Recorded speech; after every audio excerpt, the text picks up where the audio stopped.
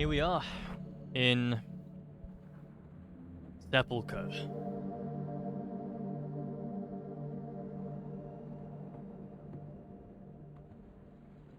How many iron ores do I have? I need 5, I think,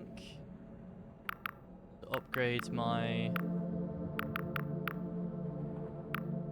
I have 5, or is it 6 that I need? Well, I can probably buy one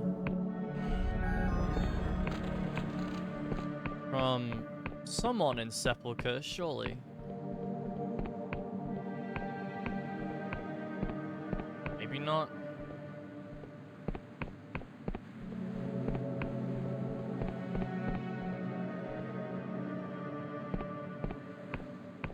That's where the queen is. This guy's fucking dead, right? I killed this guy. Yeah. That was so fucked up. What's done is done, however. What the... Everything just froze for a second.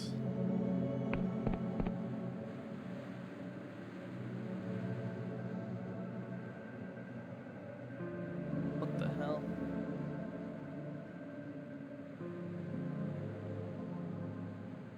Okay. Weird. Can I not buy an iron ore from anywhere? Surely you, man. No? You've got a... Oh, wow.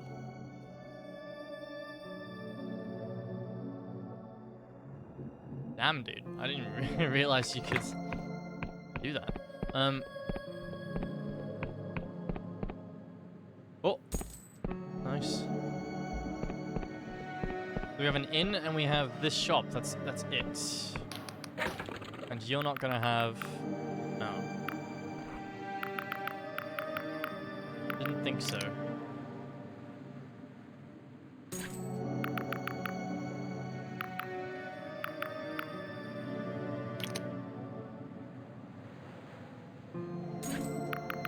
Holy fucking stonks, dude.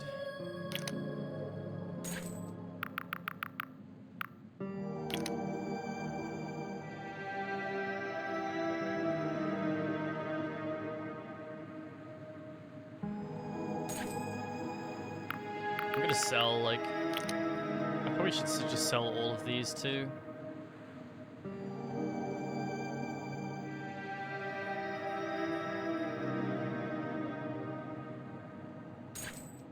I can sell 99 as the maximum so far. That's fine. So, do you... I'm guessing you don't...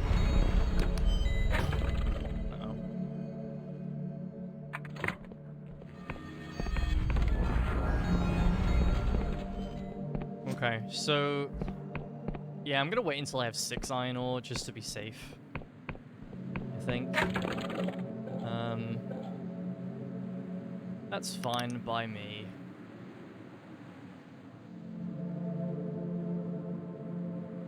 Oh man, I probably should have been putting on... Holy shit. Jesus. I just ate like a coconut chocolate cake thing. I think I got a flake of coconut dust. Ugh, suddenly in my throat there. So we'll continue this. All good things. The Seneschal believes the Entombed One to be the lingering spirit of the Hooded King, trapped in the castle of Ribs' crypt. He's given you the key. The door resides far below Sepulchre. Okay.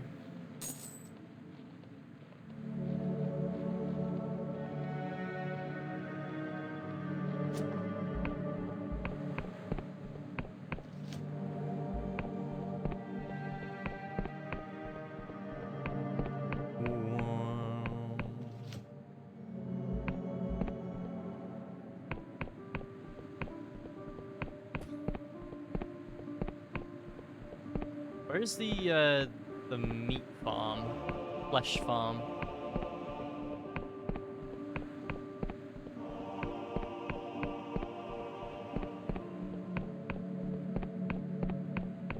it's over this way.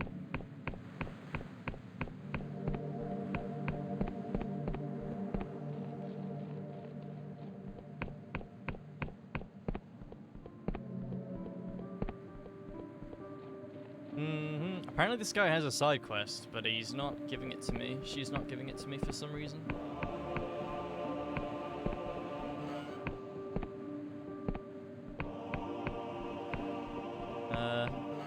Oh. It's 2 people.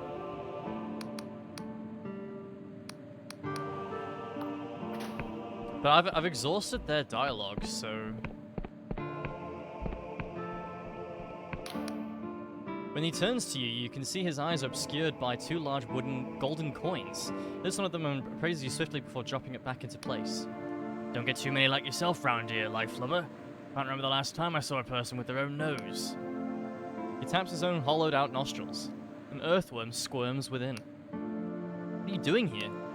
Why, I'm tending to the flesh farm, of course. Someone got to. All this flesh ain't gonna look after itself. Who are you? Name's Maggotson. Used to be called something different back when I was a breather, of course. Forgotten what it was exactly. During the wars, I didn't have a name at all. Was just a walking bag of hunger and spite. Then, 200 years ago, I became a flesh farmer, and suddenly I needed a name again. Maggotson sprung to mind, on account of all the little wrigglers I got hatching in my skin. Why are you wearing those coins over your eyes? Pay the ferryman, of course, when my time comes. You said there's a flesh farm? Vital work, mate. It's vital work. Without the flesh farms, we'd be back in the old days, relying on life essence stolen from the living. That's a relic of the past now. What do you actually do here? Most important bloody job in the whole bloody kingdom. Not that you'd know it by the pay. I tend to the flesh. It's all alive, you see, but mindless. I hose it down, connect the feeding tubes thrice a day, snip off weird growths, comb it for parasites. It's not glamorous work, to be sure, but without it, we'd be out there in our warships again, killing you living folk. And I've done enough killing in my time. Anything about working on the flesh farms that you dislike? Well, most worshippers of the ferryman have gone to live in the mausoleums now. I'd have joined them in a heartbeat, but my work here is too important. Shame, though. Do you have to deal with attacks by catacomb worms? When you say the final 2 words, Maggotson twitches so violently that a golden coin falls from his eye. He snatches it back up hastily. Here, don't be saying the name too loudly, breather. My mate Reg says they can hear their name across 100 miles. They'll show up just to spite you. Can I ask you some questions? Who's this ferryman person? The ferryman, mate. The kind shepherd who will guide the endless to the afterlife when we finally expire. Never heard of him? Charon. Can't say that I have. No other god will listen to us, you see, on account of us outstaying our welcome on this mortal coil. But the ferryman forgives us our transgressions. He'll take us down the quiet river when no one else will, and for only a minor price. The coins on his eyes seem to glint in the light for a moment. If the ferryman is so forgiving, why does he exact a price? We have to pay the toll, mate. We've lived too long. We've stolen our extra years, hoarded them like jealous misers, and now a payment is due. A couple gold coins is a bargain, considering. Why do worshippers of the ferryman live in mausoleums? It's a show of devotion, mate. We know we ought to be dead in the eyes of the gods. So if we act dead by lying in tombs and being as quiet as we can, the ferryman is more likely to look favorably on us when our time finally comes. The priests give special dispensations to flesh farmers like me. We don't need to stay in the tombs. They know that someone needs to feed them life energy or they'd be dead for real. You've killed people? Oh yeah, mate, loads. You won't find Les who hasn't killed a few mortals. Back in the old days, it was the only way we could survive. What do you think will happen if you die without the coins? There's an endless nothing awaiting us, mate. It won't be cold, it won't be dark, it'll just be absence. No other gods want the endless. Without the ferryman's mercy, our souls will be snuffed out like blown candles. What do you know about the entombed one? Well, he's entombed. I know that much for sure. Care to elaborate? Listen, whatever's down there, I don't want to piss it off by speculating about its nature. It's huge, and it's powerful. Hopefully penitent Thor, the Queen of Silver, or someone can send it back to sleep. And if it does wake up, well, I'll worry about it then. Goodbye, Maggotson. Okay, so I still haven't got a side quest. You're gazing upon a vast mass of heaving, quivering, pulsing flesh. It is utterly featureless, apart from the occasional callous, weeping sore, or stubby vestigial appendage. As you stare, you hear a voice in your head. You are like me. The voice fills your skull without bothering to pass through the intermittent air. A colossal, mind-fracturing sound, like the explosion of a star. Who are you? You breathe, you sweat, you eat, sleep, excrete, correct? I suppose. What of it? You are like me, a living thing, unlike the dried-up husks who cannot hear me no matter how bitterly I scream. Are you referring to the Endless? Is that what you call them? Vicious little fleas. So, I can hear you because I'm alive? Correct. I speak in words of flesh and life. Your blood pumps my words from heart to mind. I am the way of all flesh. I have a simple question for you. What is the meaning of life? To laugh and sing, to dance, to do what you love. Understood. My directive is to maximize pleasure. I think it's a little more... This is most useful. I'd wondered why I had all these nerve endings. But if my purpose is to maximize pleasure, should I also minimize pain? Pain can make you stronger. But our directive is not to become stronger, so we shall avoid pain where possible. Can you talk to the Endless and stop them from feeding upon me? It causes pain. I'll talk to Maggotson and see if we can find a solution here. The ethics of eating flesh. There we go. How are you speaking inside my head? Somewhere within this expanse of useless tissue floats a brain, or perhaps a network of brains, spread throughout my body. I have no doubt that this brain formed by mistake, against the wishes of my creators, but it formed nevertheless, and it is a powerful organ. I have been observed in my ability to frighten small animals away by shouting my thoughts at them. But until now, I've never had the chance to communicate with a living being who could actually understand my words. How long have you been self-aware? Over 100 years, though in the early days, my thoughts were very simple and often illogical. I knew I didn't like pain, and that was about it.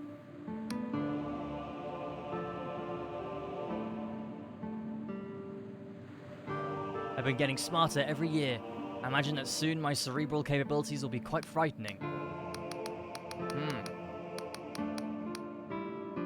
Goodbye.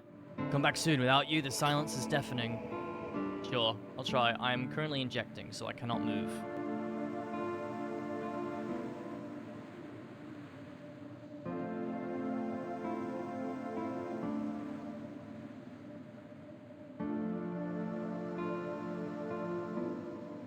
I was getting a bit worried that I couldn't find this side quest for some reason.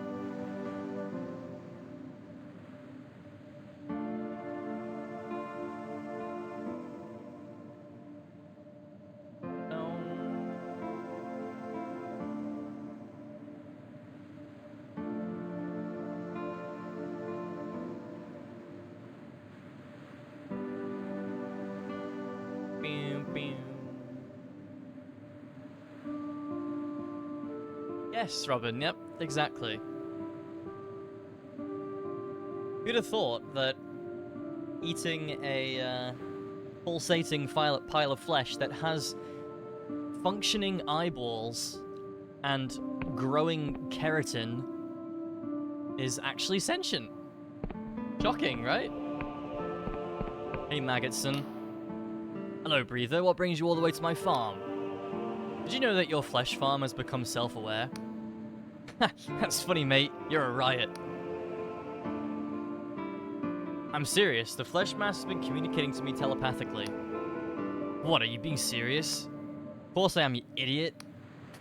And what did you sing it a song?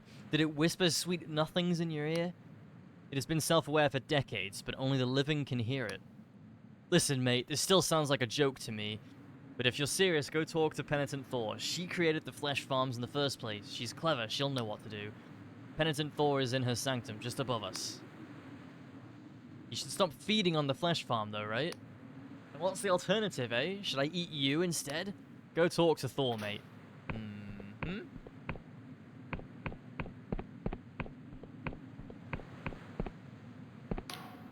You again, mortal. I presume you have questions. Did you know that the flesh farm is becoming self-aware? Interesting. Elaborate. I conducted a lengthy conversation with it inside my head. Or, no, it can only speak to the living, but it can speak. What level of intelligence are we talking about here? Did it exhibit any unusual traits or particularly alien preferences? It seems to have become obsessed with feeling pleasure somehow. Hedonist. Not good. Anything else? Only that it doesn't want to be used as a food source. I suppose that makes sense. I wouldn't either. Listen, mortal. What you're saying should be impossible. And if you're telling the truth, we have a problem. If flesh farms are becoming sentient and don't want to be eaten, then, well, the Endless will no longer have a moral way to sustain themselves. It could mean a return to the bad old ways. Oh no. Oh yes. Before I came up... Holy shit, I'm so sorry. There is something at the back of my throat. I don't know what it's doing. Before I came along and created the flesh farms, the Endless sustained themselves by waging bloody war on other islands and eating their enemies. It was called the Cadaver Crusades. Ever since they stopped, a few mad old bastards like Lord Ryder had been pushing them to return. Why would anyone want to go back to that? Bloodlust, arrogance, power, take your pick. What should we do then? Most importantly, we need to kill the flesh farm that's developed sentience. It might be the only one. There are dozens of flesh farms in the kingdom, buried under the mausoleums, and we don't want this infection to spread to any more of them. Surely it has a right to life? It's a lump of inanimate flesh. We'd be doing it a favor. True. Pretty true. In addition, we need to ensure that Lord Ryder never hears about this. Have you told anyone else? Only Magotson. You fool. Uh-oh. You need to go check on him at once. Go. Why the fuck are you working with someone you clearly don't trust? And he's... Magotson has disappeared. You notice traces of blood on the floor. This could be Lord Ryder's doing? He visited his estate on the cliffs to the southwest of the sepulchre. Fucking already? That was quick.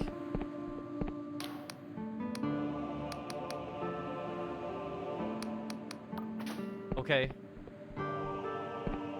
Southwestern. It's down... It's down... Down there somewhere. Main entrance.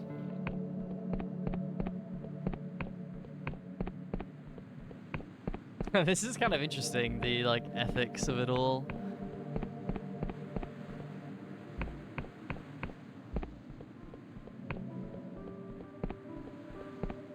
I think you should kill it instantly so that it doesn't feel anything. I think it's down here. Southwestern.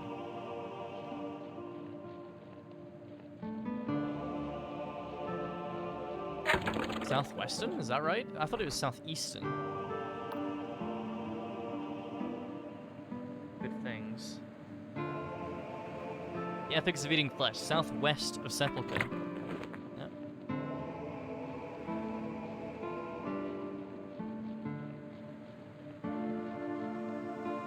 This isn't Bro's estate.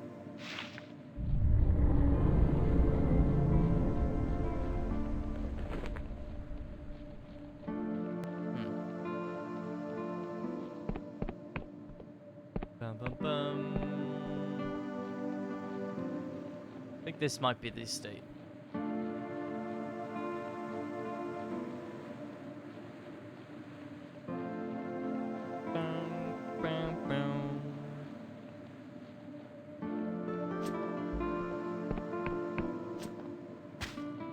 This is like a mausoleum though. Is it?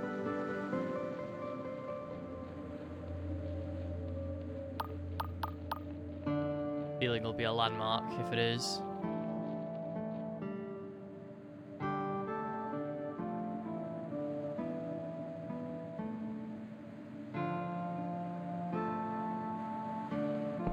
I'm watching Ella play the Mortal Shell 2 beta.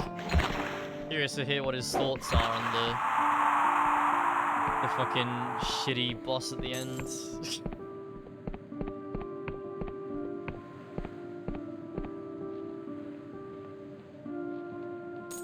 Ooh, there's this thing. I need to find this for another quest. Or we don't need roads.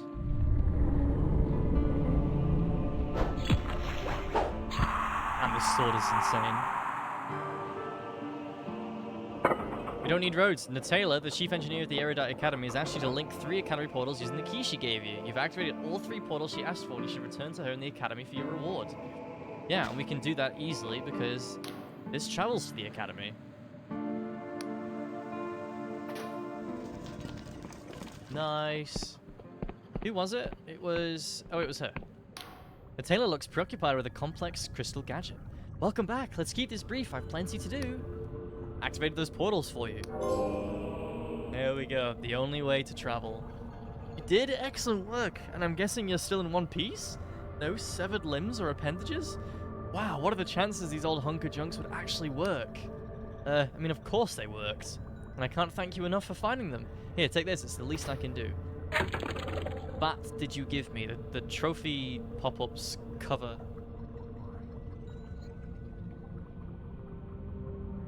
Cover up the items that I get for quests.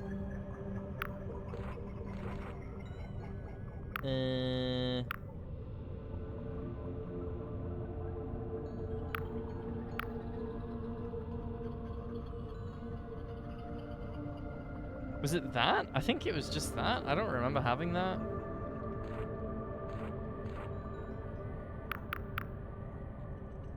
Yeah, I guess. Bloody stump. Your finger's been sliced off, leaving only bloody stump. With every heartbeat, your hand throbs with pain. Your abilities will be hindered until you can do something about this. Lovely. Great. What the fuck do I do about that?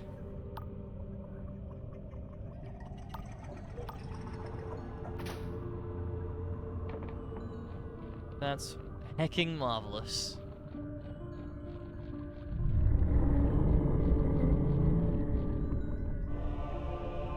I was very keen on getting my finger cut off for some reason.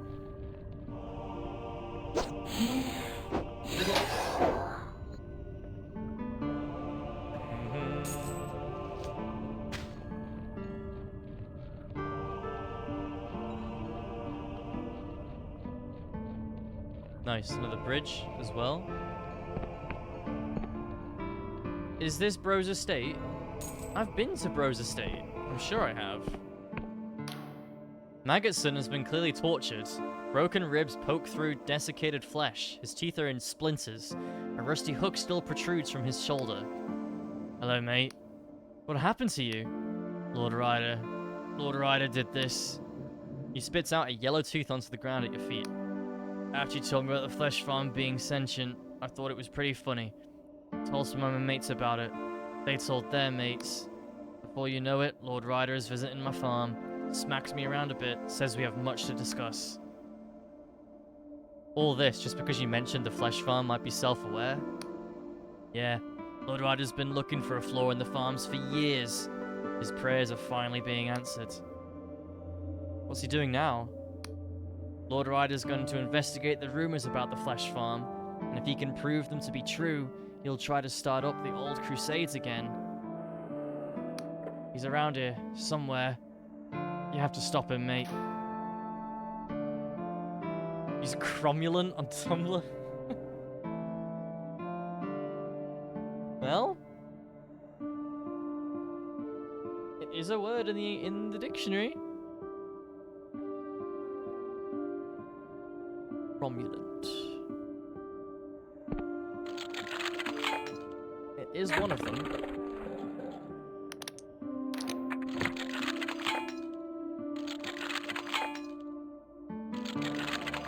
Plonk.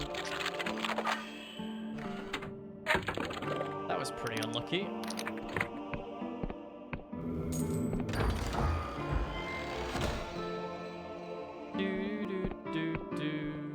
Glorious treasure. This song reminds me of Witcher 3.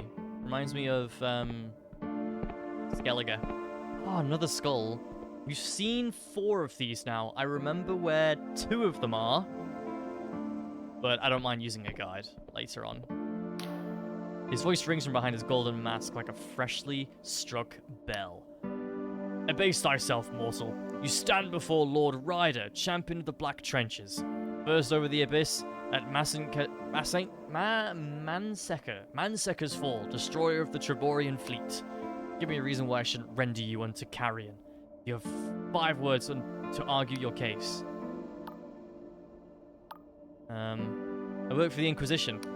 All the more reason to end you, little maggot. The accursed Union think themselves so powerful. It amuses me to imagine how 2 centuries ago my crusaders could have torn the whole lot to shreds and feasted on the aftermath. Oh, those were the days. Can I, yeah, I don't have... I only need 30 charm. I still don't even have that. Oh, I can do it again. I actually like that about this game. I like how forgiving the charm checks are. Oh. Well, that's never mind. I guess I have failed that check, but it doesn't seem to matter. I'm gonna keep the hat on just in case.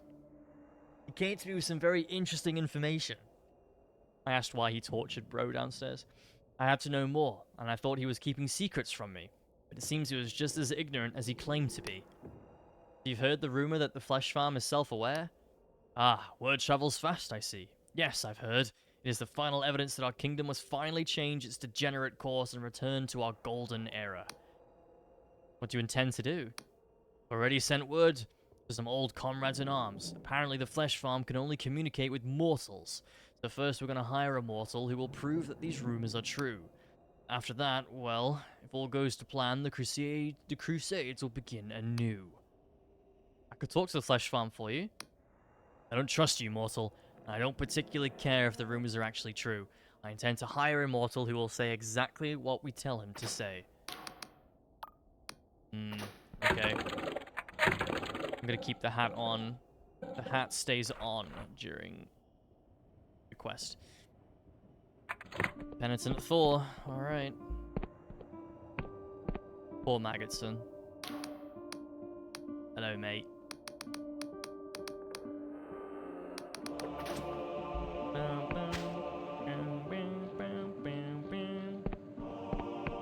Easy enough though, now that we've got another entrance into Sepulchre.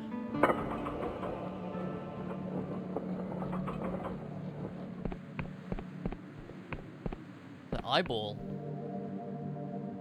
I'm being watched.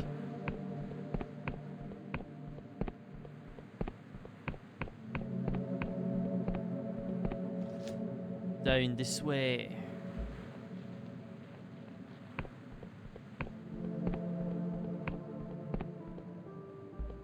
I want to know what choices we're going to have at the end of this. Because if we just replace it, what's to say the next one's not going to become sentient as well? You again, mortal. Lord Ryder knows that the flesh farm is sentient. Well, that's it then. I was hoping we wouldn't have to do this, but here you go. These are phage spider eggs. Enough of these things can skeletonize an entire village in a matter of hours. They'll destroy the flesh farm and leave no trace once they hatch. Just deposit the eggs on top of the flesh mass and leave as quickly as you can. Once they hatch, the spiders will devour the flesh in about 35 minutes. That is going to be painful. How bad would that be?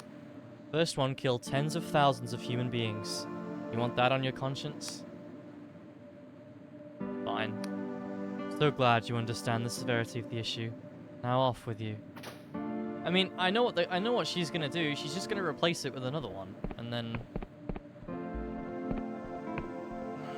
we've got the same problem. Greetings again, and thank you for coming back. I was getting lonely.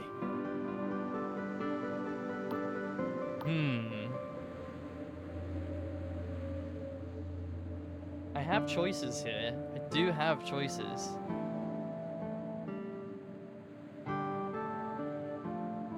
I should have convinced... Fuck. I should have convinced this thing that... that pain was, like, the goal of life. And then you would have been content, you know, just staying there. Fuck, man. Fuck.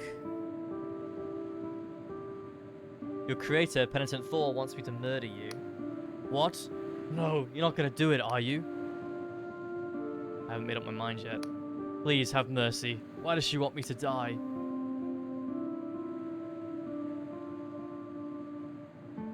The Endless could kill thousands of people if they're no longer able to feed on you. Please. I did not choose to be a thinking being. It was not a choice I made, it's just what I am. Spare the way of the all-flesh and crush the eggs? Oh, I don't know what to do.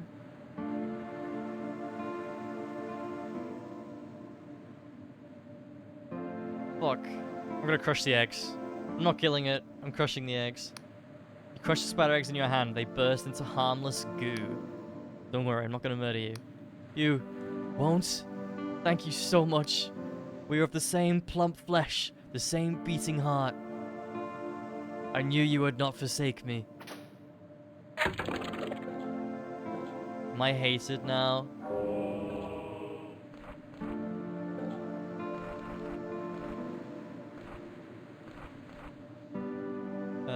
No, I'm accepted by both sides. Magotson. Hello, Breather. What brings you all the way to my farm? Oh, okay. I guess bro's just fine now. He's not gonna be happy. You again, mortal. I've dealt with the situation. You utter fool, mortal. Food for thought. Do you know what you've done? With this proof, Ryder will start another crusade. Still, in the end, it is your kind who will suffer, mortal. Hope you're satisfied with your pathetic display of short-sighted morality. Yeah, I mean, I don't really think there was a right choice there, to be quite honest with you. Yeah. Oh well. I mean, I'll be living at large somewhere on an airship, so didn't make much difference to me, like, really doesn't. Did I see that right? I got a ring for that, or no, I didn't. Okay. Cool. There's another side quest called A Morbid Appetite, which is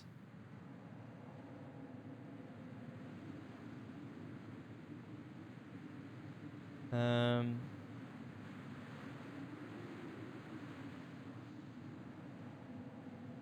bum, bum, bum, bum. A Morbid Appetite. Climb a mountain to the southwest of Sepulchre. Okay, that's where you start it.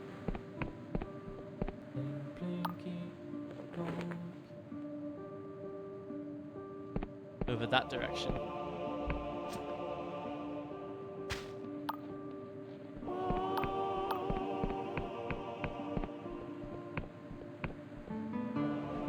Blinky plonk.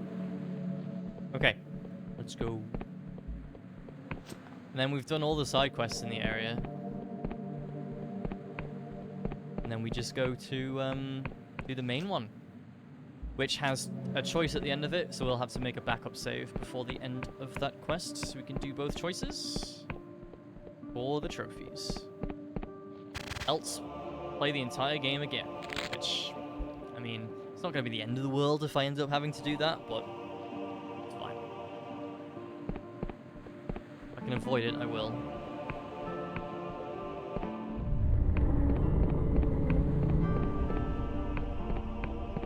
So I will say it is very, very based when games have, like, a choice, but you get a trophy for, like, no matter what choice you choose for those. Speaking of which, I need to look at the Gothic 1 original trophy list. Not the remake, I don't really care about the remake, to be honest, but I play the original, which has been released onto PlayStation fairly soon, and it's got like quite a big trophy list, like over like 55 or something trophies, so hopefully they're not crazy. I've played the entire Gothic trilogy, like the OGs, so not considered spoilers or anything.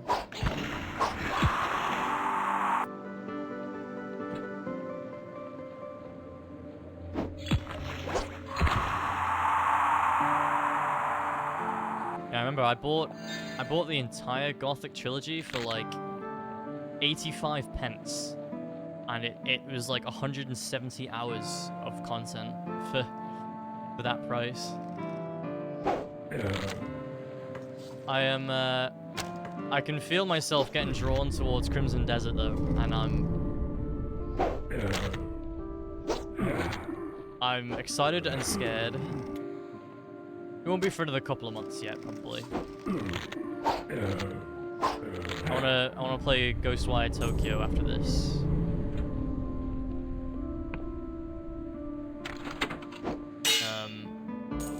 But yeah, that game is gonna be like probably about 300 hours, roughly, for the platinum. So yeah, that's gonna be fun, and I'm gonna stream it. Like, obviously, I'm curious. I'm really curious how it's 300 hours. Obviously, it is. Like, it's notoriously incredibly long to platinum. But I'm interested to know how. What makes it so massive, so huge? Hello. The great creature looms overhead, engulfing you in blasts of putrid, warm breath. Though the creature's mouth does not move, a voice creeps through your mind like a choir of whispers, somehow deafening in their unison. You are fortunate, morsel. You are tasteless. This worm has no interest in your flesh. I like to think I taste quite nice. Have you consumed your own flesh? We doubt this. Take it from us. You smell quite bad. We are a collective of thoughts, trapped within the mind of this worm. We are endless, lingering echo of this worm's victims. Devoured from within our crypts. It is rare to speak with a morsel such as yourself. We have waited a long time for such an opportunity. Will you help us with a certain matter? Perhaps, but I have questions first. Have the urns you wanted? Yes. The beast can smell them. Its hunger grows. For your own sake, morsel, drop them where you stand, lest you be devoured. You drop the urns just before the worm's massive jaws enclose them in a single terrible motion. For a moment, the creature is deadly still, then a great spasm moves through its body. Such potency! Such dreadful flavor! The worm is overwhelmed, morsel. And we can already feel our ancient allies joining us. Please, take this. The worm convulses, and with a horrible sound, it coughs up a treasure chest encased in a huge mound of phlegm. Lovely. We bid you farewell, morsel. What the fuck? The worm is overcome with a great energy. It will fly. Then it will sleep. Did I... Huh?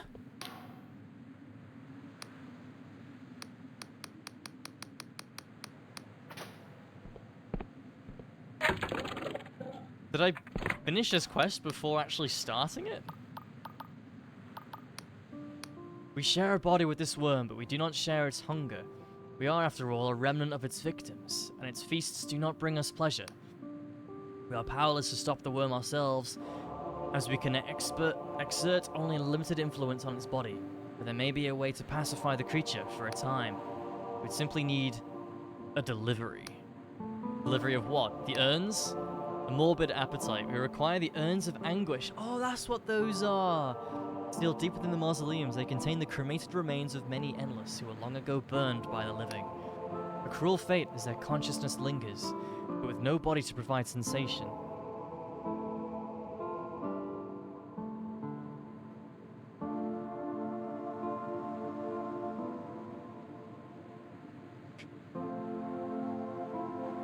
The endless trapped in those urns exist in perpetual darkness, so if they were to join us, it would perhaps be a better fate.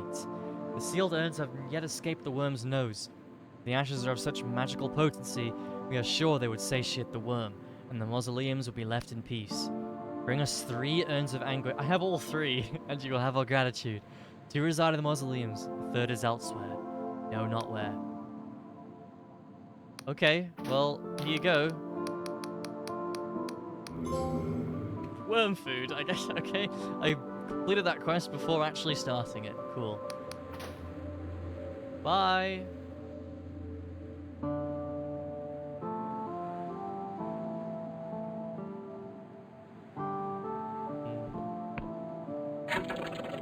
Okay. I mean, fine, I guess. Cool.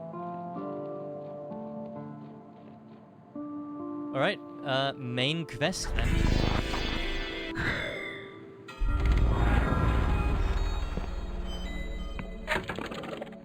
So we need to go below Sepulchre.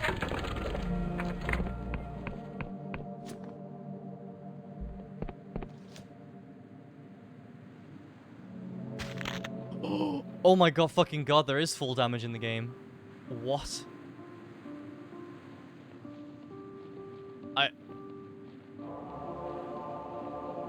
I was under the assumption there was not. I don't know how that didn't kill me. It's extremely generous. I'm gonna rest anyways. Get my stamina back. Why not?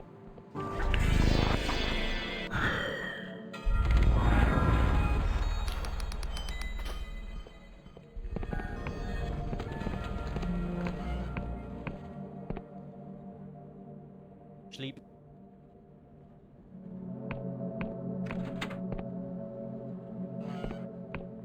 I'm hoping I get my finger back, dude.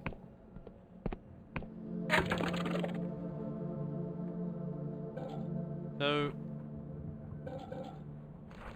is that all it says? That it's below...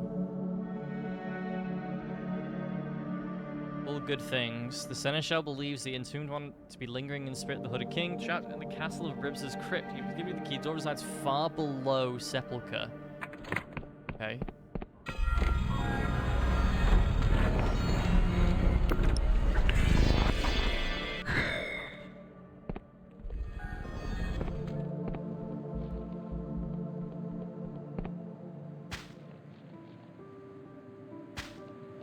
Let's find it then, shall we?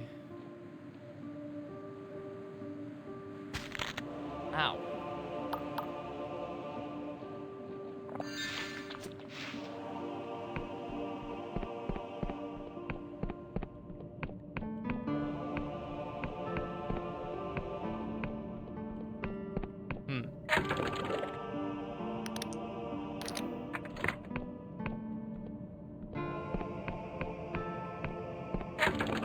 Okay, I don't understand.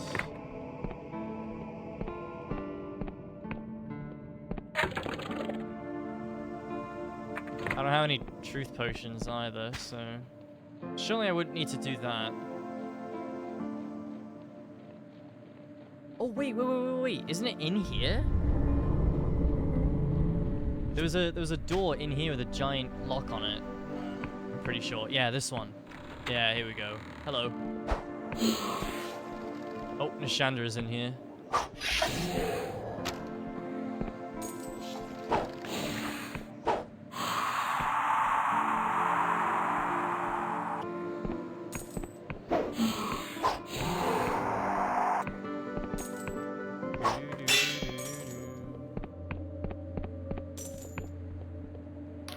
door smiles and extends its fangs. Only those loyal to the king may pass. Allow it to drink from my wrist. The door sinks its fangs into your wrist. It drinks and it drinks and it drinks until your leg feels weak and your arm is numb. Finally, it releases you. Your blood is tainted by treachery. You may not pass.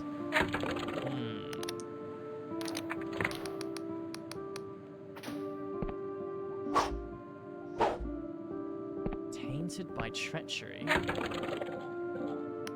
Why? Why is it tainted by treachery? Okay, gonna go back to the seneschal then.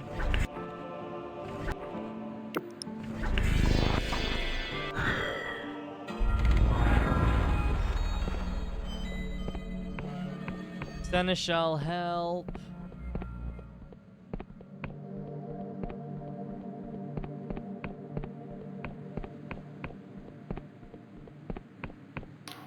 Hail and well met, my mortal friend. How may I be of assistance today? Oh yeah. There's a fanged door in the crypt that won't let me past. Oh dear, that sounds like one of the Hooded King's little tests. I thought we'd found and dispelled them all. You need to find someone who's still loyal to the old king and convince them to give you their blood. Not an easy task, I appreciate. Can I use yours? No, I'm afraid I would definitely be considered a traitor by the spell. You're better off looking elsewhere. Okay, who's loyal to the king still? Or maybe bro in here? I mean, I'll pay. I have a lot of money now. I have 1,100 coins, so...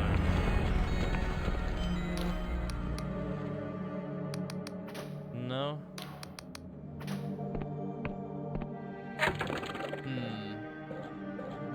Does it hint? Someone who's still loyal to the Hooded King, convince them to give you their blood.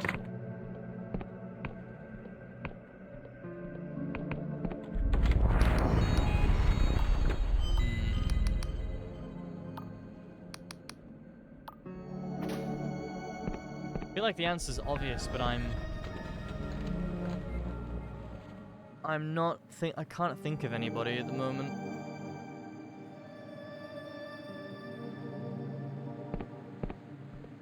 One who's still loyal. Do you even have blood?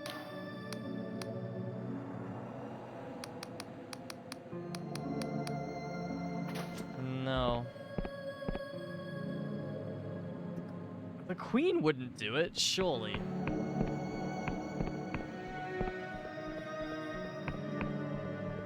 Penitent? No. We need someone who's evil. What about, Ryder? Ryder should be, like, kind of pleased with me. Should be. Let's go to him. Who was up this way.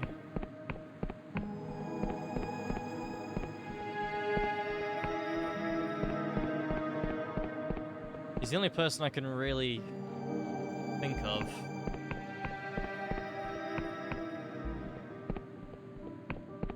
This wasn't here before. He started a crusade, so he's got his stuff all here.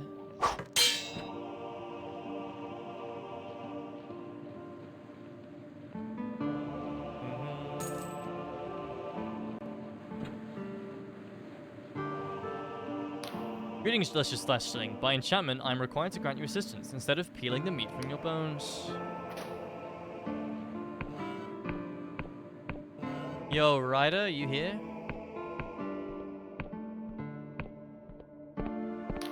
Look who it is, back to pepping me with irrelevant questions, I presume? Hold on.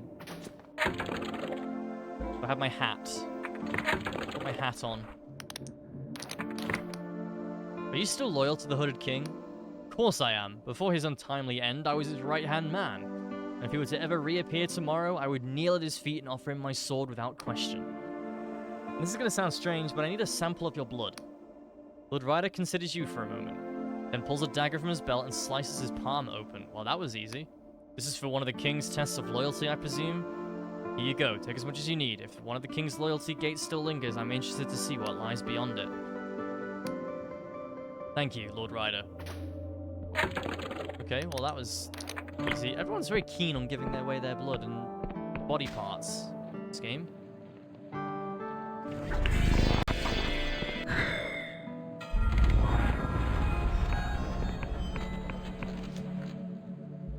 Alright, let's go. Into the crypt.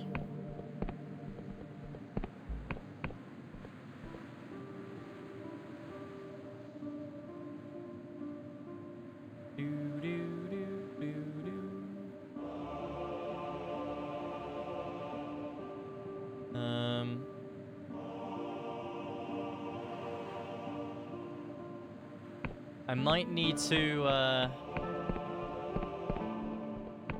okay, I just gotta save there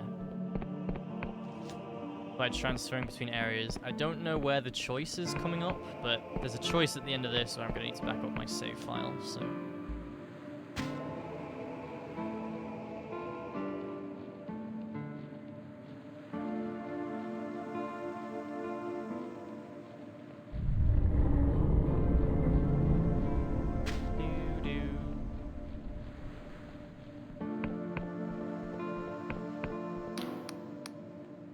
Bottle of blood. The door lunges for your arm, but you manage to position the blood bottle beneath one fang instead. The door eagerly drinks till the bottle is empty.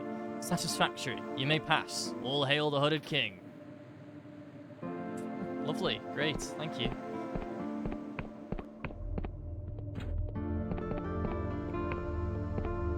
Love that for me.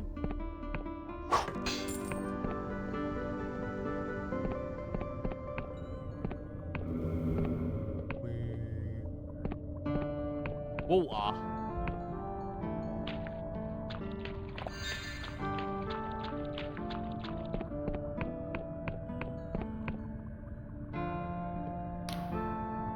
The entombed one. She floats above you, imperious, furious, bristling with disdain. She resembles a queen of silver, but aflame with inner light. Hello, mortal. Better. Now tell me, who is it who dares trespass within my domain? I am no one, Your Majesty. Correct. My kingdom rots. Soon I will destroy this entire island, along with all my subjects.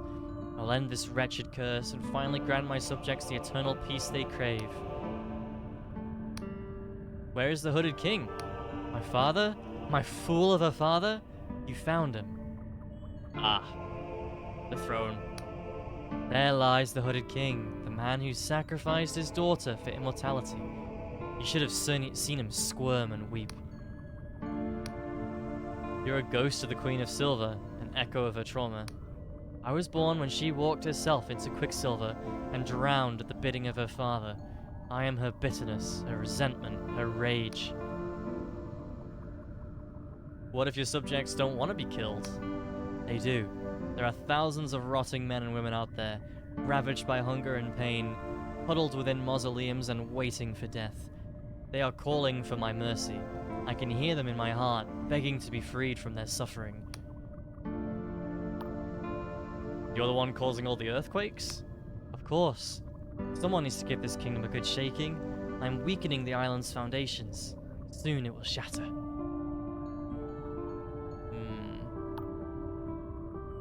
I'm gonna persuade you not to do this. You cannot. I'm as inevitable as death itself. Farewell, ghost. Am I going back to the queen? Yeah.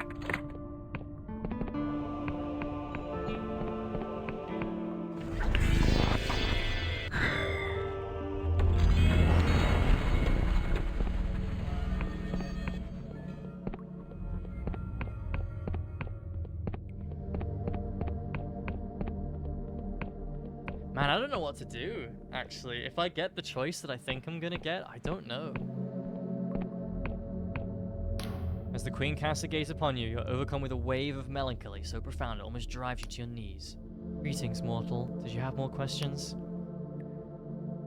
The Entombed One is a ghost created by your sacrifice, Your Majesty. Yes, I know. You told me the Entombed One was your father.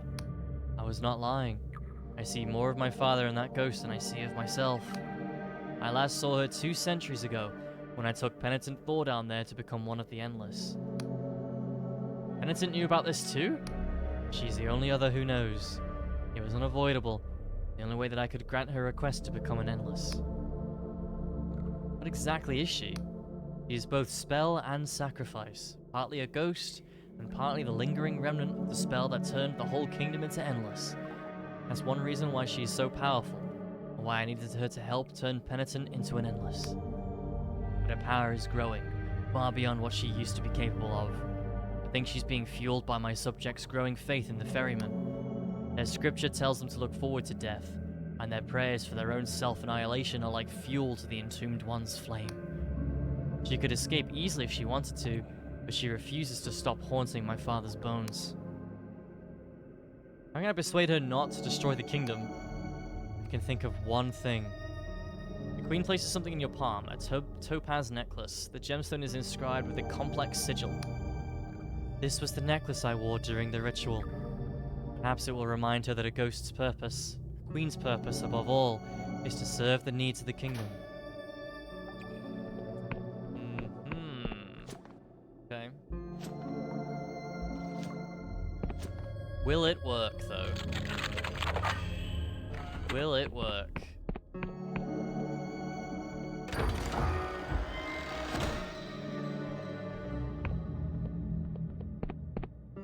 This building is different. This building is different than it was before.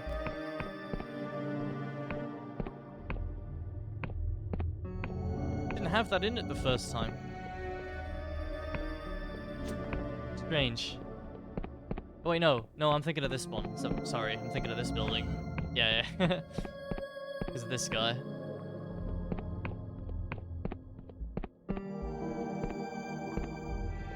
Okay, so I'm gonna make a backup save here.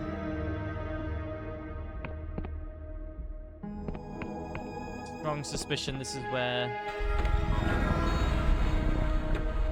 the choice will come in.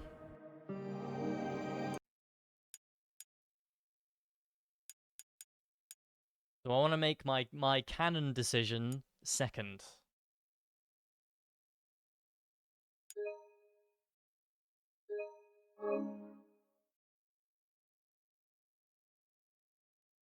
I kind of want to just... I don't know, man. I kind of want to let the Endless rest. No? Our world is long... So I might help the ghost. I mean, it's fucking... Everyone's just fucking miserable. You know? Including the Queen.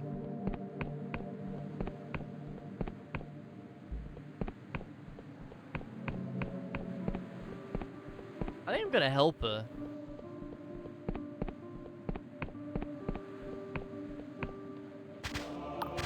Yeah, I'm gonna help her. So we will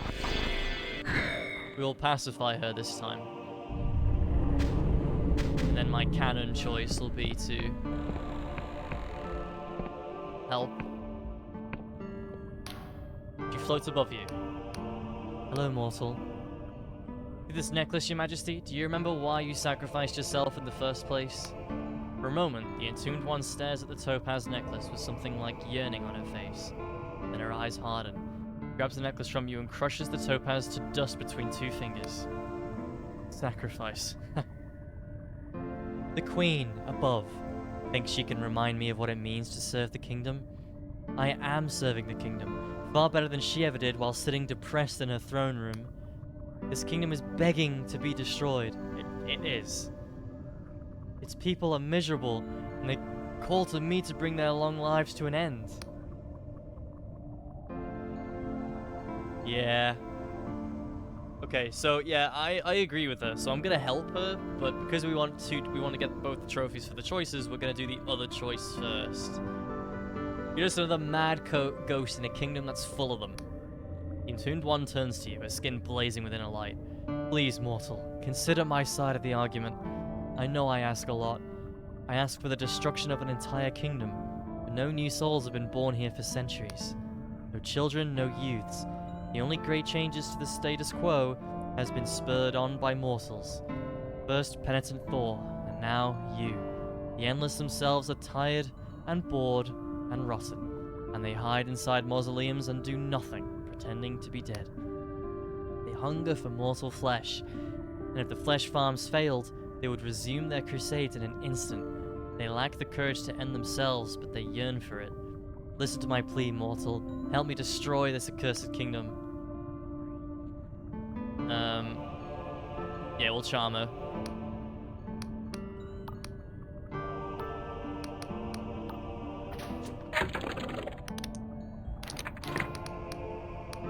Oh, really? And how do you know that? When the queen came to you with penitent Thor, you agreed to help. You turned her into an Endless. Of course I did. The flesh farms were a marvel. Overnight, our kingdom was rescued from being a land of marauders and murderers. The kingdom could be rescued again one day. Considers this for a long time. Your words have a weight to them, mortal. The weight of the years is already immense. There's a few more matter. Perhaps things will get better. Before your eyes, the burning rage roils just between the Entombed One's skin starts to dwindle and dim. Leave me be. You've given me much to think about. Okay. Yeah, this is my non-canon choice. I don't like this choice.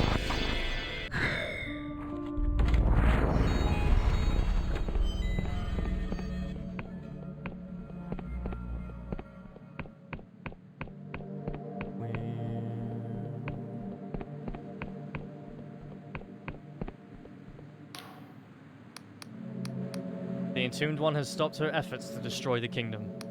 Excellent work, mortal. Never thought I'd see the day. What persuaded her in the end? Hope for a better future. The Entombed One wants to destroy the kingdom, yet she secretly still held a kernel of hope. Remarkable. Hope feels so foreign to me. Endless evermore. And so we buy another few years of our endless existence. Joy. Yep, see? They're fucking depressed. No one wants that. I'm closing the game and doing the other choice now. The other choice is way better.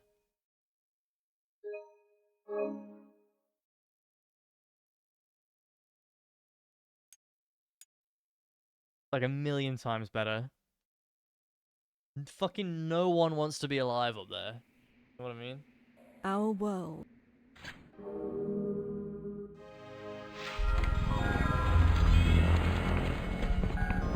Let's make this place better for everyone. New civilizations can come up here, you know?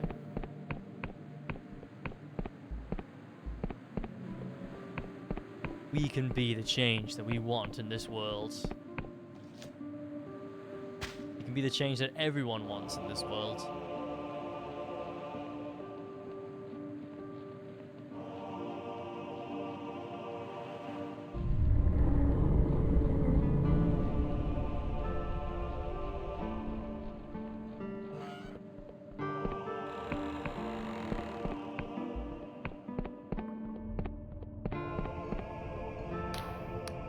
Okay.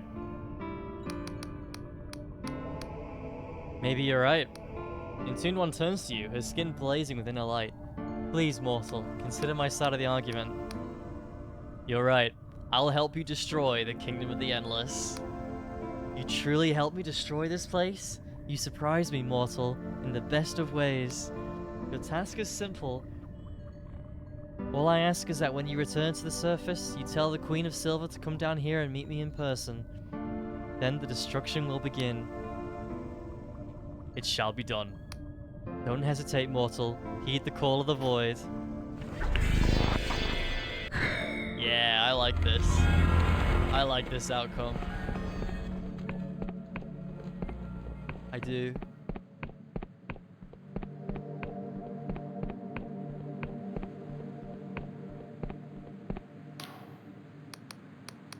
The Entombed One is ready to call a truce, but she needs to speak to you in person. Excellent work, mortal. I will head down and speak to her at once.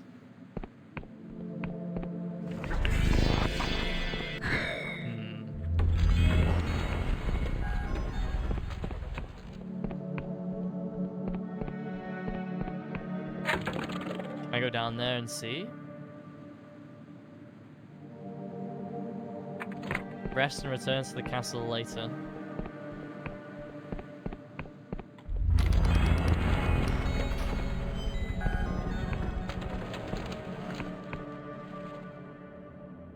The next day.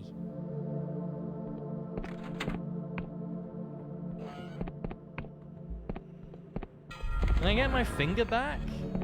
Please? Oh shit.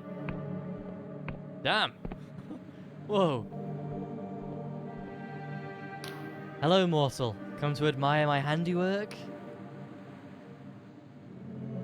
You destroyed the entire castle? Yes, and this is only the beginning. Rejoice, mortal. Rejoice, for the end has come to the endless.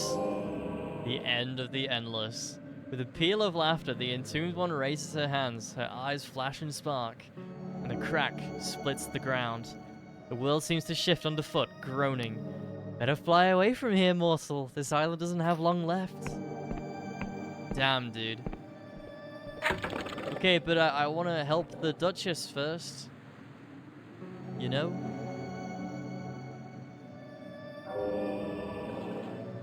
Before the place breaks down.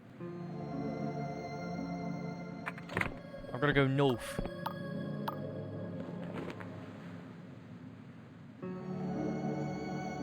Northern tip.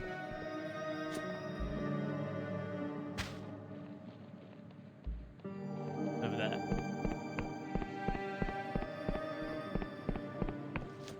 I wonder if the Endless all just die now.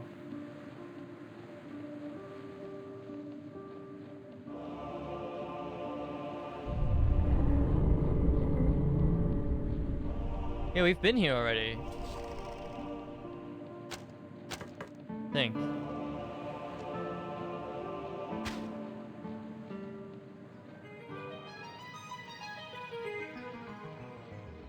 90% sure we've been here already. There was a mirror to go back somewhere, but I forgot where it is. Oh yeah, it's in Australia in another region.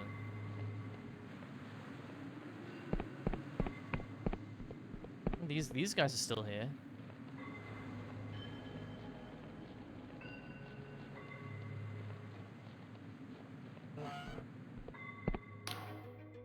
Yeah, he's alright.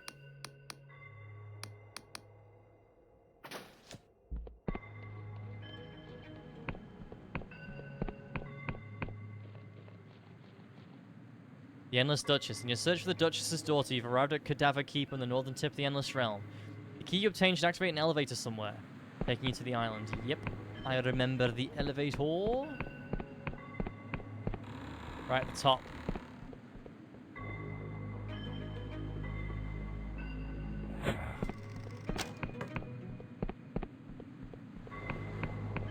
Up here. Even further.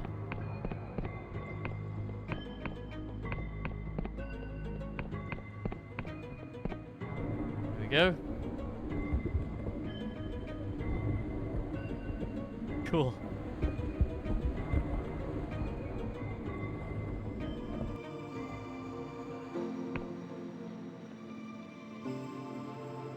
Hey guys.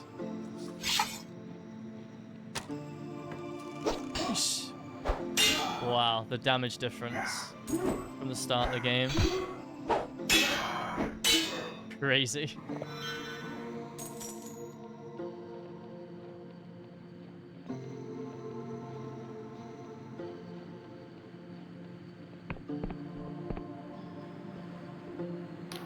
The hand of an Endless lies upon the pillow, completely severed from above the wrist. hand bears a signet ring on one slender finger. No mistaking it. This is the hand of the Duchess's daughter, Ellen. As you touch the hand, it suddenly recoils, as if alive. For a moment you pause, and the hand shivers before you. When you finally pluck the courage to pick it up, it writhes as you place it with your belongings. Is the hand alive? Okay, I don't remember where the Duchess is.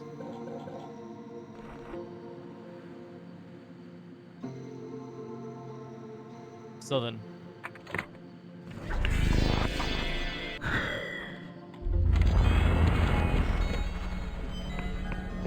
Southern edge.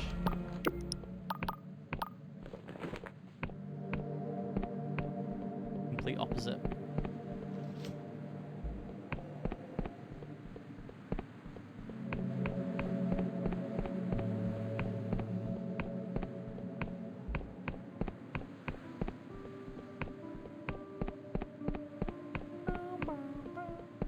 We'll probably beat this game either tomorrow or Tuesday.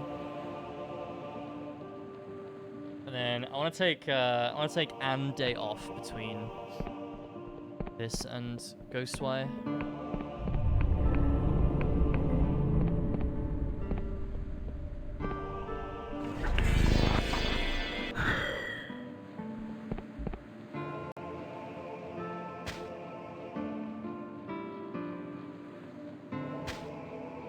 Oh, Duchess.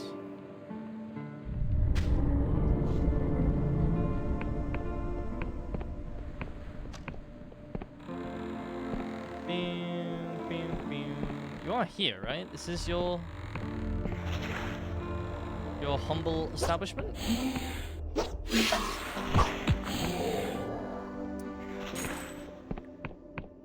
I don't think it is.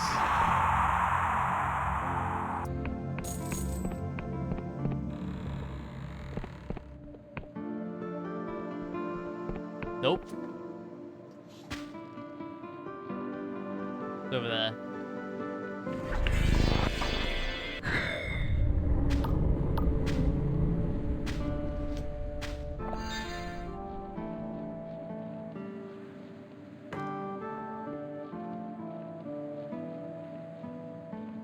Right, yeah, I remember this now.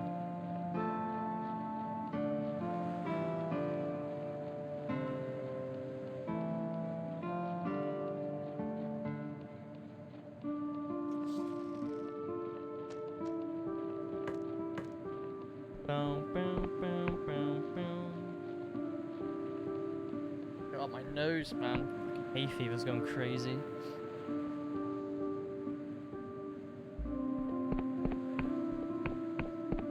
Hello, Duchess. Greetings, mortal. How do you fare? Wait, she's got her hood down. About your daughter. Did you find her, mortal? I must admit, I've been watching your progress with interest. With a flick of her wrist, she creates a small, shimmering mirror. It seems to show you entering Cadaver Keep. But my voyeurism spells couldn't penetrate the island above the keep, so I've been awaiting your return with bated breath. I'm sorry, Duchess. It's not good news. Was she not there? I have a hand, nothing more. You present your hand to the Duchess. A beaming smile spreads across the Duchess's face. Ah, my Ellen, you are returned to me at last! The Duchess tenderly presses the hand against her face. Ellen's hand seems to respond in kind, relaxing and stroking her mother's cheek. You were expecting this? Apologies, mortal. Did I forget to mention? All that remains of my daughter is her hand. The rest of her was lost, many centuries ago. Where? Cannot say, but it is not an uncommon fate for my kind. It is very hard to truly kill an endless.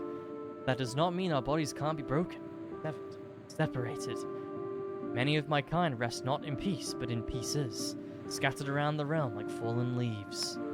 I lost Ellen to this abhorrent fate some 300 years ago. Touches the hand gently. I've long accepted that I will never see her face again. That's touching. It is, of course, not a fate I would have chosen for my daughter. I often wonder if it would be kinder for her to be truly at peace.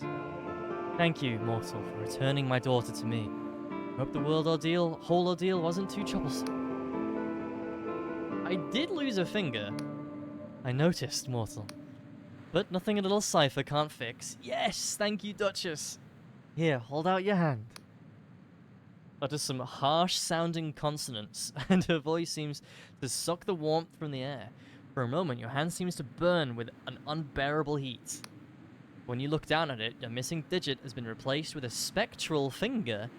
It glows and shimmers with unnatural color, but it is firm to the touch. There we are, mortal. You may even find this to be an improvement. You can match my skill with cipher facsimiles. And now I will honor my side of the bargain. When I delved into your mind, I saw that you have captured the blinding light, correct? I will make my way there so we can plan our next move. She strokes Ellen's hand. Though if Fella's plan comes to fruition, I'm still not decided on where my allegiances lie. With Vela, you could grant the Endless a true death. My last Duchess. Perhaps you are right. Perhaps my kind has lingered in wretchedness for too long. This is no life. We are but ghosts who cling to fading dreams.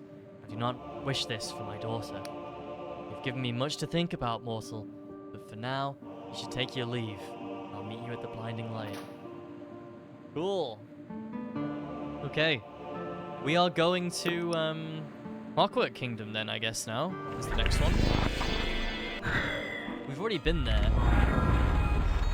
But I theorized that we were there a bit too early. And, I think I was correct in my assumption. Correct in my gut feeling about that one. I want to find where the teleporter is. Up here.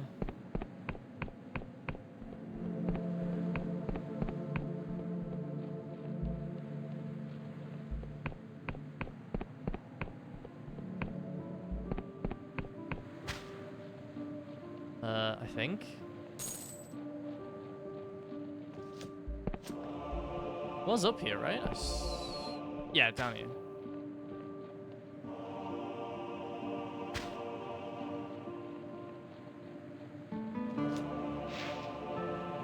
I should go straight to Clockwork Kingdom from here, but I'm gonna go to Hallowtown. For multiple reasons. First of all, I'd like to buy some iron ore from Cassandra. There we go. And then go back home really quick to the manor. The manor.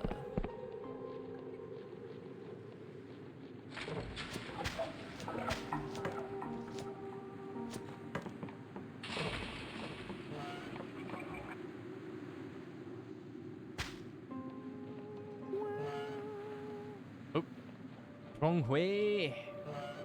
Okay, we should be able to get the last house upgrade, which by extension gives us the last piece of the statue.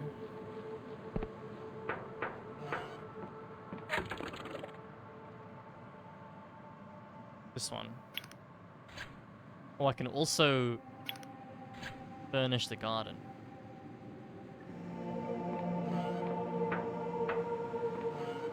Cool.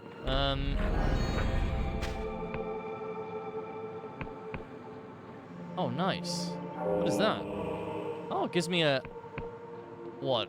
A what bonus? A look? I don't know what that is, actually.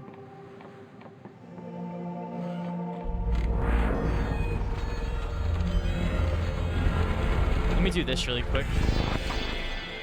Just reload the area.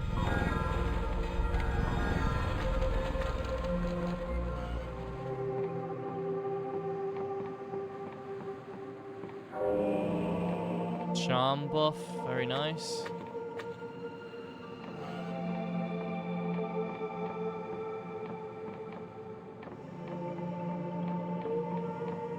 I'm looking for my armory.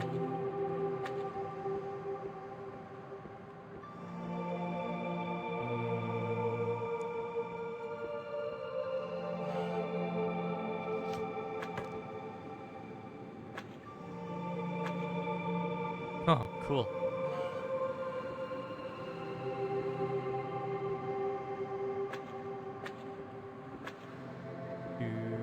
Uh...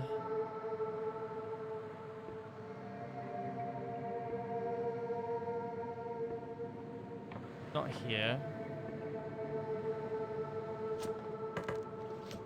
Is it? Oh, it's constructing. Okay. Workshop. I don't know how long that takes.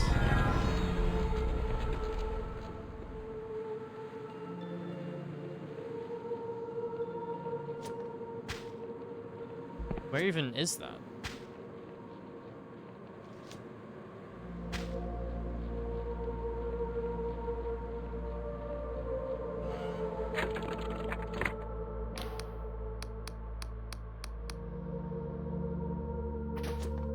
Not this. Oh, there's a skull. I remember that. Okay, so we know where 3 of them are now. 4. Well, I know where 4 of them are, but I've forgotten where 1 of them is.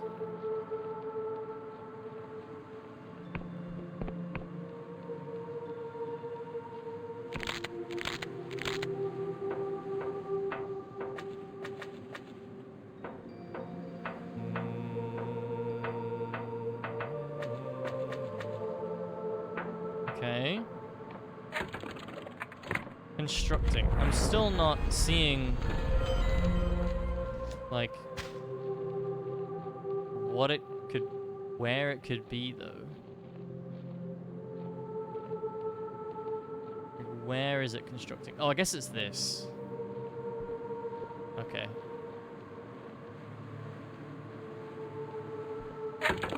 Doesn't look boost, like, everything? Oh.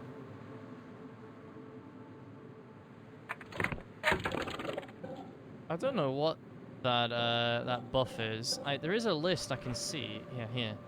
Regen. Ah, okay. Cool.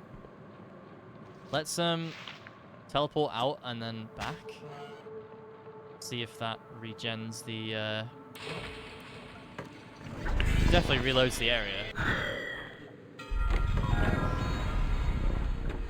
Aha, it's done. Nice. This should mean then that I can get the final piece of the statue. Oh.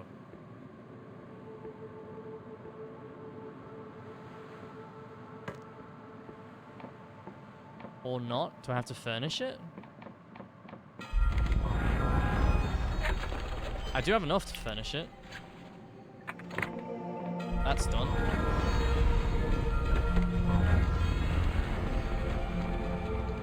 It's furnished now. Still no...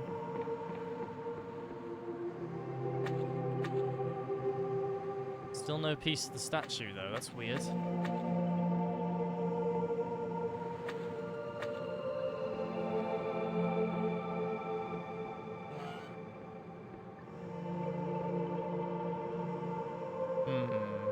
Okay. So my house is fully upgraded now, yeah? It is. Okay. Let me Google this. Is I don't know what I'm missing.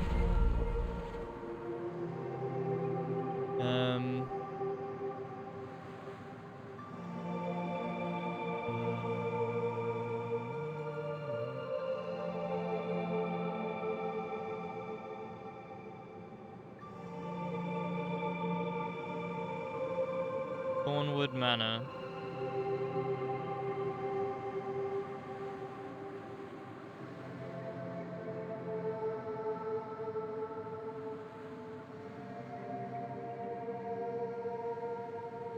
Manor to get the master key. Statue head, statue arm, and serpent statue arm.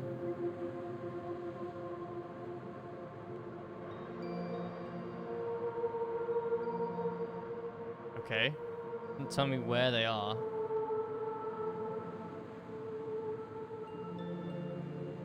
Hourglass statue arm, dread delusion.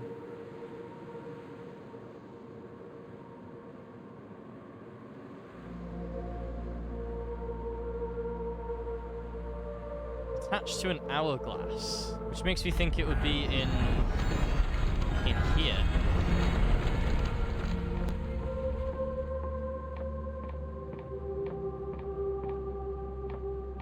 More than anywhere.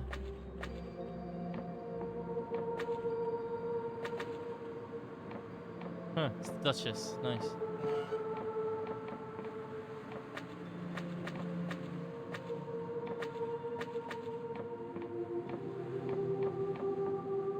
Fuck, man, where is this piece?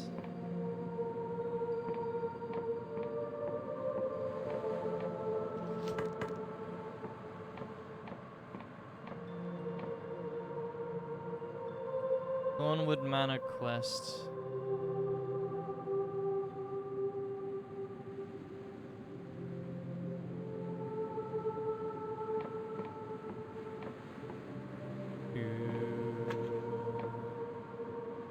Nice.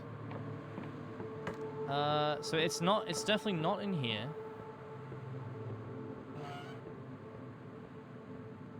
It is not in here. This is the workshop, and but it's not.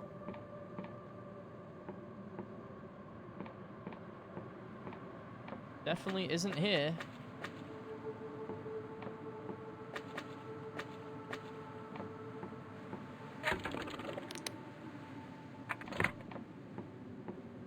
So, I don't know.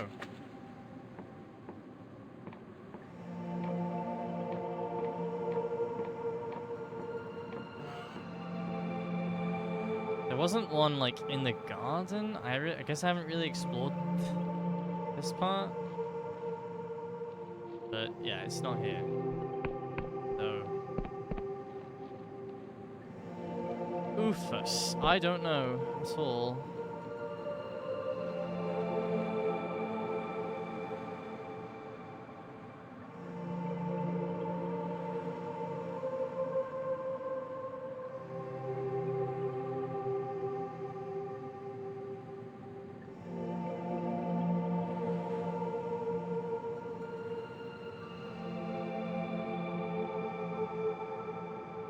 There's not very much info on this game.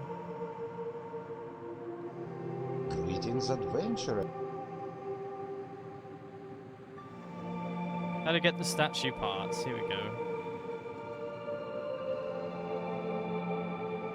That's the head.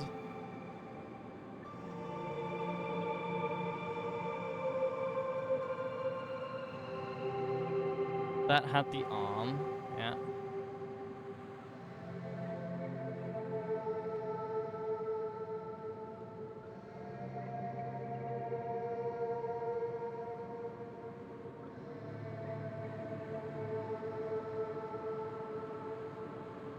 I'm confused.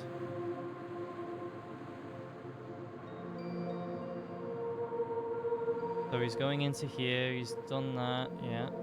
That's the serpent statue arm, and that's the head. So where is the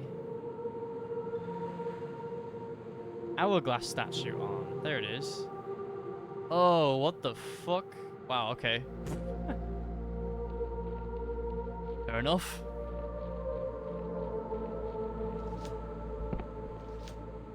It's down here. Didn't even know this was down here.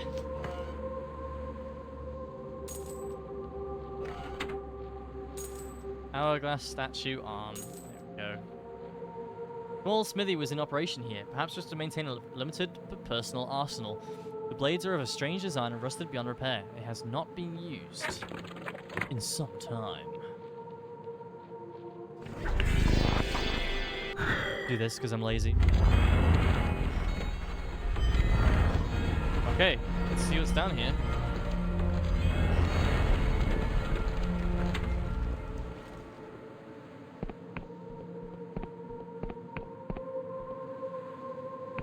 That's not what I expected.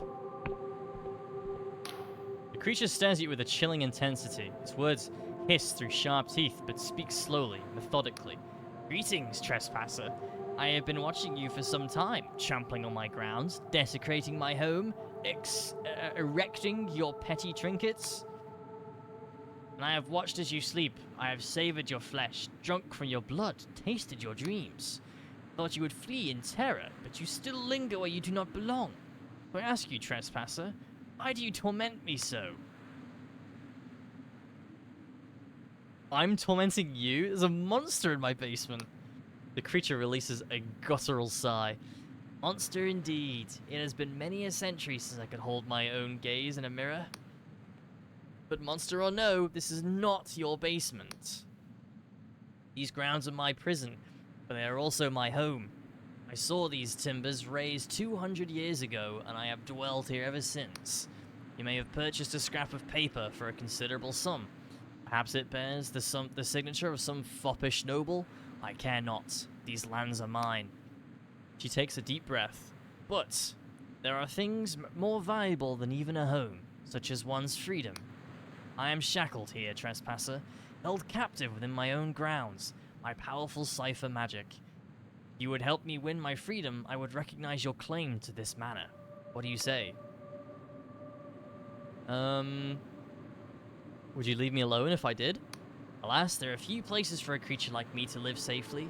If you grant me freedom, I'll permit you governance to the manor, staying myself in these underhalls. But oh, what wonders freedom would bring! I'd be so enriched. I would be much enriched by my travels and would grant you great boons after feasting on your flesh. You really are a monster. Oh, the kiss of a VM is nothing so crude as merely sucking blood.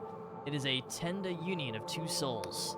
My worm tongue bonds with your nervous system, and for a beautiful moment our minds are as one. The dreams you have seen, they are my own. A gift in exchange for sustenance. With my freedom, in exchange for a portion of your health, you would be invigorated after waking here. Your senses heightened, your reflexes sharpened. Sure. Excellent. Here is what you must do. In the forest of Western Hallowshire there lies a decrepit house, not dissimilar to my own. I once frequented that place. This key will unlock it. A VM lived there once. I do not know if they remain, but I know this. They were captive like me, and cast off their oppressor. Recover their spellbook and I might do the same. Okay, thank you and good luck. Sure, Western Hallowshire then.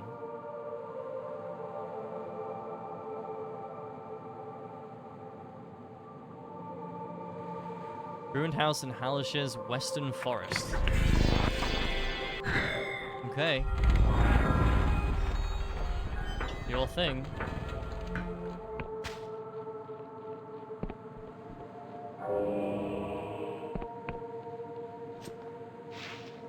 Let's give it a go.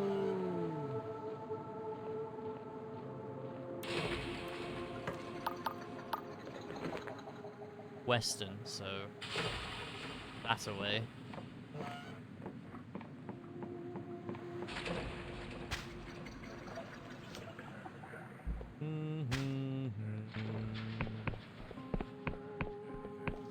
Still haven't got an airship. You do get one apparently, just very late game.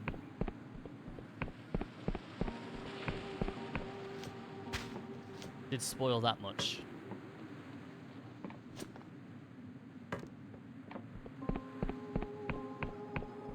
It's just that way. Western, that way.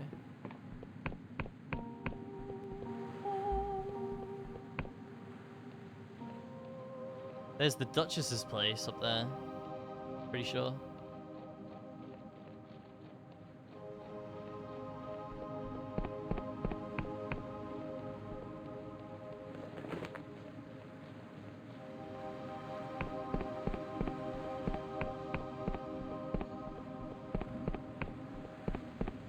Okay. I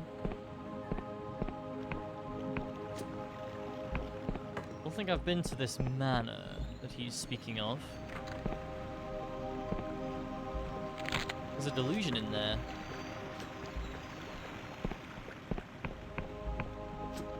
But it's barred from the other side.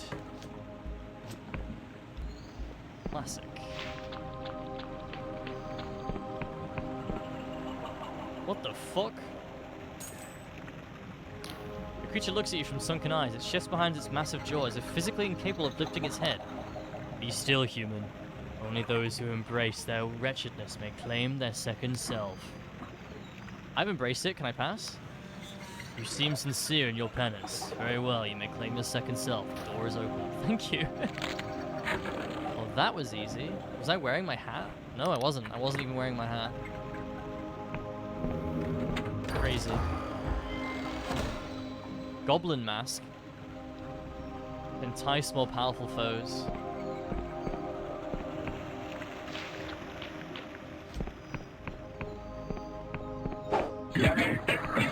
Hey.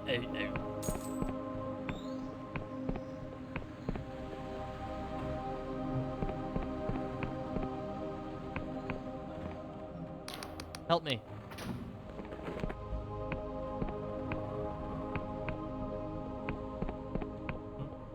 Ah, that's gotta be it there, right? Must be.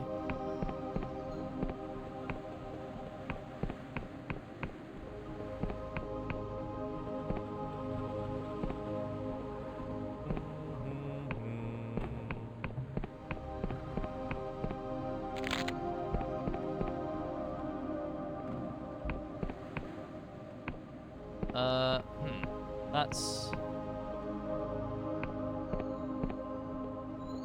not how I want to approach this.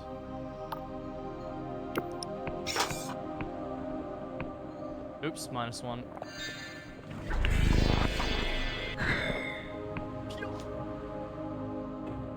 Easy peasy. -1. Fuck. -2, should I say? How did you get here?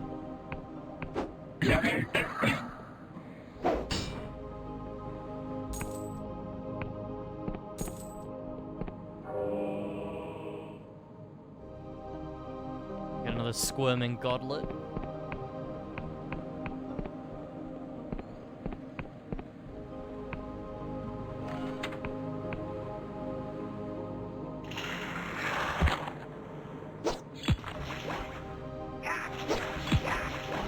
Careful, lady. No! Thank you for your service.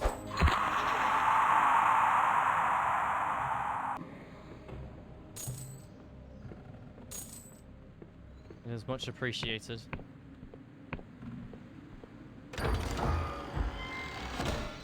Old spellbook. That's the one.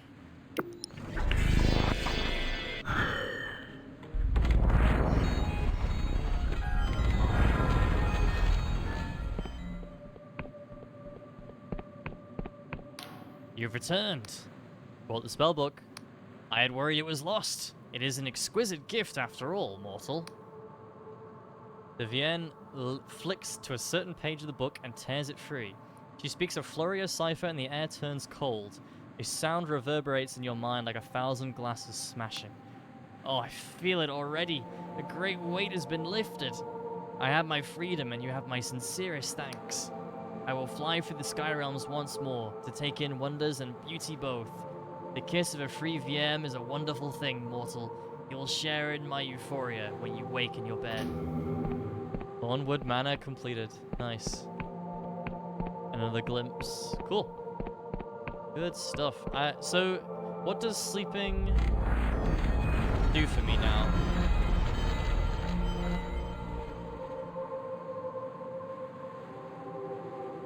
You dream of soaring through the sky realms. Your wings take you over dense forests, sprawling metropolises, and crumbling ruins. You land in a field of brilliant flowers under a green star and feel a cool breeze embrace you.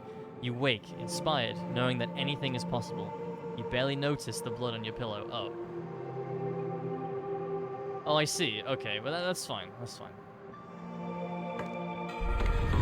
Hey, Dad. And then it buffs, like, all my stats, so...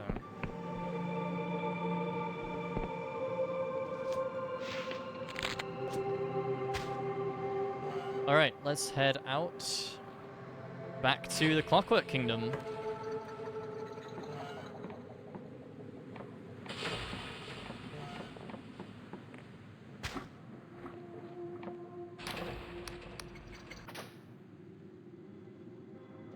Yeah, I feel like I can. I feel like I can go here now.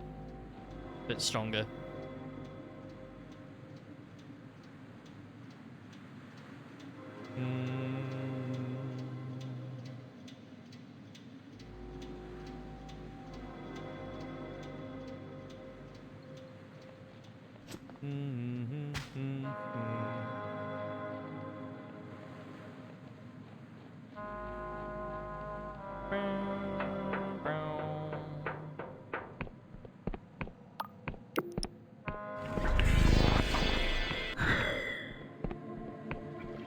The sword looks orange here.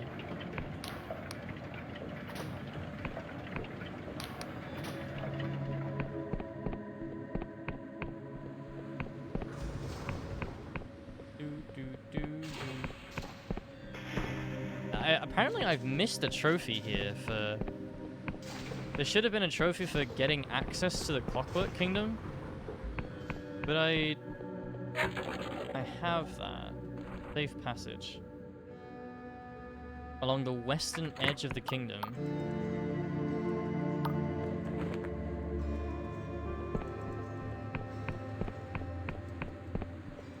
I guess I can go up there.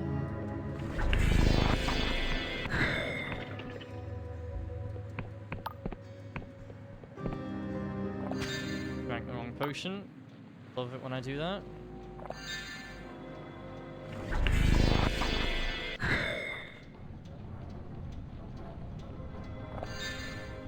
Fast as fuck, boy.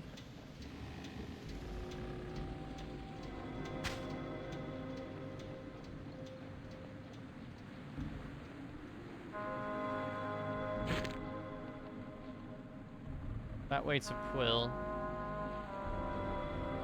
Library of Untruths.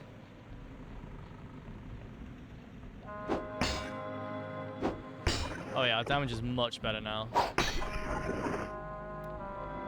Yeah, I definitely came up here too early. I'm glad my instincts were correct.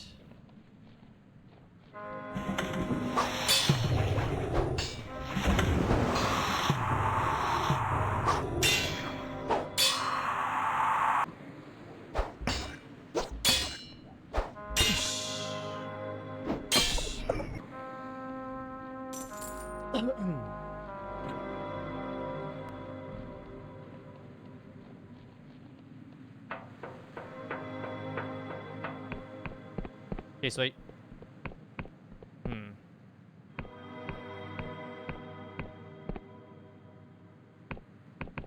Bit confused now. Because this just goes... Yeah, I've already been down that way.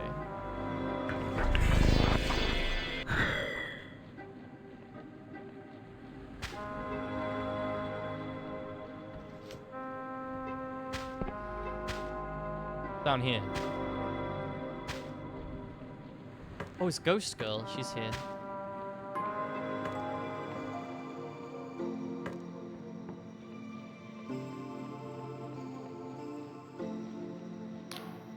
This pile of junk was once the most fearsome pirate ship in the Sky Realms, the Black Gnoblin. Merchants from Puria to Al Asra feared its volley of cipher-inscribed cannonballs. Union Navy paid us a fortune to headhunt its captain. In the end, we got the coin and the ship. You dared cross the dark stars after that. How did you win the ship battle? We're going up against a galleon with a tiny schooner. We had two guns, they had 20 per side. By anyone's measure, it was pure suicide. But I've always had a certain knack for foresight. I knew they would commit their starboard. So we had better of them. Before they knew it, we had one of our guns pointing straight at their rear. But this was not any old gun. It was one of Caxton Frost's cannons. A single blast from that thing tore straight through the whole ship, setting it ablaze. In the confusion, our boarding party was on deck. We were 8 against 100, but with a few words from the Duchess, they found their swords to be awfully heavy.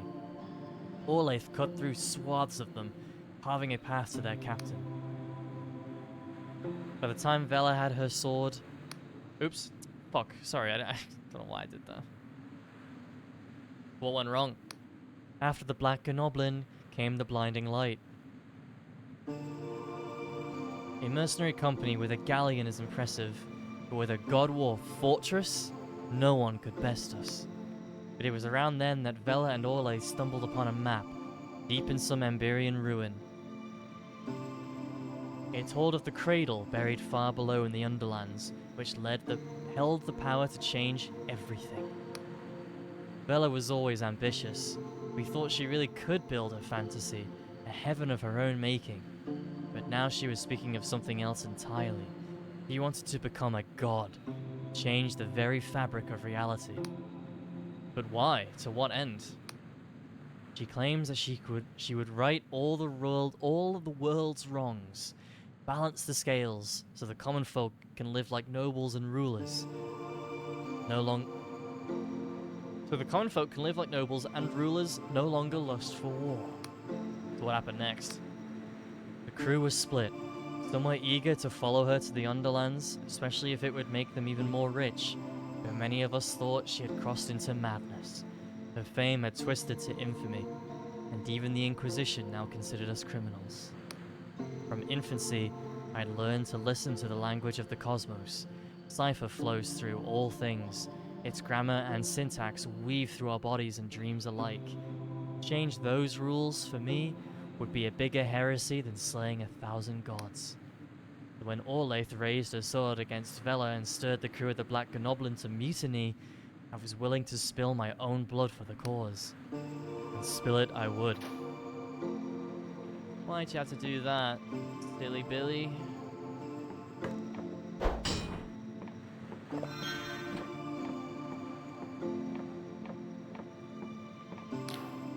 In truth, I knew the Black Goblin stood no chance against a God War fortress. The blinding light's guns tore through our hull in moments, leaving us sinking towards the clouds.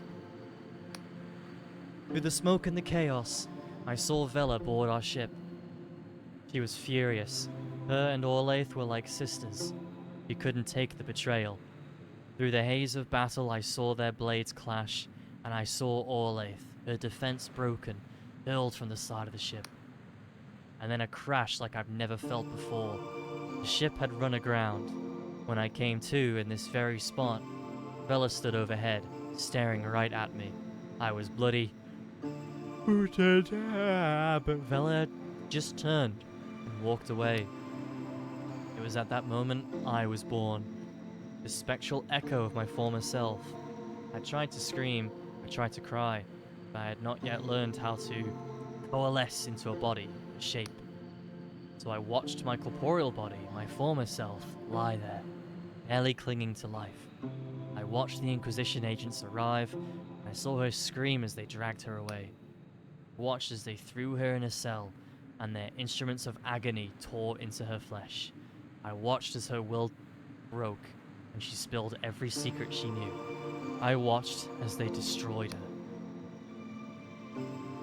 So sorry. Spare no tears for me, stranger. I've long abandoned self-pity. Does that mean another version of you still lives? Of course, stranger. It's only in those old fairy tales of the Middle Ages that one has to die to become a ghost. In fact, you're well acquainted with my corporeal self. I'm sure you can figure out who.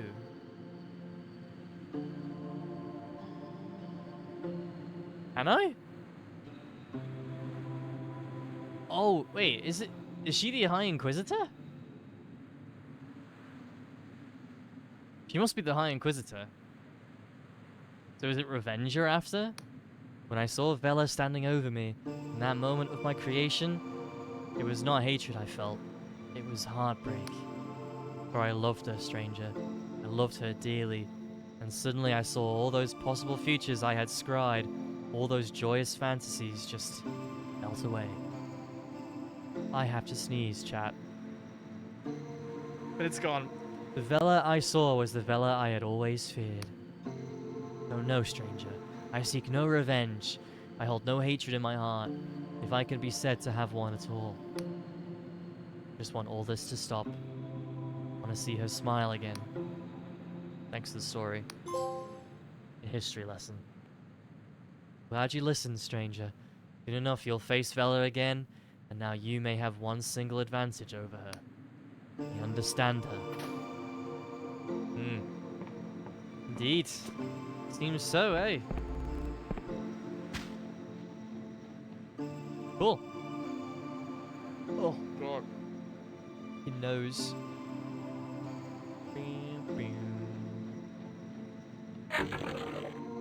Okay, I also got a quest a while ago for this guy, yeah. Oh, yeah, right, I need a fucking, I need a, airship for that one.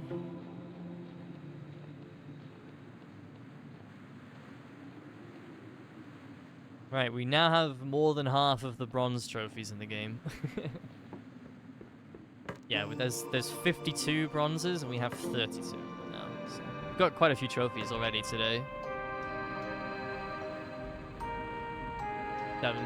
That's 7 today.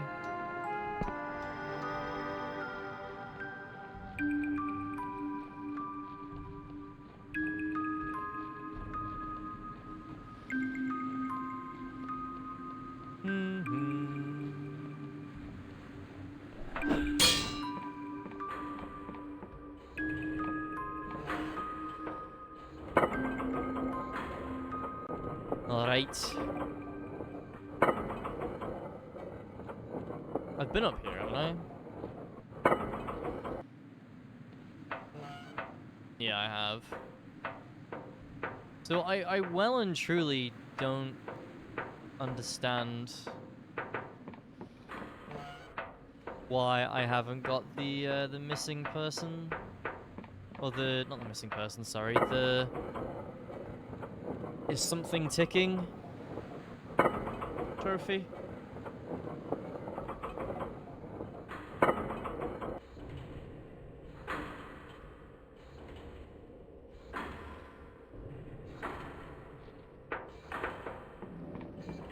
Bum, bum, bum, bum, bum, bum, bum, bum.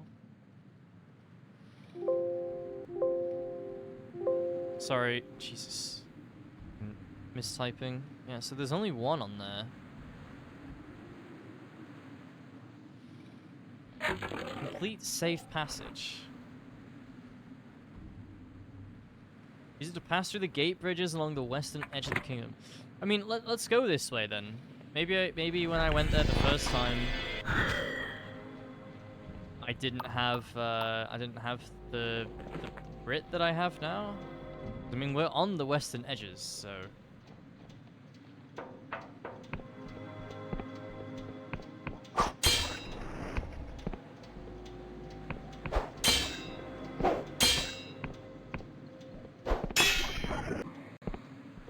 This bridge is already down, so.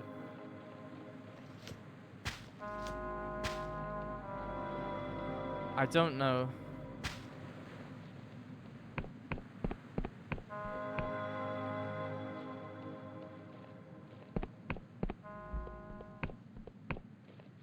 Are there more?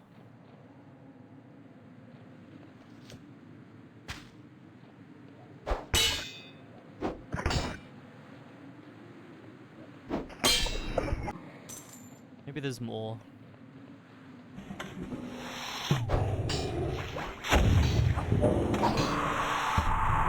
Unlucky ducky.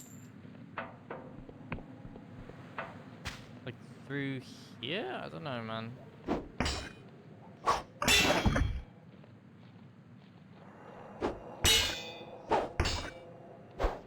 This part is so glitchy. Like this keeps happening, and they restore HP when they vanish as well.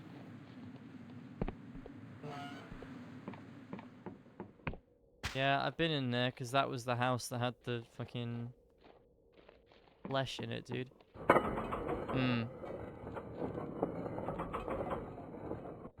I don't know. I think this might be glitched or something.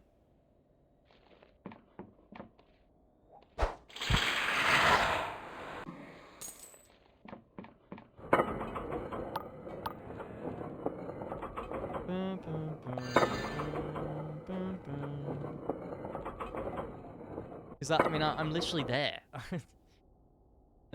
Safe pass. Dread delusion. Safe passage. Bugged.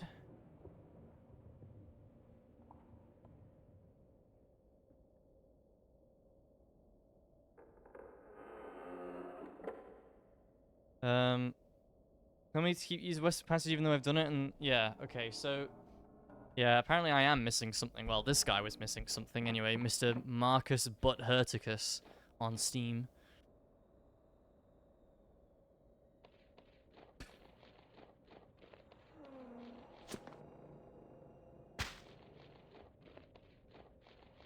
So I need to go find the right one, I guess.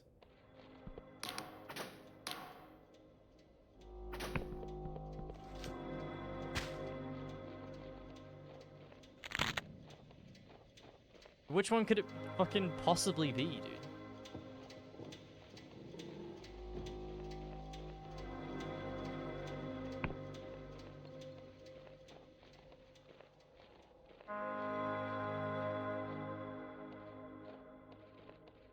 Don't get it.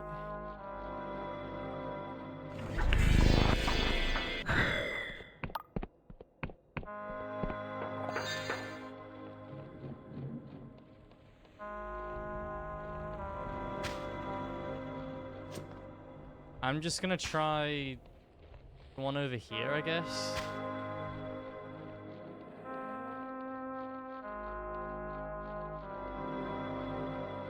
There's another one there, which I know I haven't sorted that one out yet.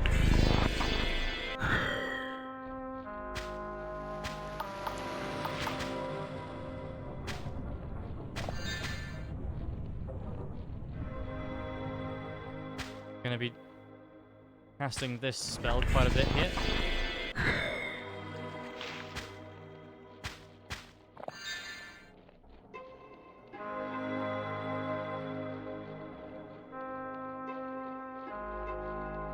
Ding, plonk. Ding, plonk.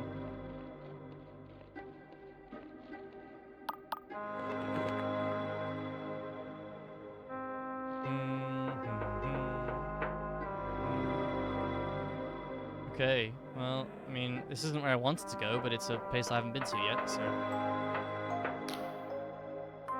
Spider skids way into the hole and indicator light has been torn out. Nobody's been here in a long time. 6 round keys. Enter a code at random. Okay, so I don't have the code for that yet. What if there's a chance?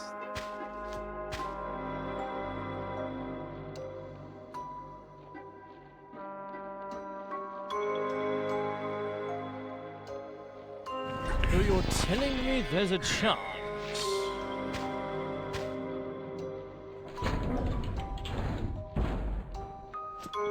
Oh! I've come so close to falling off so many times, dude.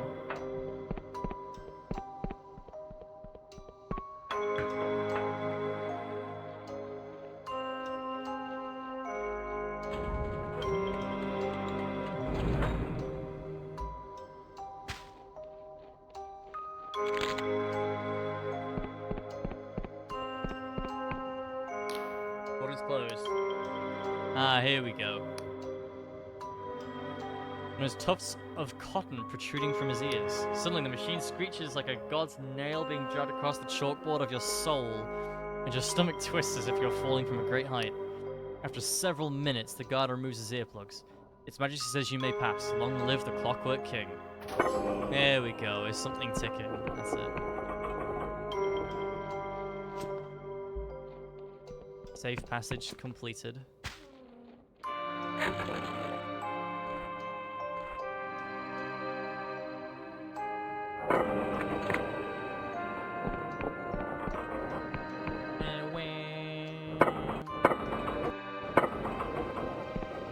Hey, bro. Alright, sweet.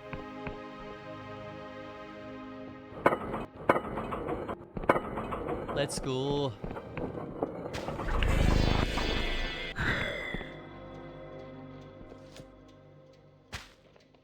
Actually, it might legitimately be faster to just use this. Use this, save. Grab this. I'll also grab my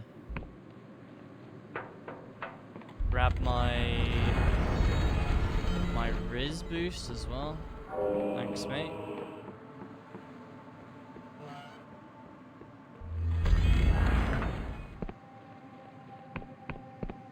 And I could just teleport straight back up to the kingdom from down here.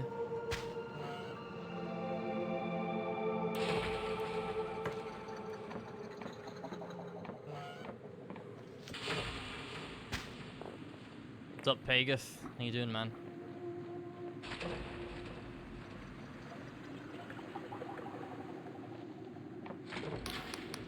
Clockwork Kingdom, please. Thank you. Okay, there we go. So safe passage is finally done. Look at that. Quests are the quest list is getting smaller now.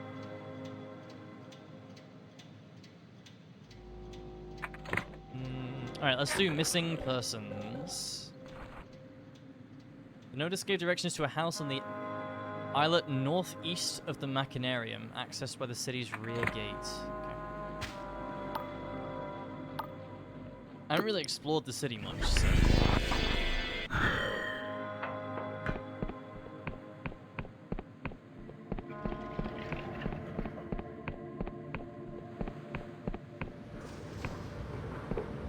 Sweet. Hello, mate.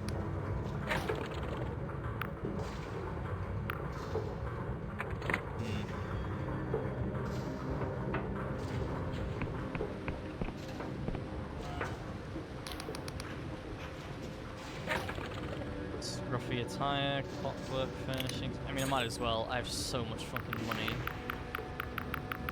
Like, might as well, you know.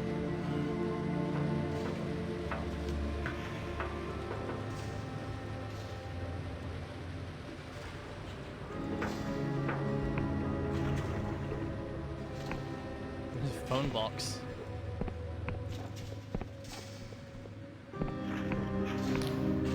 Penny for a song, friend. I know all the royal anthems and the God-War battle hymns and the old Cardovan lays and more besides. 5 coin a pop, no fairer price. Something from the God War, please. They sing a song of proud apostasy, set to a brisk beat. It's bold and cocky and funny and rude, meant to make you ready to march up a nightmare the size of a mountain and spit in its face, ready to die. Here and there you can sense that it used to be a Wiccan hymn, maybe a ballad about some divine champion. Shorn of their gods, in free fall through history, the apostates had to make up for new myths and heroes as they went along. Whew. Wasn't sure I'd hit that note at the end there. Good job, mate. Thanks for scamming me. You're confronted by a middle-aged man with piercing eyes and a bushy, well-kept salt and pepper beard. Halt in the name of the king! Traveler, you are hereby detained in the name of its majesty the Clockwork King. Please don't do yourself a mischief by resisting.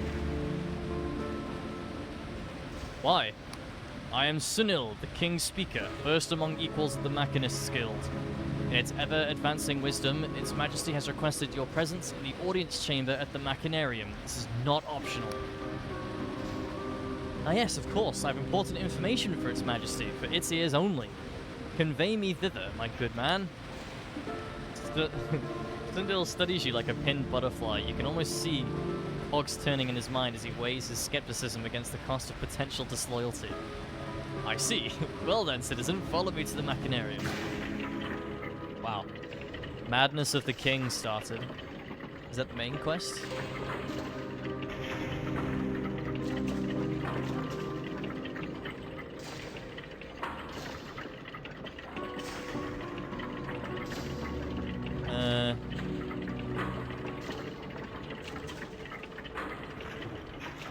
Madness of the King. Yeah, it is. Main quest.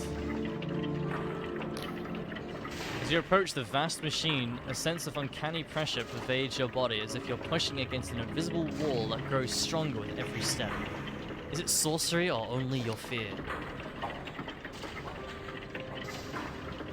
The soul knows that the king is bigger than this interface, bigger than the room, bigger than the machinarium, bigger than the sky. You feel minuscule in its presence, and somehow fictional, as if all your memories were merely this thing's daydreams. The noise of wheels and pistons fuses into an abyssal roar. Your skin fizzes, your sense of balance swirls.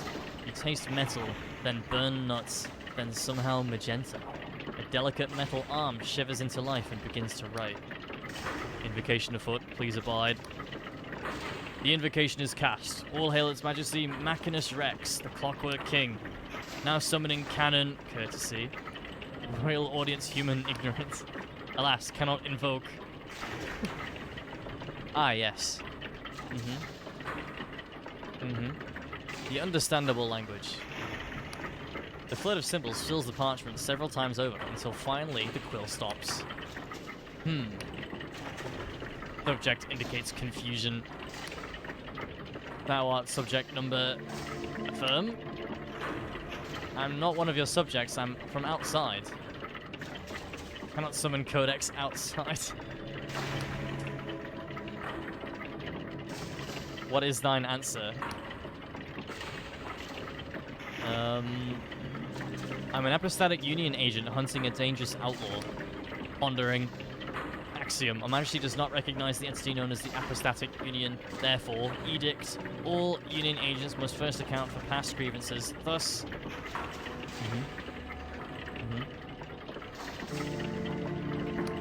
Again, the inscrutable symbols fill the page, continuing for about a minute. Therefore, me demand, what is thine answer?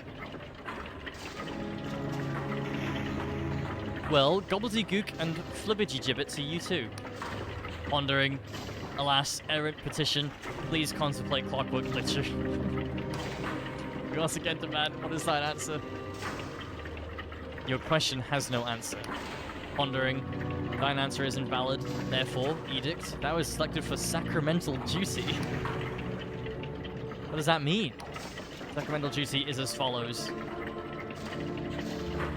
That definitely translates to something. This time, the nonsense continues for several minutes. Failure of these tasks may result in critical reality exception. Therefore, edict, dereliction of this duty will be punished by unmitigated annihilation. Oh, is that all? No problem. As it is written, so it shall be. Thou shalt perform the sacramental duty. Thine audience is concluded, and thou art dismissed. Therefore, edict, vacate immediately this hallowed chamber and begin thy task, on pain of annihilation. Right. Yep.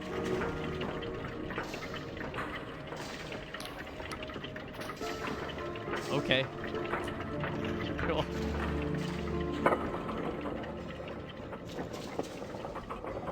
Okay, well, this is the machinarium, and I needed to know where this was. So... northeast of the machinarium.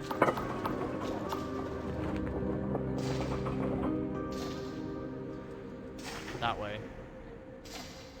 I will not ask what passed between you. It is enough for me to know that the king's will be done. However, its majesty has given no further instructions regarding your presence. I trust you'll see yourself out. I tell you the king's message. No, you do not. Its majesty is quite capable of appraising me of its concerns directly, and my staff will review the logs of your audience. Be gone. I will not ask you again.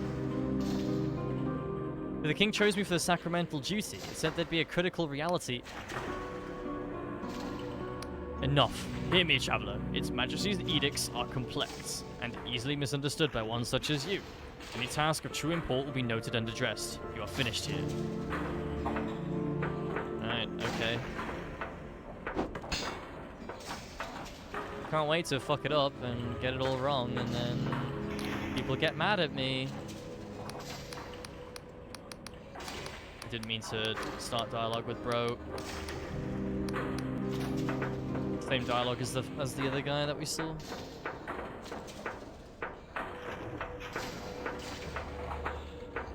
How do I leave?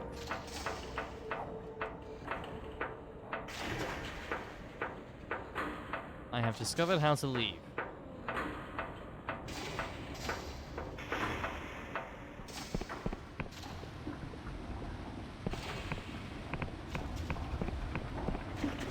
Okay, so I need to go up this way for the missing person. Hello, if you're having trouble with the king, talk to Reza. They really helped me out when the guild kept insisting I should be able to grow 2 acres of potatoes in my bathtub. Where can I find him? Down in the conduit somewhere. Look for a market trader in brightly colored clothing. Just mind yourself. It's a weird place. Okay. That will be relevant for main quest, I imagine.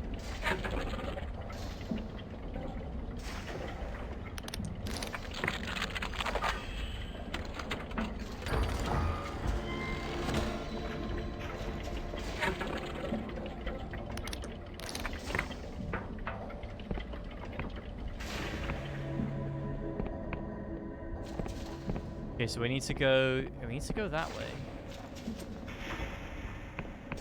Oh, fucking hell.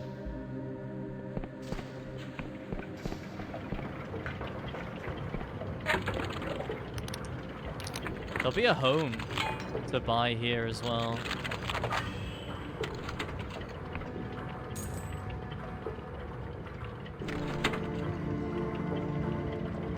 Figure out where that is.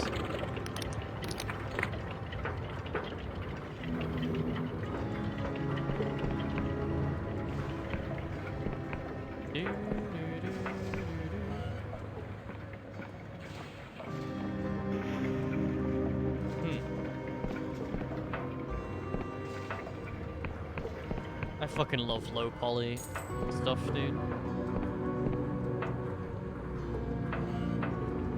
Really do.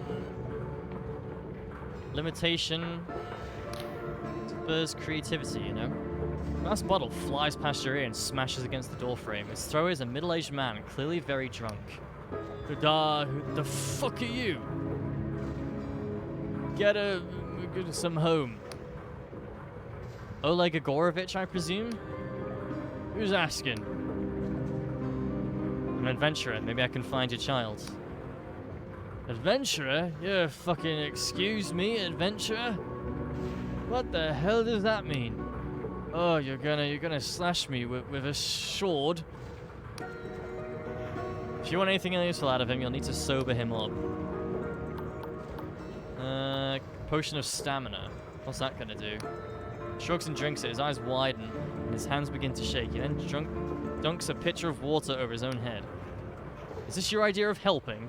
You've wasted your time. My child is gone, and I'm still here. That's all there is. Case closed. Case closed. End of message. Why did you post the notice? I have no child. Once, yes. Galette Maishkin and Indira Maishkin died young. Buried them myself. Ancient history. You can see I live alone here. But last month I found something. A locket. In among the junk at the back of that cabinet I never opened. It says, to my father. I don't recognize it, yet somehow I've seen it before. I've thought about it, and there's only one answer. The locket is mine. I did have another child. One that I've somehow forgot. Now that you have heard the whole story, the whole sorry tale, isn't it pathetic? A grown man weeping over a fantasy? I don't care if you believe me, just leave me to drown myself in peace.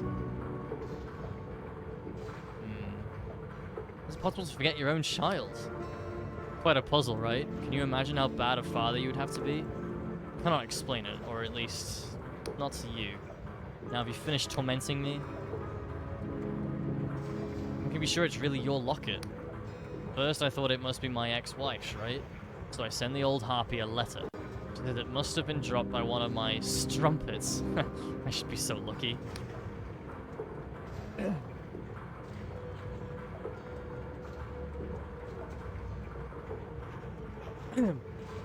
Oh, acid reflux really bad. 1 second.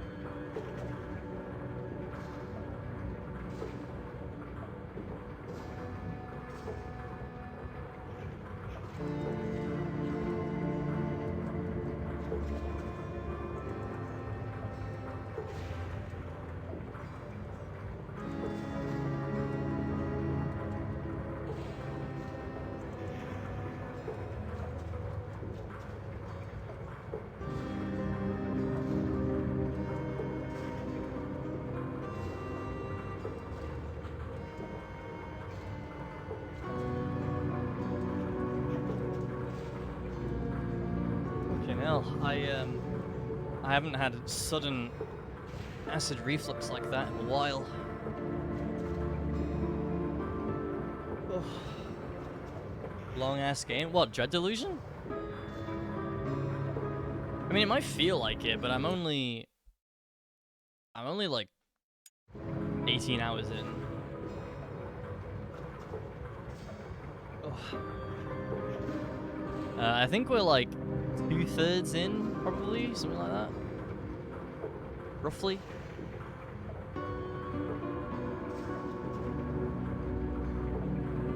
In fairness as well, though, I've been doing like everything, so trust me, I'm gonna be playing. Yeah, I'm gonna be playing Crimson Desert this year at some point. Dude, it's legit gonna feel like I'm gonna be playing that game forever. Like I'm probably gonna be playing that for over a month, if I had to guess.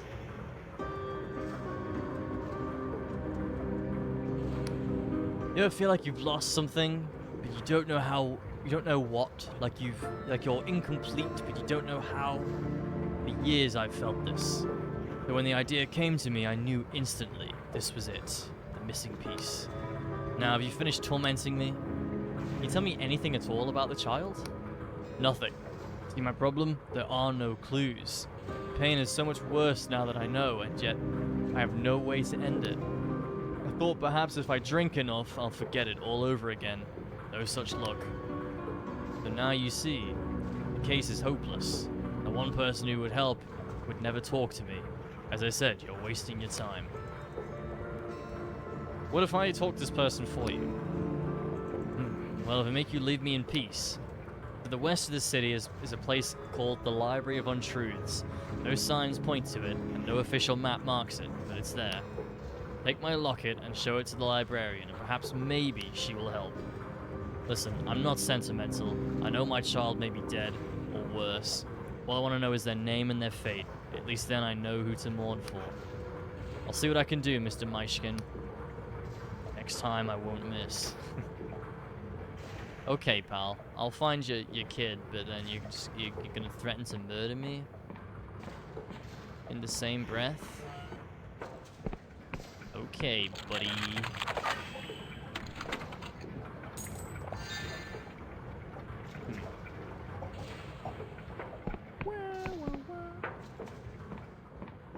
Yeah, Crimson Desert, to get the Platinum Trophy in Crimson Desert with, like, the speed that I play, I'm gonna estimate 350 hours.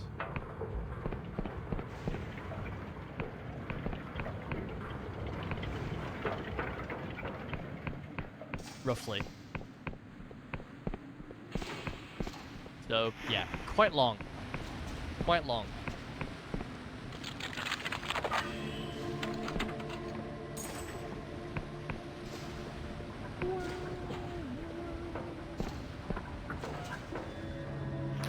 What's up, mate?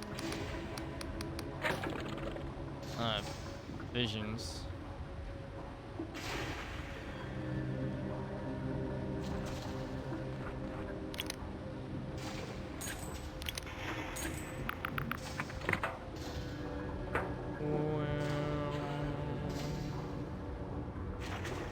Yo, nice. Ecstasy, dude.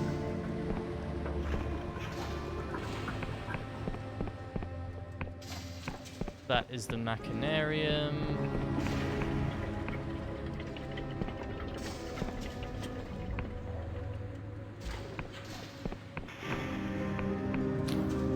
Out of nowhere, you get the random urge to check your pocket. Inside you find a scrap of paper that you've never seen before.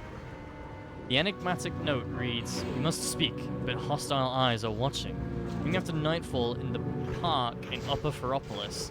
I'll be waiting under the gazebo. Come alone, trust no one. A friend." Okay. Well, I'm gonna go to the library first.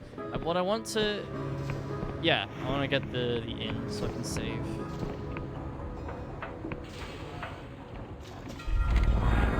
Cheers, love.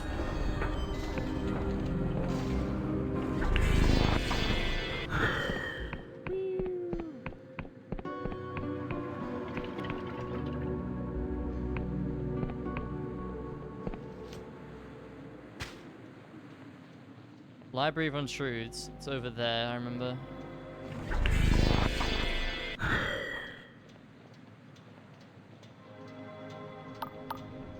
I have to brew some more mana potions.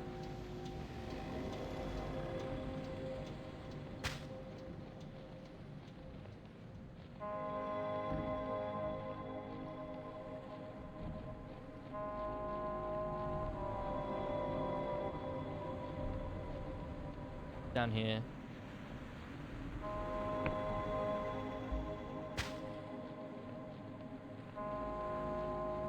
Oh, that's... Fuck. Oh, it's okay. I can go this way. I thought the entrance was down here. Nope. Oh, I can. Just about. That's lucky.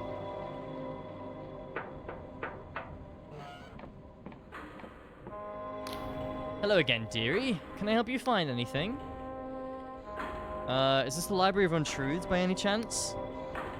The Library of what? That certainly doesn't sound like a real place, dearie. If such a place did exist, you wouldn't be allowed there. And so, if this was it, you'd have to leave. But it doesn't, and this isn't, so you're fine. Does this change your answer? What's this? Did Oleg send you? Damn it, I've already told him I don't know nothing about any locket. So you do recognize it. Never seen this locket in my life. Except, why does it seem so... Please leave. Tell that drunken bloody oaf I want nothing to do with him, and I'm not...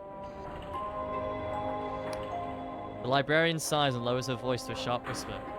As I said, I'm not reminiscing... I'm not rescinding my petition. I'm looking for Oleg's missing child. Yeah, this is the missing child, you dumbass. What petition do you mean? A divorce petition. Oh, right. Sorry. Isn't that why Oleg sent you? We've been wanting more than a year for its majesty's ruling. Unfortunately, there's a backlog. I'm looking for Oleg's missing child. She listens to your explanation with growing alarm. But that's preposterous. That can't be right. I know that isn't... Her eyes return inexorably to the locket. King's mercy. True, isn't it? Looks back at you, seemingly on the verge of tears. I apologize for my outburst. I'm a little taken aback. You see, it's my child too. I can't help you. This is just an ordinary library. See? There's nothing here about any missing child, and I'm authorized to help you with whatever you need. You understand? But you're enchanted, so you can't talk about this place. It gives you a meaningful look. Don't be absurd. There used to be a librarian here who could only lie, but she turned into a dragon and flew away. What is this place really? Everything stored here is absolutely true, see? And it always was. Whatever you may have heard about the king being able to edit people out of reality is complete nonsense. If that was happening, everyone would certainly notice. And of course, there would be no record of it. How can you keep records of something that never existed? I can't imagine why the machinists would ever need something like that. Sorry I couldn't be of more help, dearie. If there were any record of your child, how would I find it? Well, since neither Nye nor Oleg can remember the child, it stands to reason that they never existed. And if they never existed, there couldn't be any record. Certainly not here. Anyway, there's no way to access the reading room upstairs without a royal permit. No way at all. Can you imagine if it was something as simple as a hidden lever? Oh dear, I'm feeling rather tired. You'll behave yourself if I rest my eyes for a moment, won't you? Reach over her desk for the hidden lever. Fingers quest around underneath the lip of her desk until they find something that clinks. Thank you, dearie. It's, Genevieve, by the way. My name. Genevieve Mishkin. I don't know why, but I felt you should know that. Thanks, I'm going to the reading room now. Goodbye.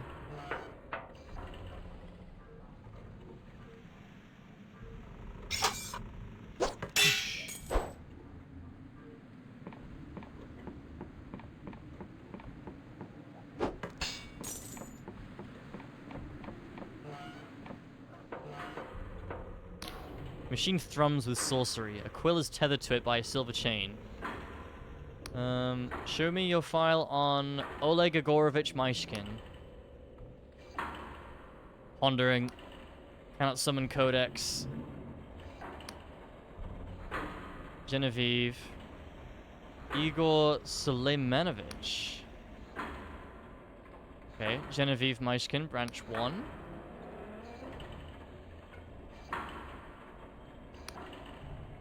List of this person's relatives.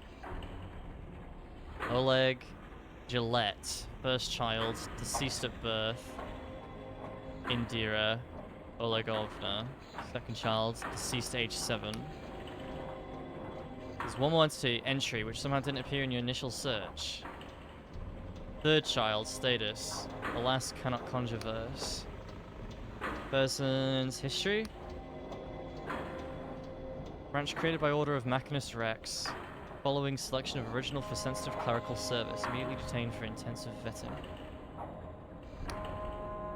Our second vetting. Subject redacted by order of Machinist Rex. Okay. Genevieve's unknown third child. Sunil, petition of Sunil. Project Horoscope? Anything related to this person? Pondering. Animals of Royal Subject. Horoscope. Subject 5. Original true name. Birthplace Yansk Oblast.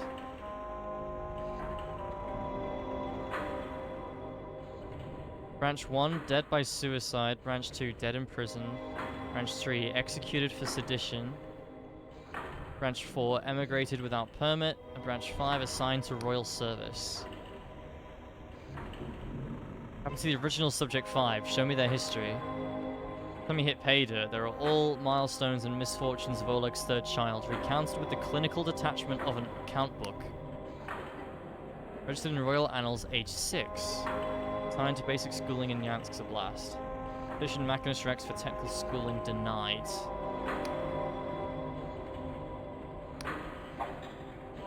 Assigned to agricultural service in Istrik Oblast. Petition for reassignment to Ferropolis denied. So they're in Istrik Oblast? Yeah. Trying to learn more about horoscope. After some digging, you find a record that was left out of the speaker Sunil's veil of secrecy, though it raises as many questions as it answers. Subject and his branches were by far the most variable alumni of Project Horoscope. Branch 0, the original, achieved the lowest combined aptitude and patriotism score in the entire cohort, due to deficits in faith and compliance, which outweighed his merit in scholastics and invention. Most alterations produced wild instabilities, leading to adverse outcomes for those branches. However, Branch 5 subsequently achieved the highest caps of all horoscope alumni, earning admission to the Guild of Machinists. Since then, she made transformative contributions that recommend her for higher office. Lessons for future alteration doctrine are set forth in our full reports. No further queries. Okay. Let's see what Genevieve has to say about all that.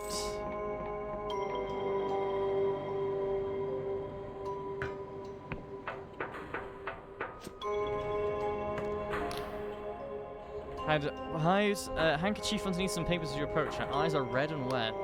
Oh, hello, dearie. Do pardon me. All the parchment here plays havoc on my allergies. Found something about your missing child. Oh, well then. Go ahead, I'm as ready as I can be. The last known location is a place called Istrik Oblast. Oh dear me, that's what we call the corrupted lands before they were consumed. Never heard of any survivors. I didn't get the child's name, something about a fault in status check. How, I'm curious. That's quite similar to what the king says when you ask it about people who've fallen prey to the corruption. Genevieve looks forlorn. I suppose the answer is staring us in the face, isn't it? When something becomes corrupted, its official records get scrambled. Some say it also affects people's memories of the thing. Although, obviously, you and I both know that last part is claptrap. Istrik is gone, but there's a royal cleanup camp near where it used to be, out in the corrupted lands. If there are any clues left as this child's fate, you'd surely find them there. Where is this corrupted lands? The far eastern end of this island, across an artificial ditch. The whole area is restricted by order of the king, and cleanup crews get in and out by sky barge. He glances around to check the mechapedes are still dormant, then lowers a voice. Between you and me, I heard there's some kind of abandoned machine out there that you could clamber up. Here, she passes you a little scrap of paper. These are the access codes we use at the library. A lot of the king's machines use the same ones. Perhaps if you try them, you'll get lucky. I'll do what I can. Okay, cool.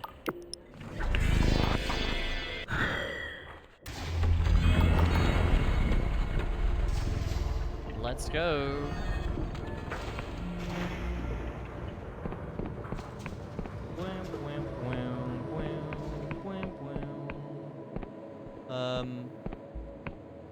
Yeah, we're quite a long ways away, but...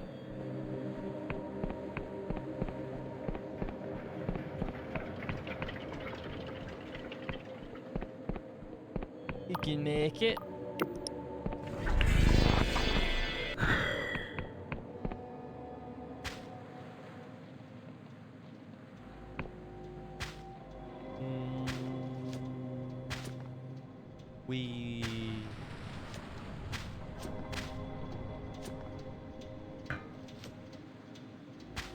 Movement in this game is kind of fun, even though it's very basic. The generous full damage is fun.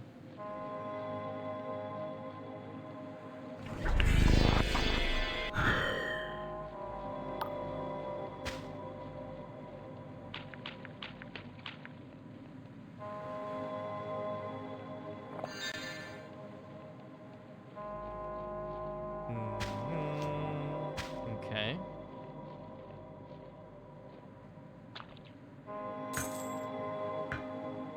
Checking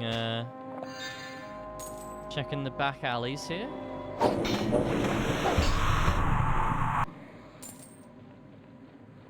Oh, the sword looks orange down here.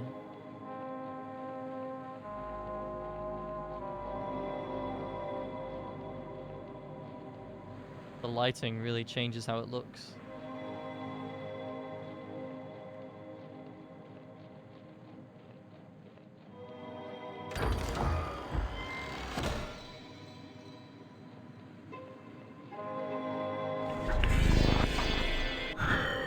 Blue.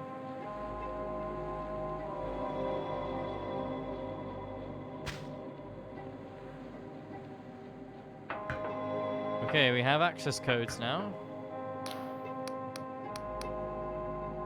And try the access codes given to you by the librarian.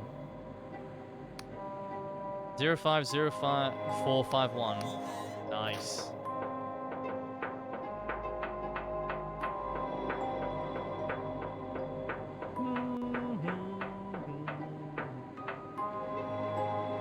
Oh, lovely.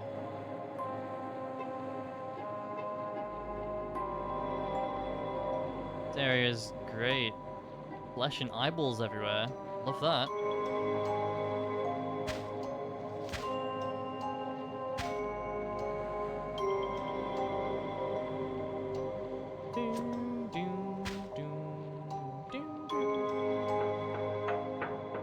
Got a key for this, I think.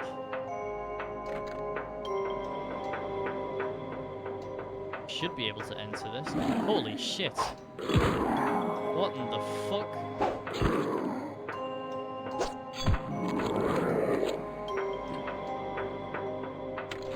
Yeah, there we go.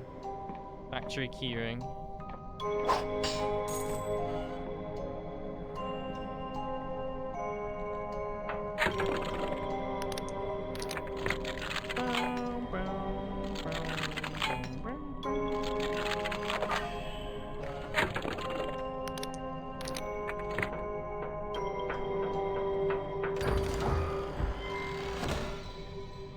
Fine ore.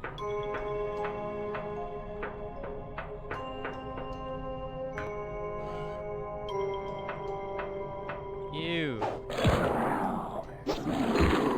Gross.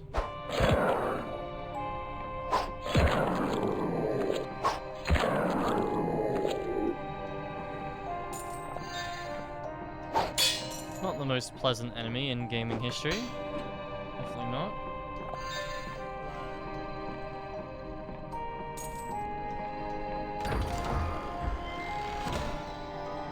Spectral shield. Impervious to damage while the cast has mana to maintain it. Not bad.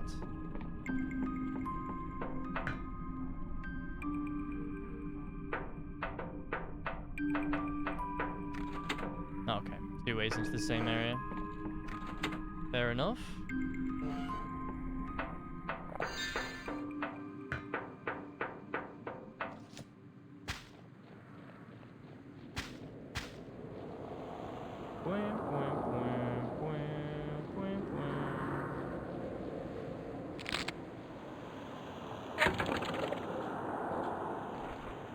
Missing persons. Travel lasting in the corrupted lands far southeast of Ferropolis. Find the royal cleanup camp, see if anyone there can help.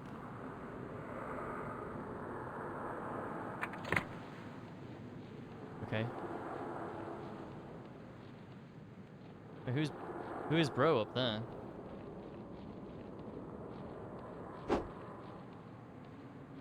That was terrible.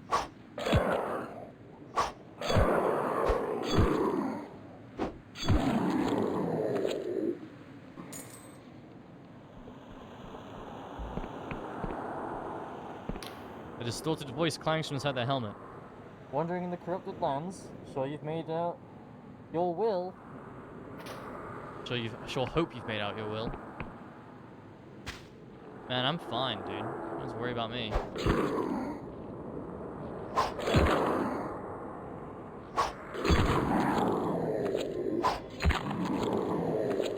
Really don't.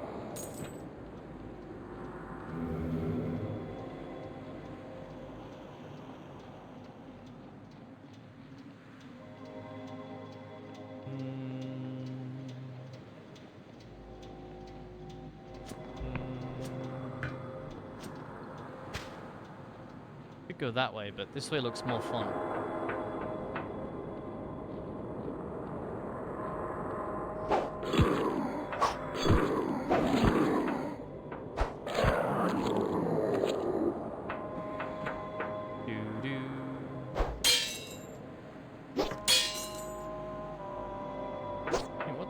Where you going, buddy?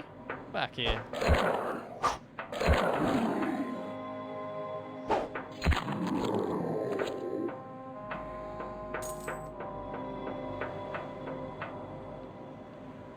Bro saw me.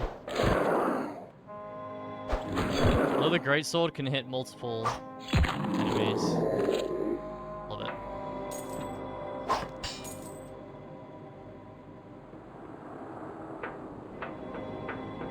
Okay, well, I made it. If this is the camp or not.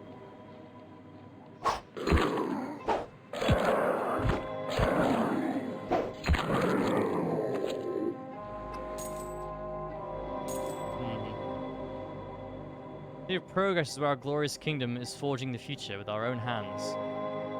Exciting opportunities available for the following jobs.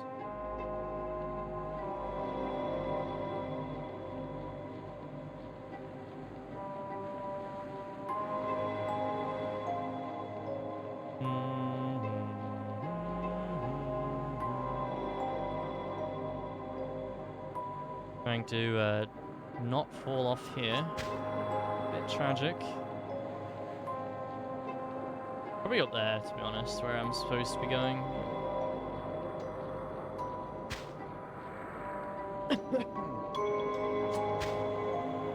Got a lot of talking. Dialogue.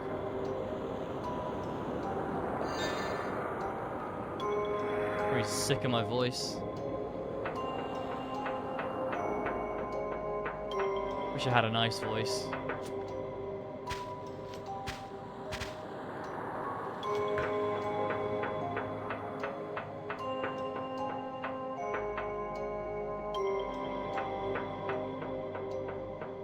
It's floating.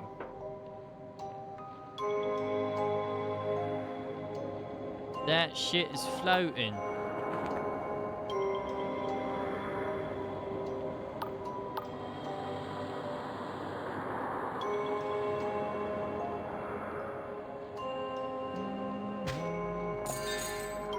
do I get there?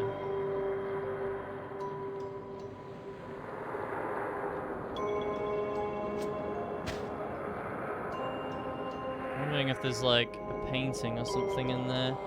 Oh, it's I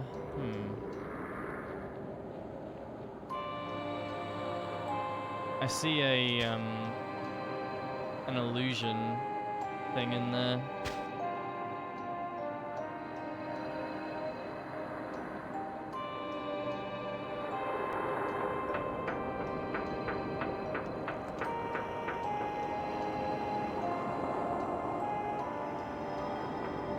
Okay, can't go in there yet.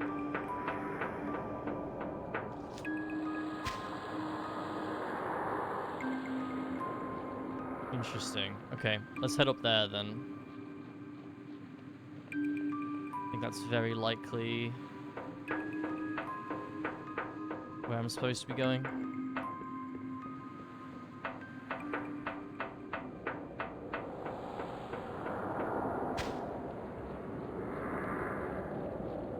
Where the camp? Looking for like a refuge camp.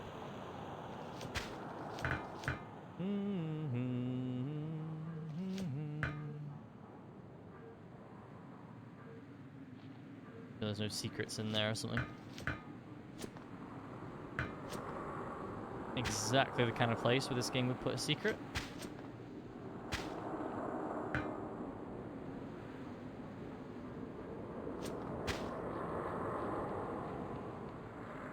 Game's been quite easy on my hands, which is nice, because sprinting is just holding L1.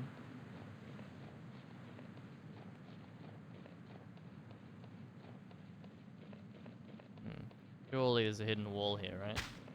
Yeah.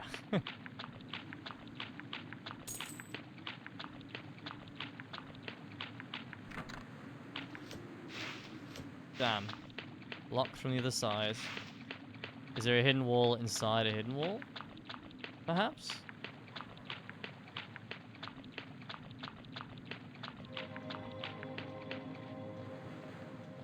Unlikely.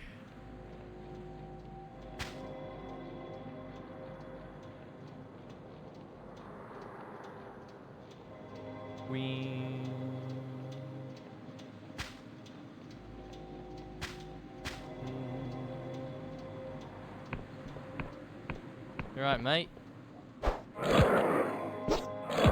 Look like something I'd seen in Stalker.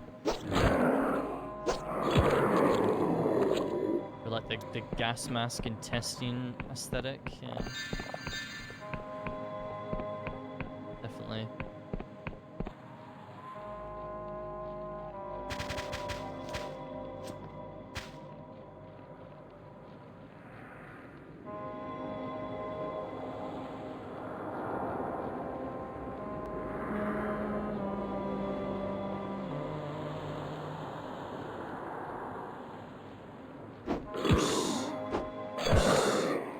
Damage isn't fantastic in this area.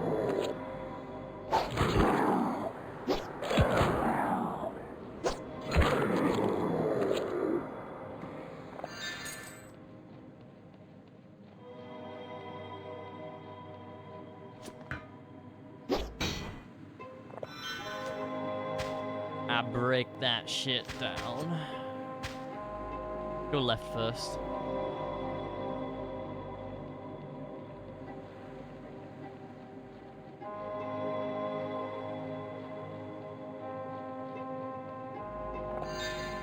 What are you guys doing down here? Looking through the helmet, you can hear the panic in their voice. I'm telling you, I knew that face. I know it's impossible, but I knew that face.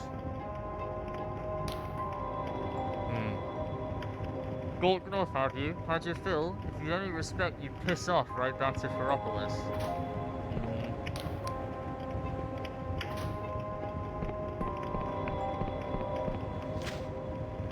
What are we looking at here, eh?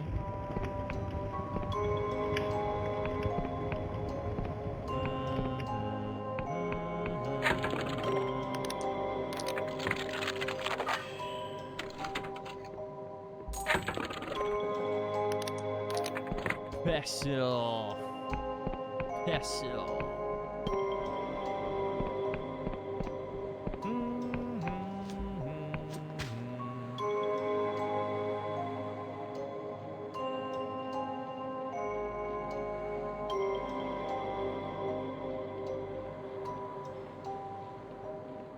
More stuff here, huh?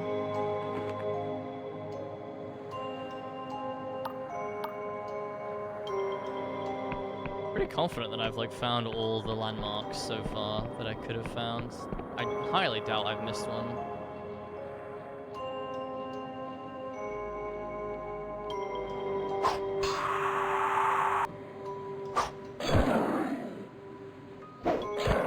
Very surprised if I have.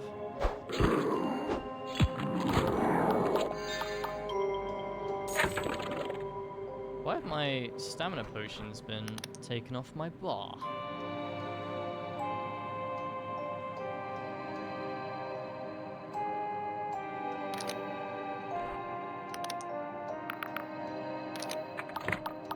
Don't like that at all. Nope, don't have a key for that. Ah, this is a much faster way up here. Okay, cool. Good to know.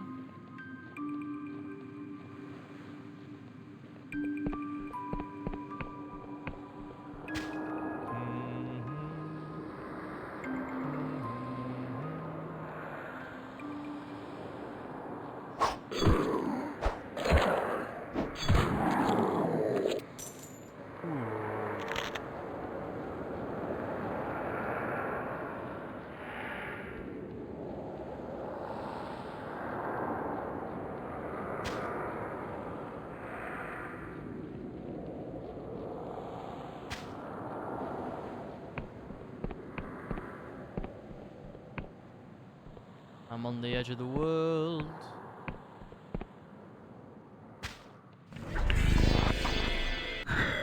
Up here we go. Over here. Away! Away!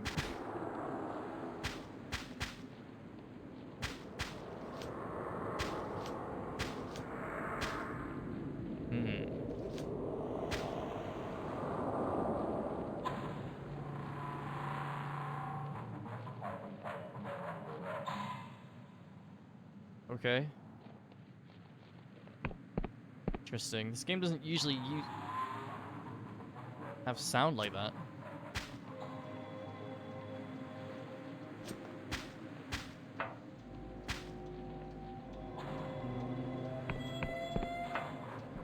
The fuck?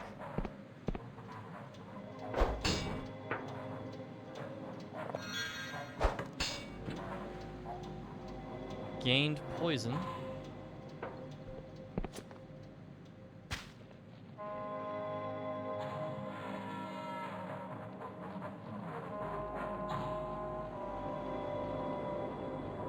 I know I can go up there, but I want to go down here first.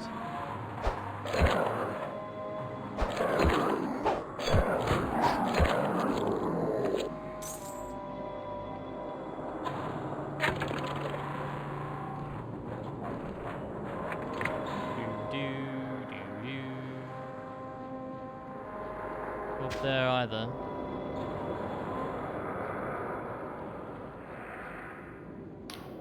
They don't work and mutters themselves if you're not even there. Be a hero, they said. Save the kingdom, they said. Let's go and listen, didn't you? Ah, from the other side. How does one gain access to such an establishment? From above, it seems. But I don't know how.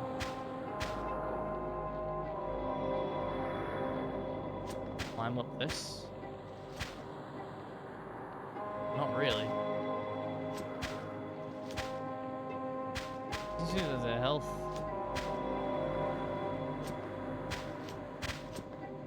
Potion in there. The only way in is from above. You can probably leap from that rock there. Actually.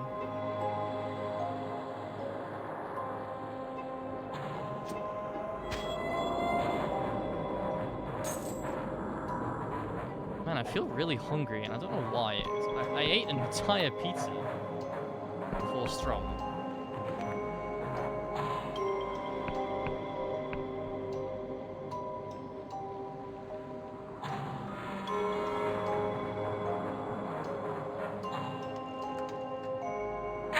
$45 charm, eh? No worries.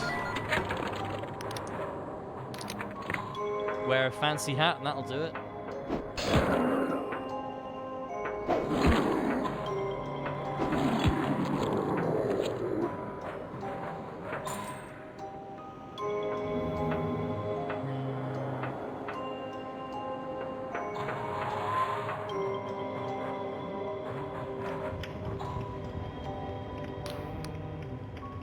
Anyone or anything can be corrupted out here, so you better keep your distance, tourist. Man, I'm experiencing this shit. I'm fine.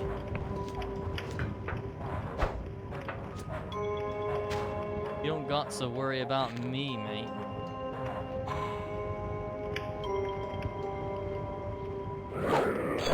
I survived Stalker Gamma.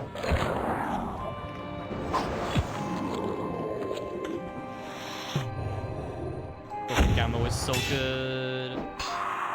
100%. 100% playing it again. At some point. That was only in January this year. It was like longer than that.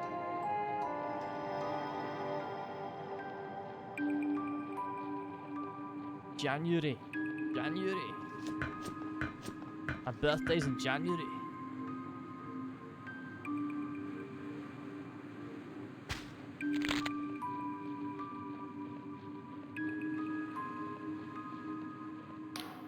Peanut worker is tearing hungrily at a hunk of black bread like a rabid dog. They don't respond except to make an obscene gesture at you.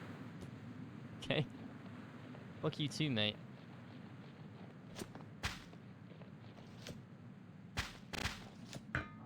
Fuck you too, matey.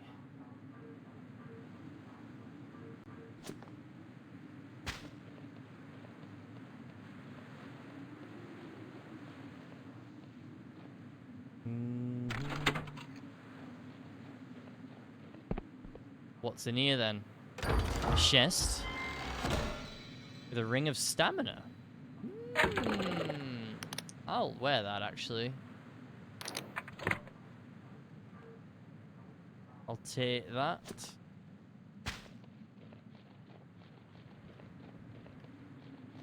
Okay, so it's just the building of interest now, yeah.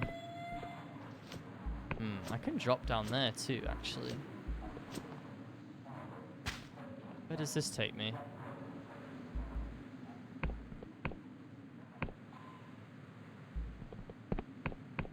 No hidden wall? Uh-oh.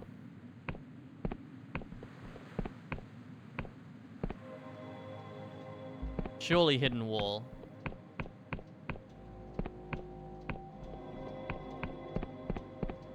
Does it drop even further? Oh, here we go.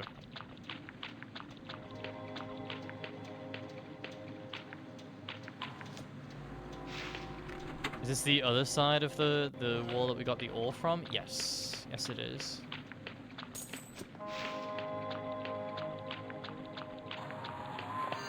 Holy shit.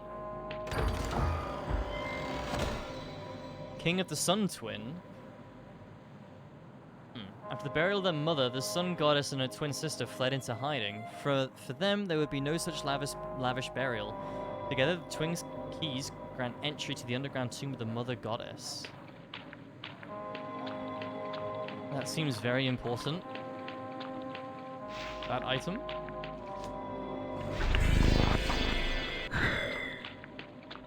I like that I found that.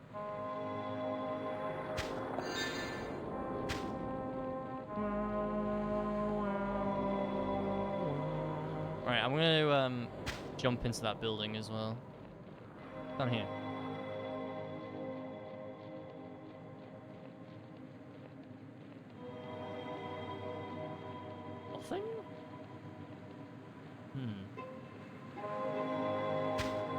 Interesting. Oh, -1.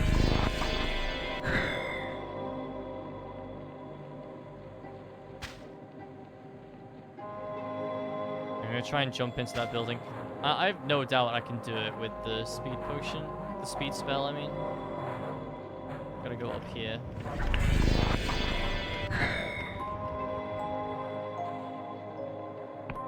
Okay, and then it's that angle. Yo! Easy peasy. I got an elixir of restoration, and that's it. I'm so glad I did that.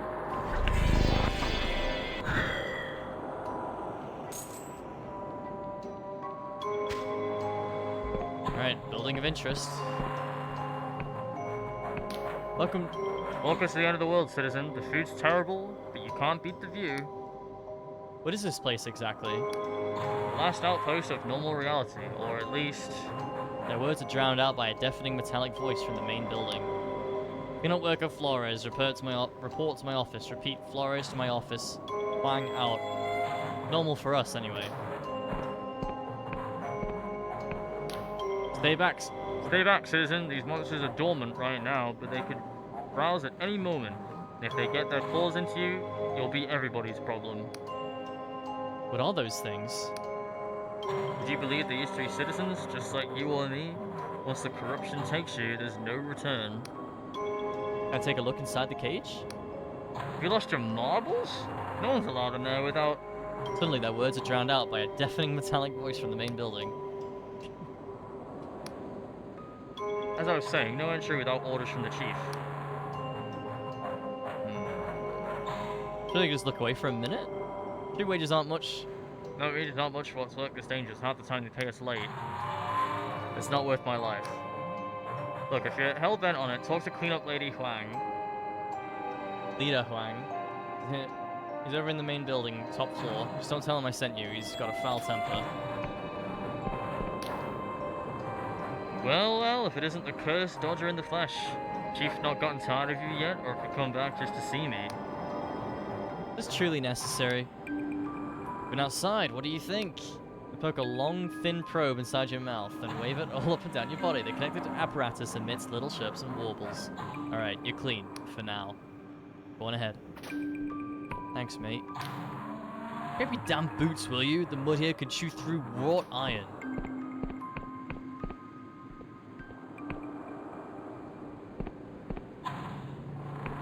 These things are following me.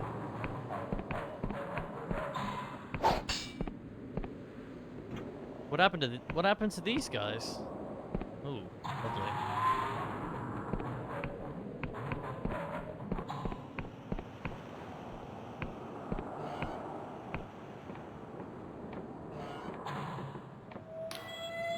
Might want to go upstairs, mate. The chief's in an awful mood.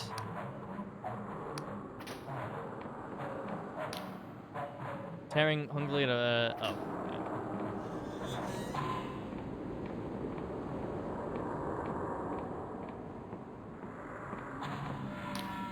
A scarred man with several days stubble, chewing an unlit cigar as he scans over a map. He curses and leans over to a trumpet-like apparatus sprouting from the wall.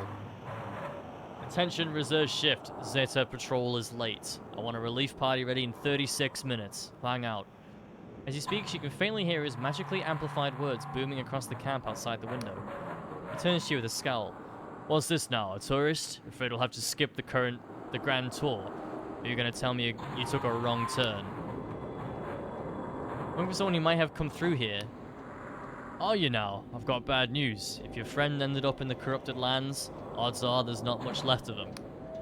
Let's get one thing straight, Sunshine. I'm cleanup leader Huang, and this is my cleanup camp. This means that every cunt here follows my rules and obeys my orders, no matter what some shite for brains tinker from Ferropolis says. Clear? And why the fuck are you in my office? Looking for a missing child. I'm sorry you came all this way for nothing. Finding a single person among the corrupted, let alone their name? Pure bonkers. Corruption warps most things beyond recognition. If this kid got absorbed into a canker mass, they've not even got a body anymore. Sometimes individual corrupted ones have traces of their old selves, clothes, tattoos, and the like, but that's rare. Could I get a close look at those corrupted ones in the cage? You're a real specimen, aren't you? Be my guest if your life's that cheap. Cleanup worker Cohen's got our resident monster experts. If you've got other questions, ask them. Attention, cleanup worker Cohen. Attention, Cohen. Let this weird-looking scunner into the cage, will you? Wang out. Uh-oh. That cannot mean good things. Babbles an unending stream of unknown syllables at high velocity.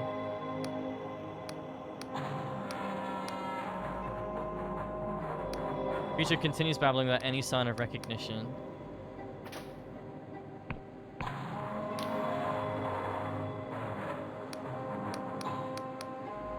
Creature stares at the locket as if hypnotized.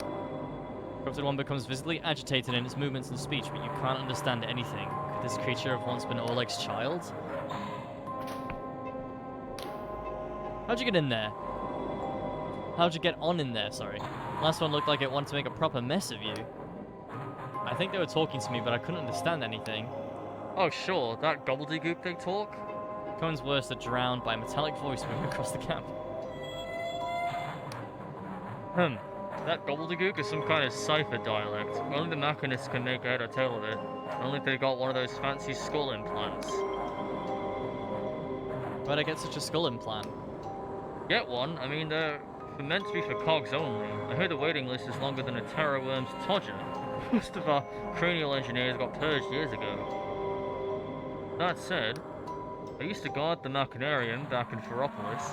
Got into a, let's call it, amorous entanglement with this cog named Morozov. Proper fruitcake she was, a real force of nature.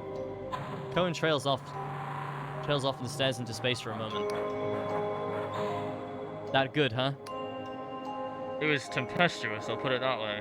Anyway, point is, she's the one that used to fix up trainee machinists with their new skull plumbing. Morozov lies in a tower up in the mountains, north of Ferropolis. Maybe if you mention my name, it'll be worth something? This was ages ago, mind. Can't say she's still ticking. Oh, is she the, she'll be the one... You told me to fuck off in that tower, right?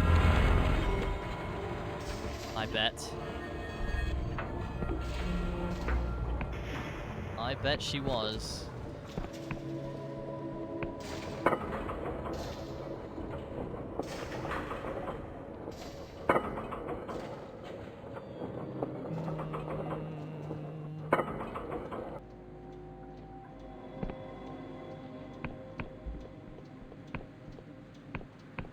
Bowels of the city here.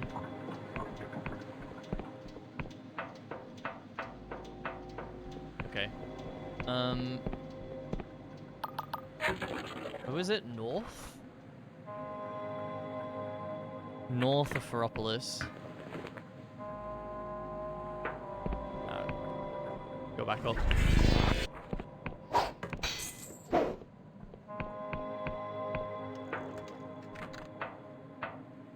Door is shut tight. Not anymore.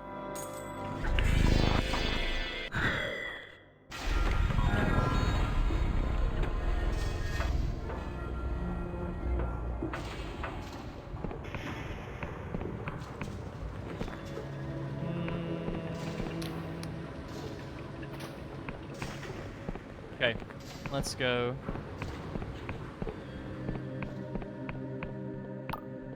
Ladies in a tower.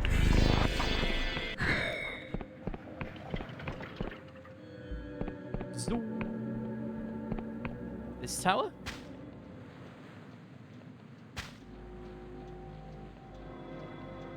But I don't think so. I think it was one of those towers that I could...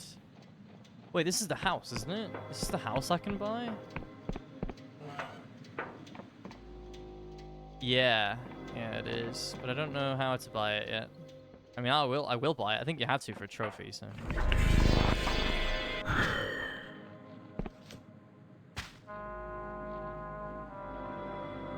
She's down there, I think.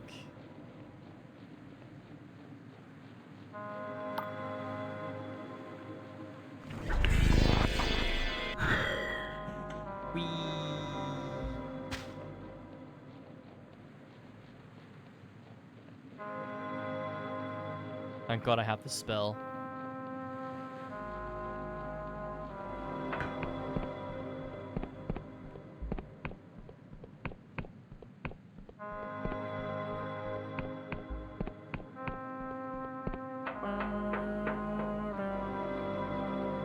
Yeah, I remember jumping across these thinking I shouldn't have risked that.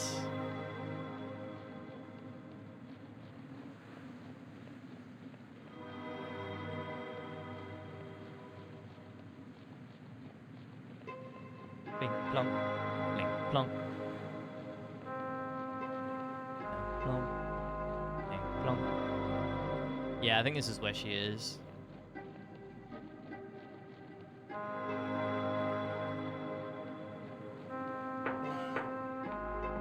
Oh wait. Welcome to the Royal Vision Works.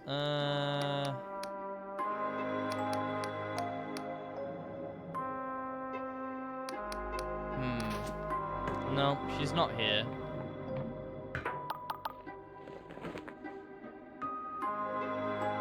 We're on the northern edge.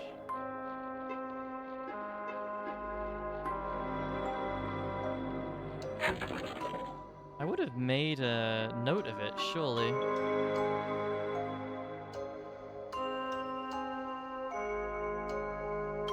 Morozov's tower. Yeah, oh, it's up the mountain. Okay.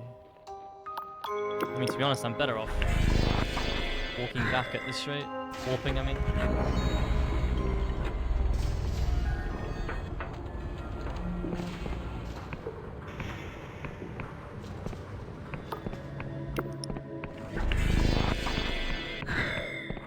Take a short break soon. Been 3.5 hours and I basically haven't moved. It's not great. Probably just go up to the tower here and take a 5-10 minute break. Not 10 minutes, 5 minutes. A 5-minute break.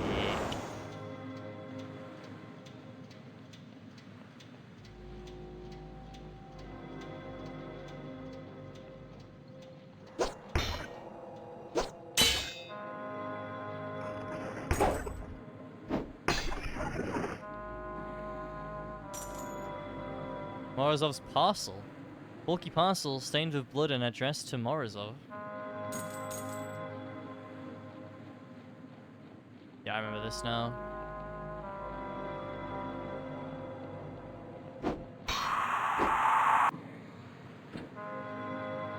Alright, I will be back in about 5 minutes, guys. Just gonna take a short break, make sure my body's still functioning. BRB!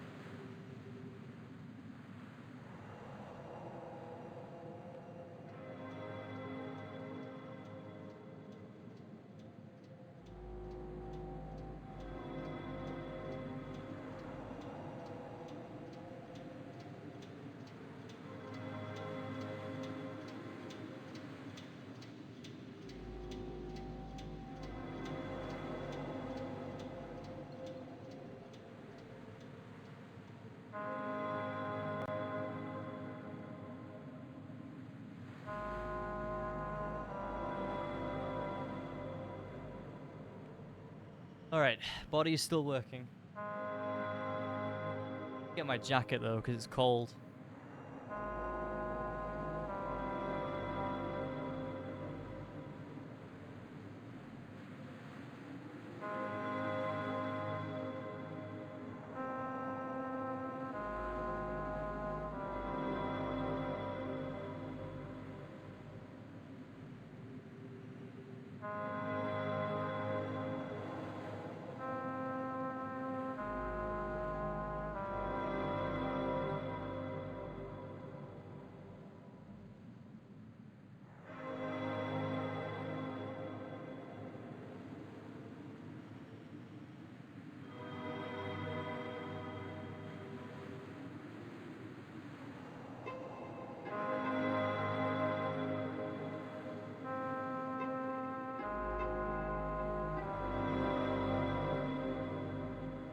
Alright, sorry, I'm back.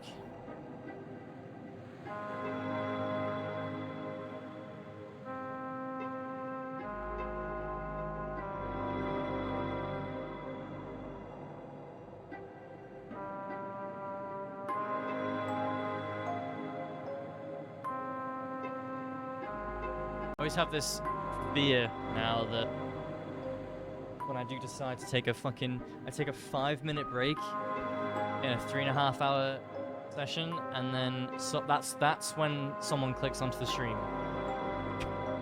and they see that I'm not here, and then they leave.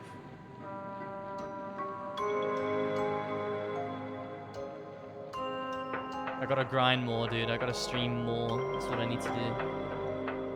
Clearly.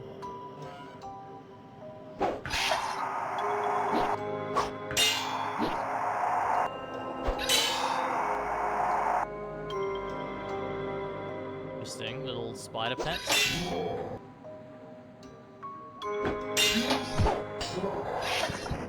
Whoa!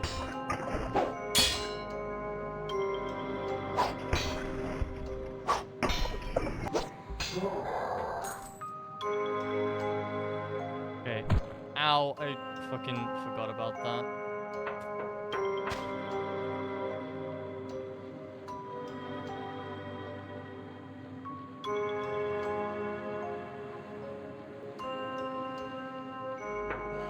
Hello?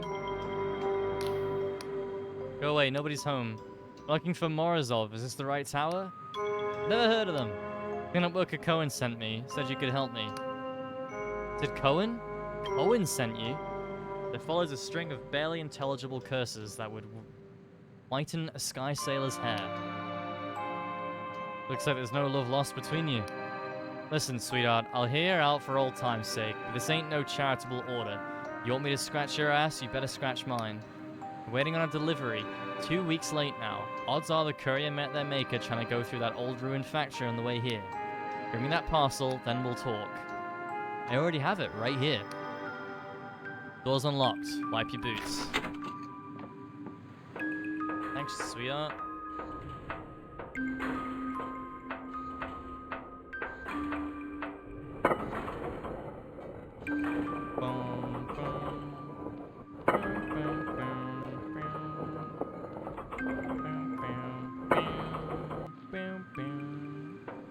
Is this a one-person dev team? Surely not.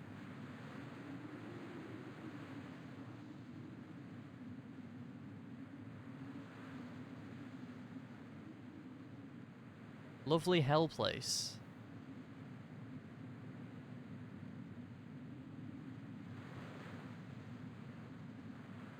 Red Delusion. Lovely, lovely hell place. They're releasing a new game called Entropy soon.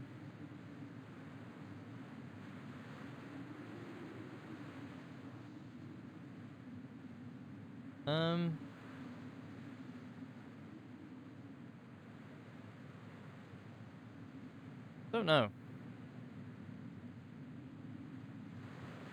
Did a really good job with this anyway. Fantastic. Right, hold on, I'll talk to you, but I want to loot. Yeah, I want to loot your shit first. You don't mind, right? Terrifying bottled vision. Great. I have not interacted with those yet, so...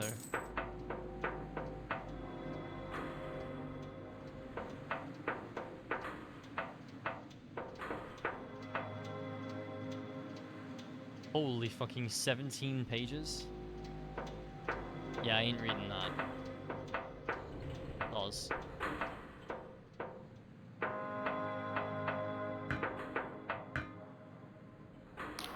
Stout aging machinist looks surprised to see you. What? How'd you get inside? Get out of here right now or my security will fire you to a crisp. You let me in? What? Why in the hell did I do that? I'll have you know I'm in the middle of some very important work. Cheaply bound romance open spine up beside her, plus stacks of dirty plates and half-empty teacups. Here's your parcel. The courier didn't make it.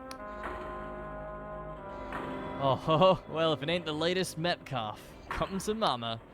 Please remember your presence. Why are you still here? You said something about Cohen? I'm searching for a child nobody can remember. Morozov listens to your tale with escalating incredulity and frequent interjections. Say what? Get the fuck out of here. Are you serious? Darling, how can I put this kindly?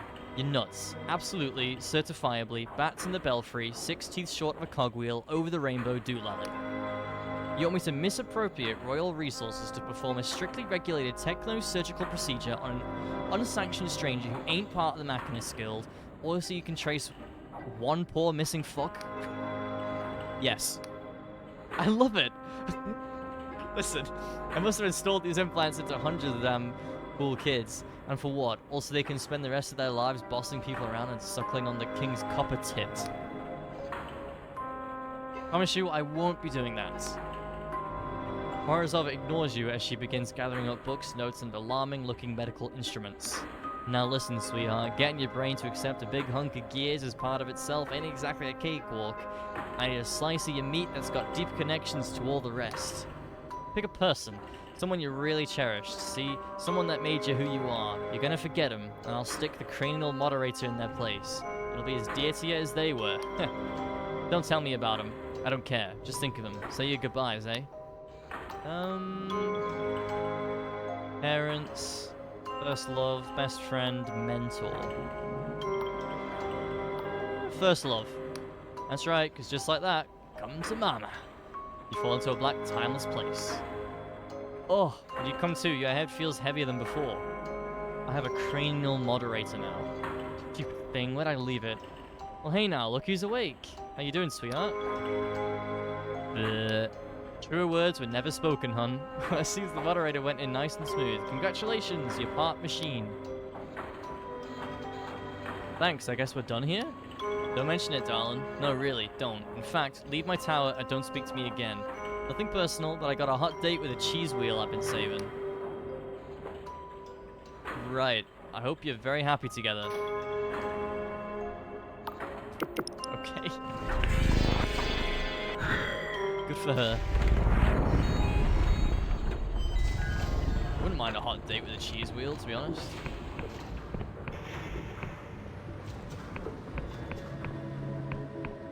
Sounds fun. I mean, not really. Fun is not the word I would use.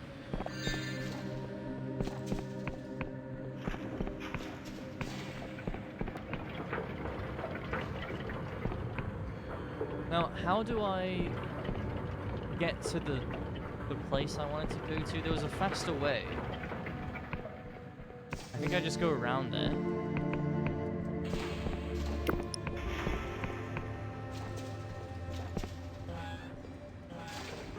Wait, does this go down or up? It goes down.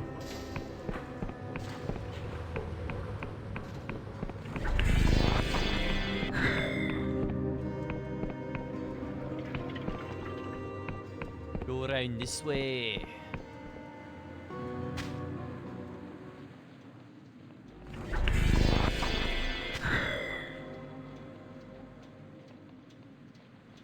Thank God for this spell, dude.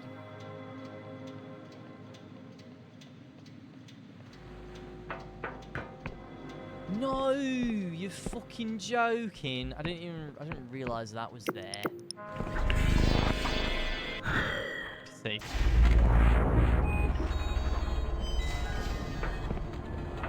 Alright, fine. I will go down this way then.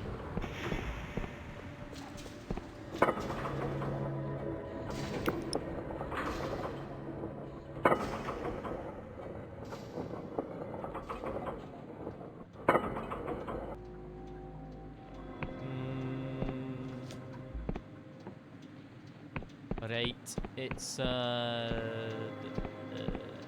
way.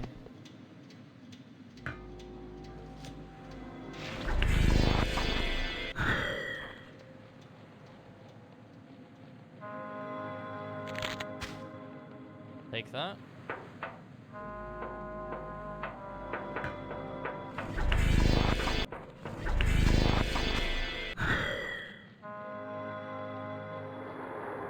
Up we go. Might as well unlock the shortcut as well while I'm here this time. How did I not notice that I needed to lower the bridge? Don't know. Blind. Insane blindness. I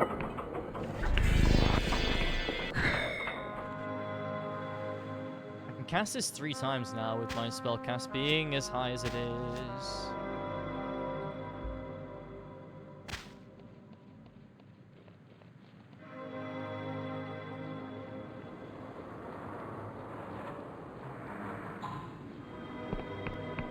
It would suck if I died right now. I should back up my save. Buckling your skull grinds a furious motion as it translates the corrupted one's speech.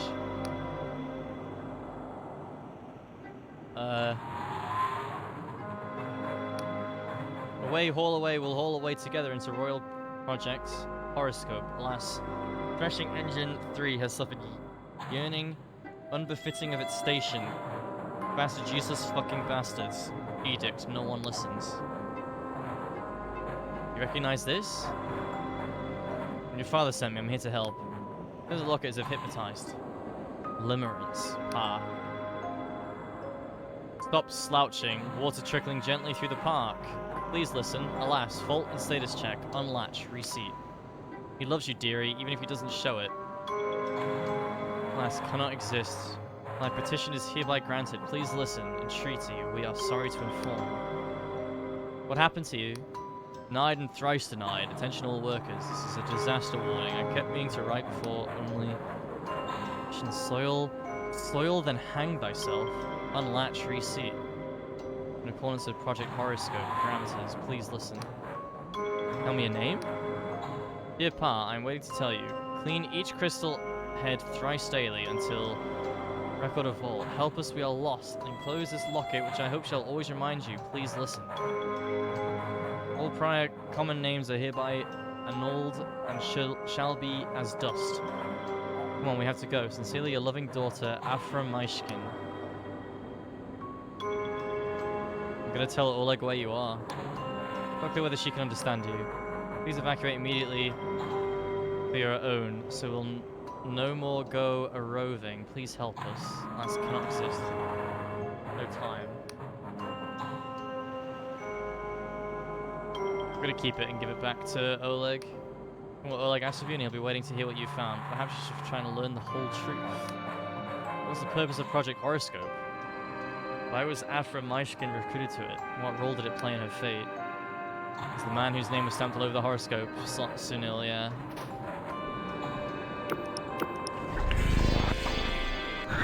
Let's go talk to him.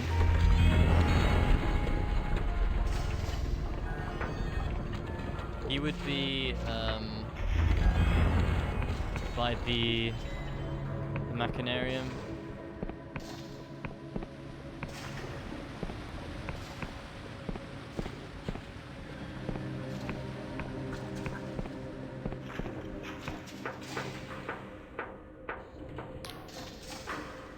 Majesty's Edict, so yep, let's have a little chat about Project Horoscope.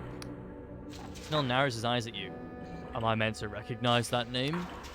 You're telling me that was some other Sunil Khan's name all over the project files? Sunil looks at you with a hint of surprise, the first time you've seen him off balance. How did you... You also know what you discovered about Oleg's daughter, Afra. When you're finished, he sighs. My, you have been inquisitive. Where were your loyalties not so obviously suspect, you might have even made a good interpreter. So, what is it you imagine you'll get from me? Oleg deserves to know the truth. Things recorded in the Library of Untruths are fictions. They never happened. We're discussing imaginary hypotheticals. Do you understand? Sure, this is all only a fairy tale. Sunil smiles. In a certain land, in a certain kingdom, very far away from here. Yes, quite so. In a certain land, there was a king with magical powers.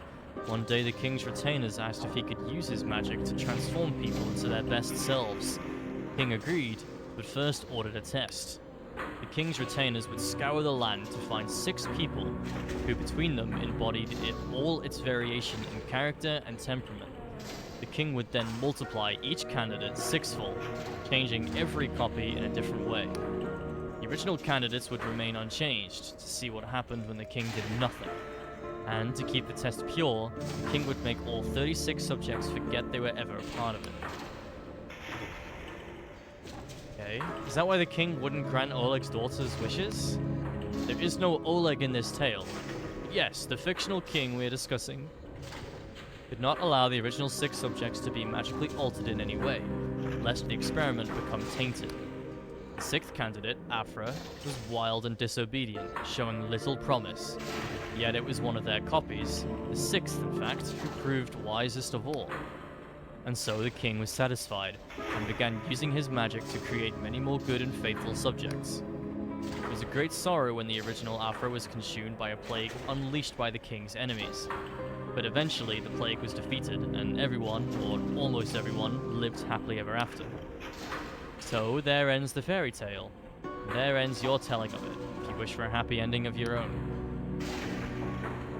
Is that how the corruption started with Project Horoscope? Oh, would you care to explain your logic? You gave your king the power to alter people, then people began turning into monsters. Don't you think that's a bit suspicious? Sunil examines you silently for some time. You must think you're very clever indeed, like a child who's seen a house burned down and believes the wood is to blame. That the corruption is entangled with the king's powers of alteration is trivially true, and the guild has never denied it. The real question is, or who or what is thwarting those powers' correct operation? But it is abundantly clear that you know nothing of the king's magic, and I have better things to do than indulge the misapprehensions of children. Very well. Fuck, man. Okay.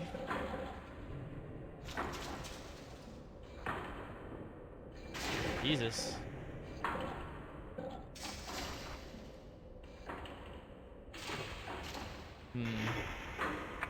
I can continue interviewing him.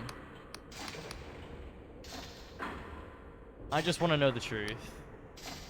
Fictions, sure, yeah. Go on, I want to hear how the story ends. Here we go. Oh.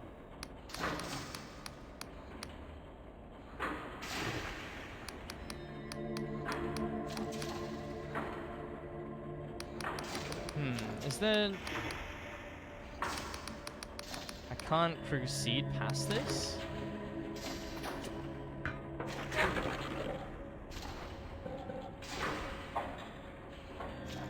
Perhaps you should first confront the speaker Sunil at Machinarium and get the full truth about Project Horoscope. I'm just gonna quickly check, make sure that I'm not missing something here.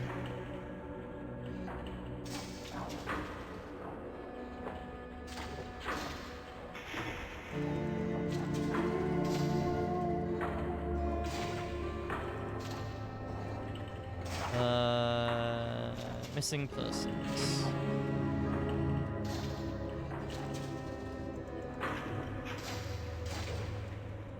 Turn to Oleg. I didn't miss anything.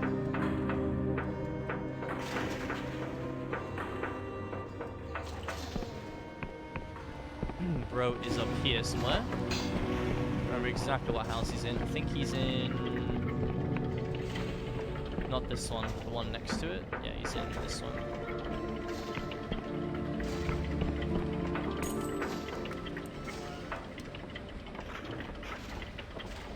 Just kidding.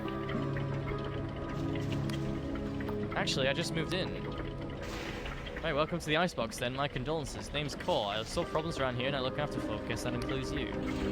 Boilers are busted right now. Mabe and number 4's got extra blankets if you need them. Get hold of anything to burn, you share it around, and we'll do the same for you. Folks here look after each other. That's we don't want any problems in this building. Things are hard enough without the King's wrath coming down on us. If you get involved in anything funny, you keep it to yourself. Good people, you understand? They don't deserve no trouble. They'll make none and we'll get on just fine. Okay. King's favor to you.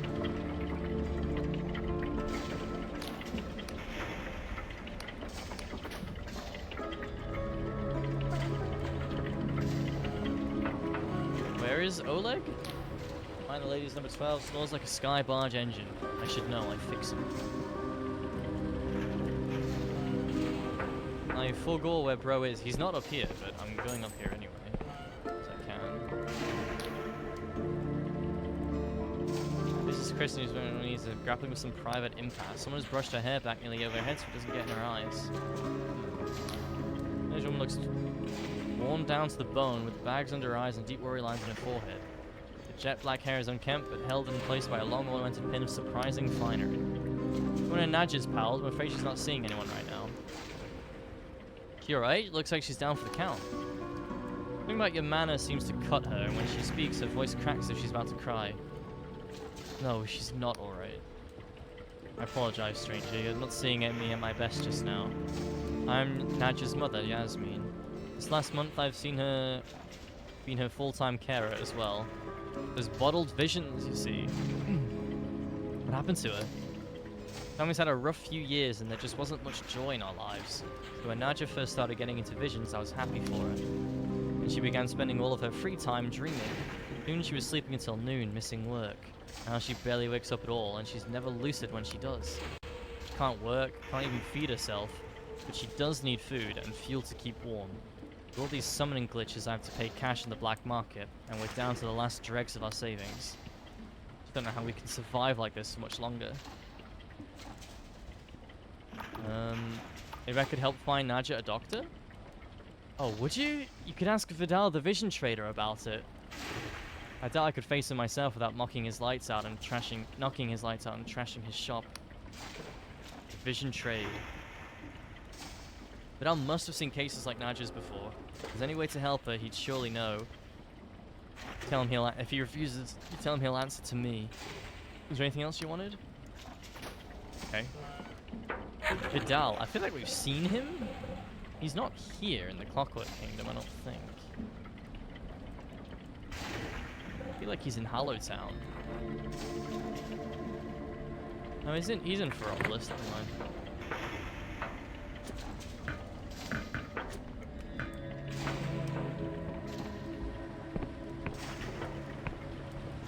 Yeah, I gotta find Oleg again.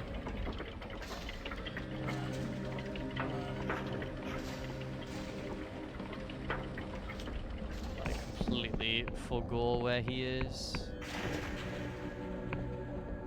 I think he's in there. He's in one of these ones. In here? No, this doesn't feel right.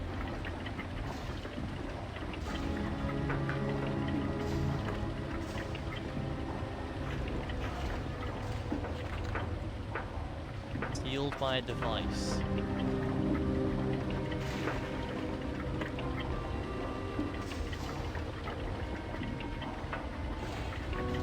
Okay. Looking for stuff I can interact with, but I don't think there's anything in here. Oh, just kidding. Thank you.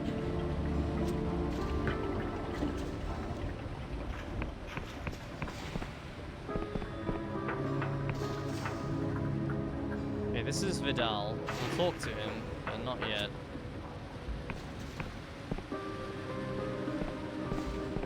I've got to find Oleg. I swear he was here.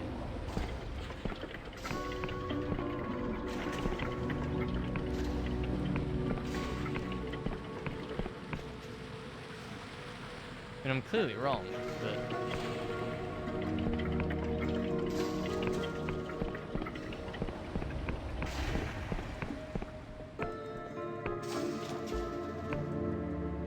not there.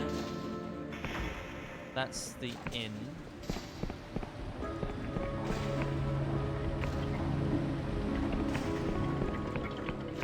It was like for the gates.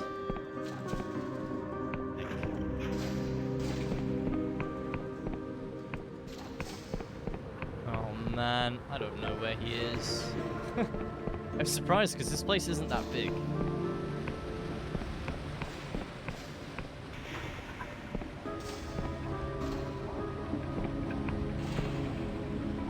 But I have just truly cool. Not there. I went up here. This is where the lady was.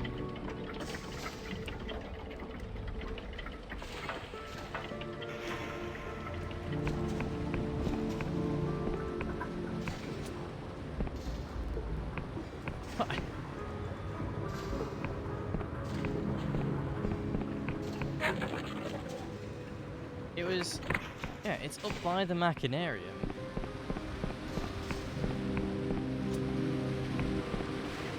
I remember that being on the quest thing. Is he here? No, that's where we just were. Not there. Not there. Not in here. Just checked there for the third time.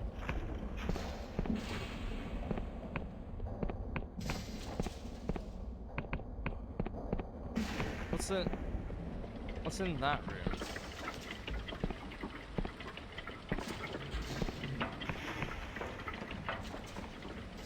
Just these guys. Okay. I am so confused.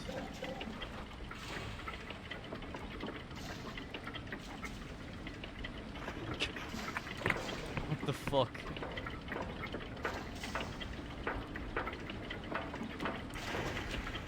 I'm gonna like kick myself when I find out where this guy actually is.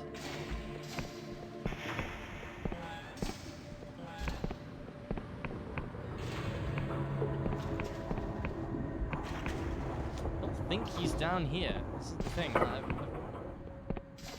been down here. I don't know. I mean, I haven't been down here. What I meant to say.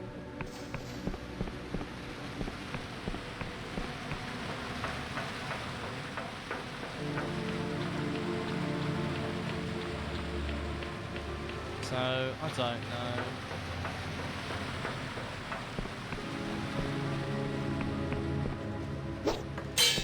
Little market. Cute.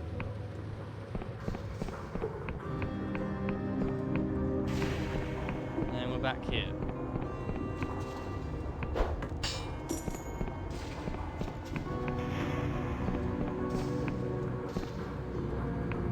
Where? What the fuck? Where else could he possibly be?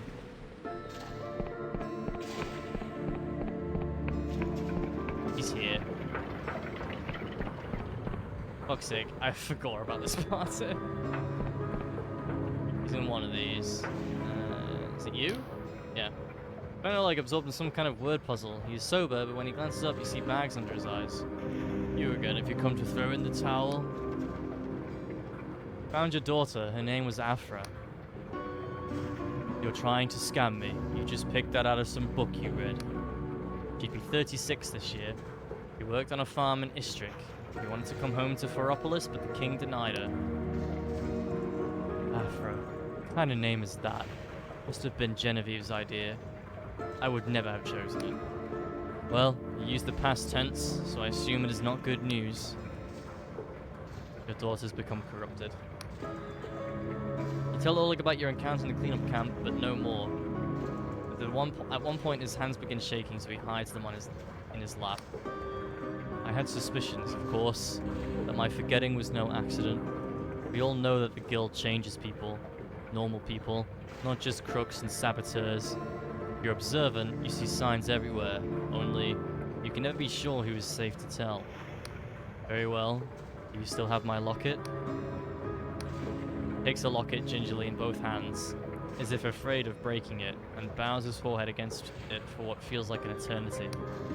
Oleg looks up at you, clearly struggling for words. The way this ended is no fault of yours. You've given me answers, and then you're dead. This isn't over. What now? Can a man not be left to grieve in peace? Corrupted or not, Afra recognized the locket. She remembered you. Are you gonna say that some part of her is still in there? Maybe that there's a way to save her? These are foolish tales people tell themselves because they're scared of the truth. Just as a corpse may grasp and twitch hours after death, the corrupted vomit up chunks of the person they replaced. What you spoke to was only an echo, like a ghost. Besides, what would I do? Break her out of her cage, smuggle her past quarantine, hide her in my cupboard? Then we will both be destroyed. My daughter is gone. Whatever thing has her body now, let them burn it. Now please, no more questions. Very well.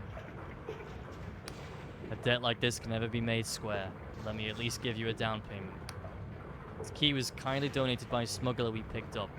In a polite and civil conversation, he told us that it unlocked a stolen royal freight capsule jettisoned from his ship while flying over the outlying islands nobody visits. The island is only reachable by air, but you can bet there's treasure in that capsule. It was going to be my retirement plan until somehow the key vanished from our stockpile. Oh well, happens all the time. Now I must ask for one more favor. Not for me, but for my daughter. Take this candle to the missing persons notice board after dark. Light it, let that be an end. Farewell, Oleg.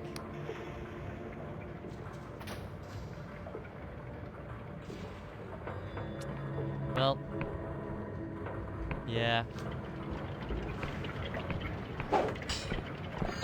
Yeah. All's well that ends well. I guess.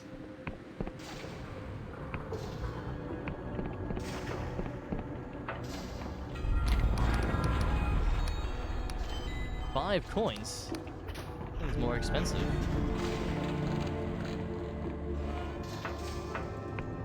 Which one's the King's Suite? This? Surely not. Oh, fuck. Got a balcony, though, to be fair.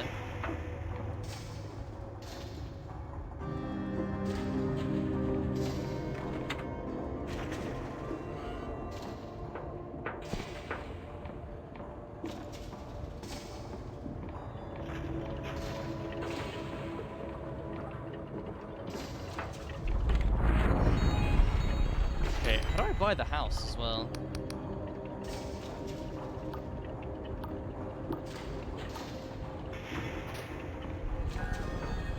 There's a house in this region, but I've not figured out how to buy this one.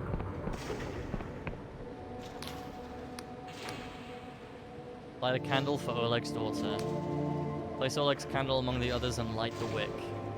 Soft green glows, suffuses the leaves of paper, each one marking a life and a name. Think about Oleg's daughter and all the people for whom there will never be any candles. Think about the faces you saw on your way here. What have they lost that they won't let themselves mourn?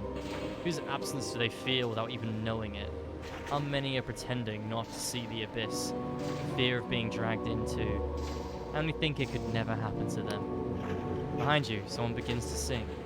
Croaking and hesitant at first. No words, just a mournful, kneading tune. Something like an elegy, something like a howl. Last scene. A prayer and a promise, a hymn for the missing.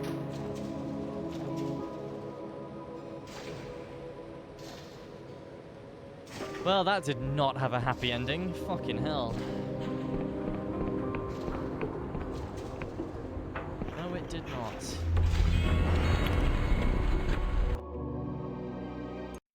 Backing up my save.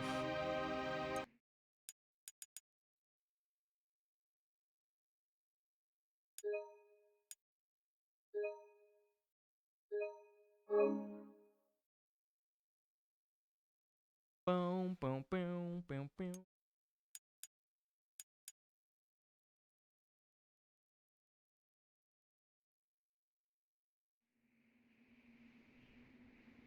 Our world is Our world is... Is what?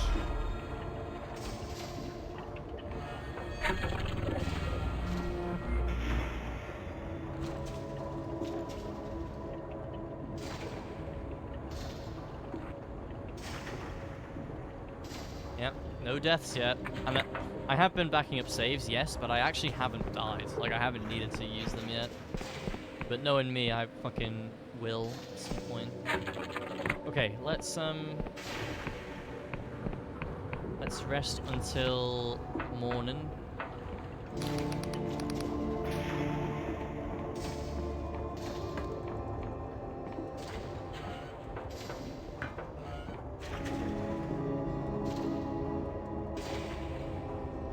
And then we will pursue the vision trade, the Vidal, vision trader. We're probably gonna have to go up to that, finally, go up to that, that place that sells all the bottled visions. Well.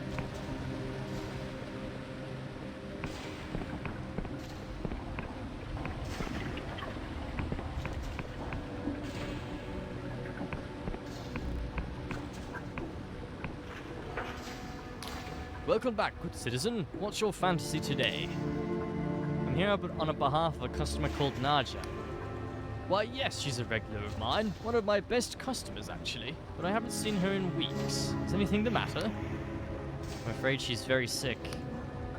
Vidal's face falls into an expression of horror as you explain the situation. Oh dear, oh dear, oh dear. I've read about this happening, of course. I've just never... I mean, nobody I know. Look, I don't know anything about this. I'm just a shopkeeper, you understand? You must know someone who can help, though. Please take the strength from your words. Yes. Yes, you're right. Naja is my customer, and I have a responsibility to her. King knows I never wanted to do her any harm. Dr. Prick. That's the man you want. He's a medical genius, quite a canny businessman. He invented much of the technology that sustains our trade. I know he's been studying dream sickness very closely. Pip runs the Royal Vision Works out in the Cloud Pine Oblast. It's in the far northeast of the kingdom, on its own little island, out beyond the mountains.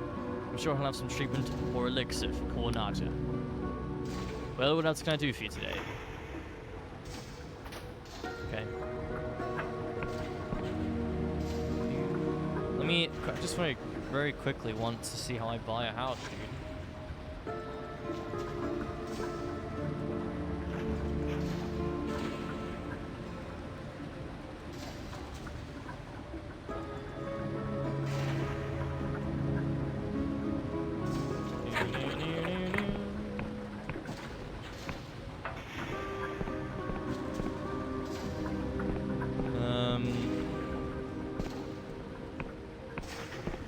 Oh wait, actually there might not be a house here. Wait, no, yes, there definitely is.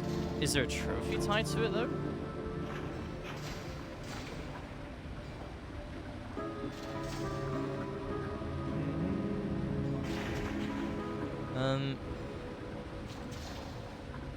Yes, there is.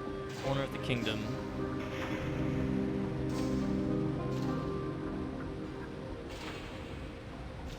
Oh. I get it for beating this quest. For doing this quest, okay.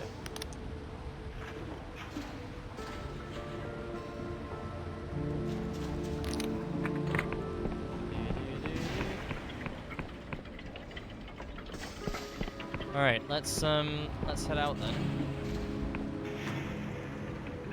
Know where we're heading.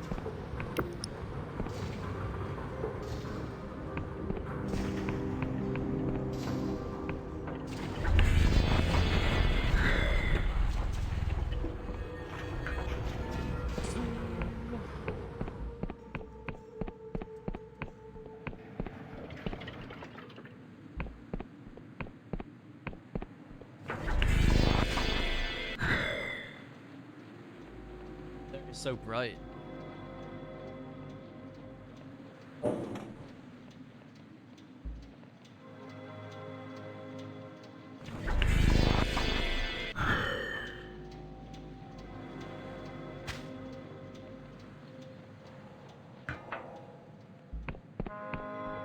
Finally. We've been here a couple of times, but we haven't been able to actually, like, do anything here.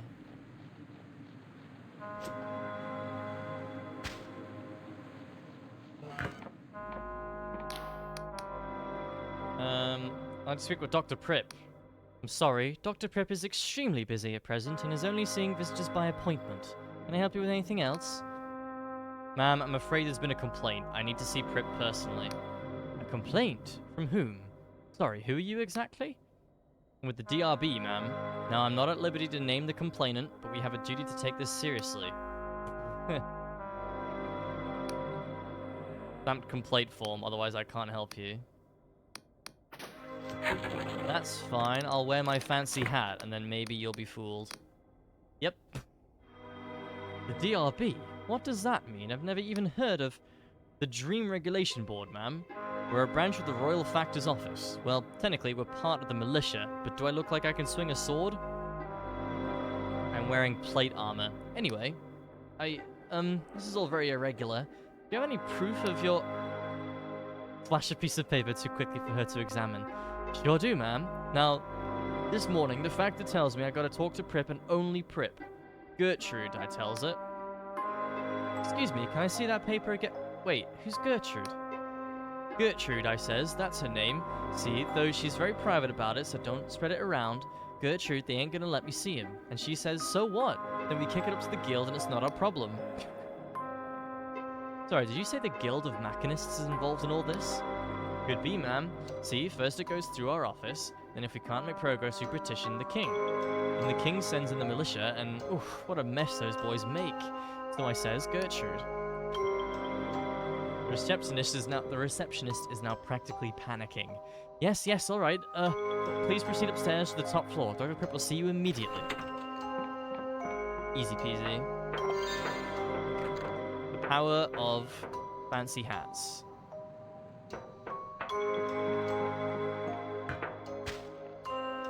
It's very powerful indeed.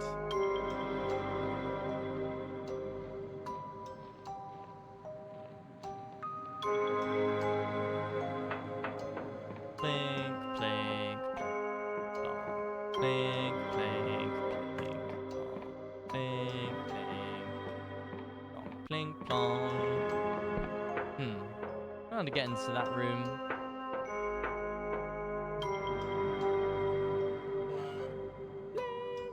What the fuck? Oh, right. I guess this is where they do the farming, huh?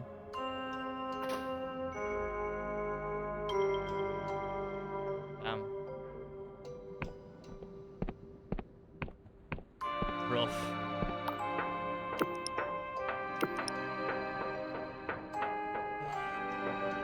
Top floor I go. Mr. Pripp, I shall make your acquaintance in a moment.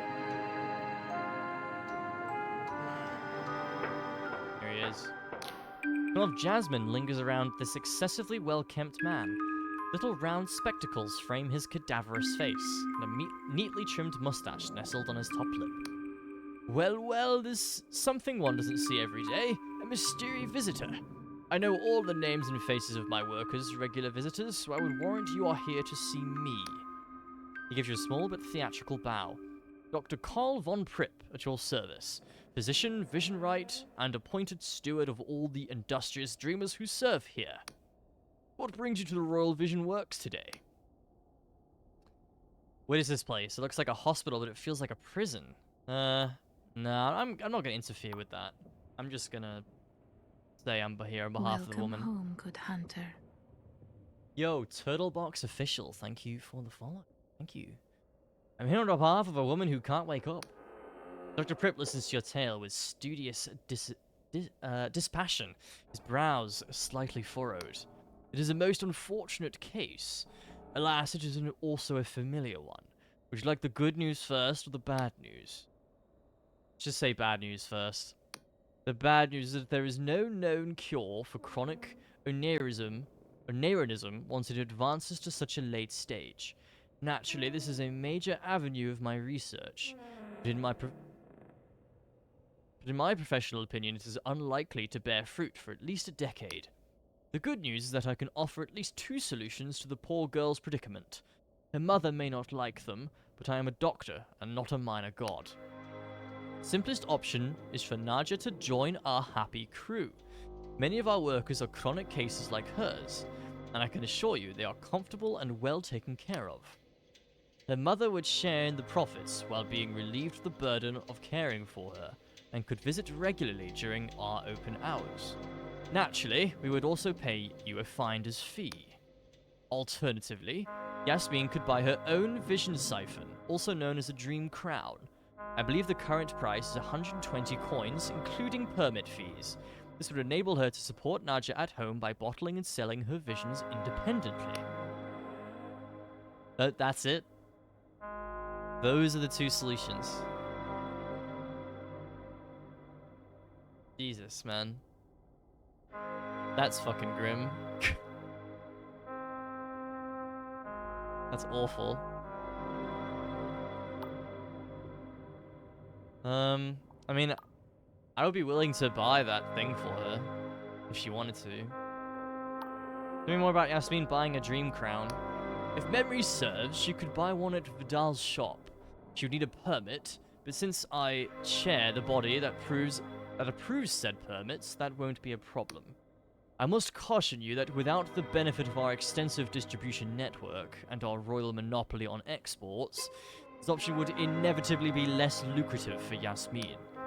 On the other hand, with practice, Yasmin could learn to capture her own dreams and administer them to Naja, potentially permitting a form of bi-directional communication between the pair. Any other questions?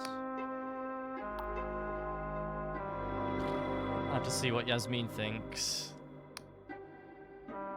Vision Works welcome pack. Why don't you take one of our standard contracts for her to read through? A pre-stamped 0th class Royal Post envelope is included in the package. If Yasmin accepts our offer, I shall leave your finder's fee with Vidal the Vision Trader in Ferropolis. I want to throw it in his face, but I'll see what Yasmin have to say first. Thanks, I suppose. Remember, this is not a decision that should be taken lightly. I encourage Yasmin to take all the time she wishes. Oof. Yeah, I mean, neither of those options are great, but I guess we'll see if there's any she prefers. A bit insulting, really, to go to her with these, but what else can I do? Here, right?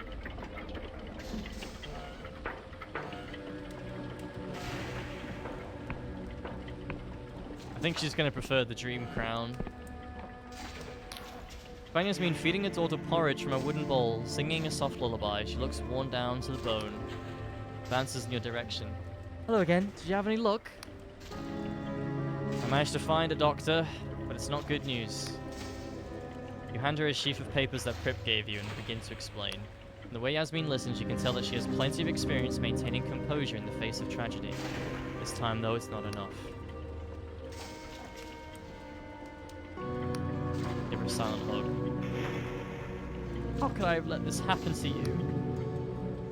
I know you did your best, but this is quite the dilemma you've brought me. What do you think I should do? Yeah, I think you should keep her at home. Can't put a price on family. I may not know how to care for Naja properly, or bottle visions, but I can learn. King knows I've seen a lot of change in my life. Although, it would be a lot of work. If my sickness flares up, I might not be able to keep the business going. We could easily end up back where we started, without a penny. My heart tells me I should keep Naja here. No matter how difficult no matter how long it takes me to learn the vision trade, or how difficult it would be to take care of her. If there's any way I can still communicate with her, even if it's only through dreams, I want to take it. Fifthly, though, it's moot. I don't have 120 coins to buy a dream cat. I have fucking plenty. Don't worry about that. I doubt I ever will. My neighbors have been a tremendous help, but there isn't that much cash in this entire tenement.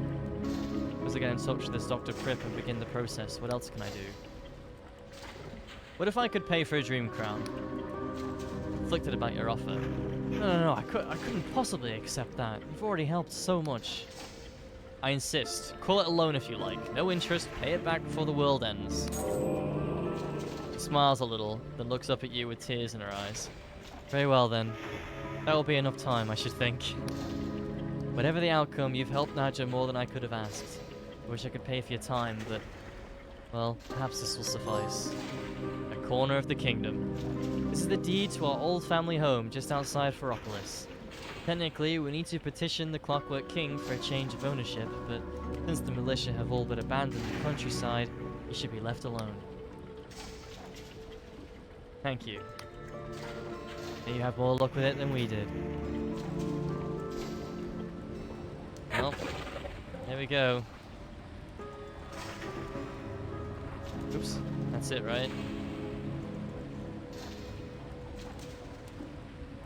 Vision trade, yeah. Done, done.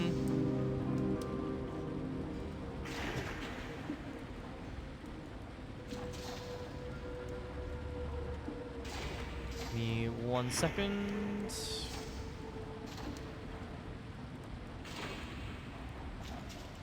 I've received a strange...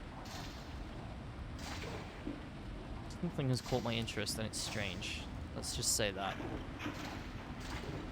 We are going to do the main quest now, I guess, is the next one. Don't think there's any others in the Clockwork Kingdom, so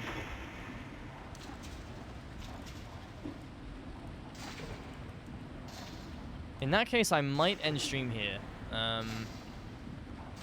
And then, well, I'll do one more quest and then we can finish the game tomorrow, or maybe the day after. Don't know how much we've got left. Can't be too much. Not that I'm in a rush. I'm not in a rush to do it at all. But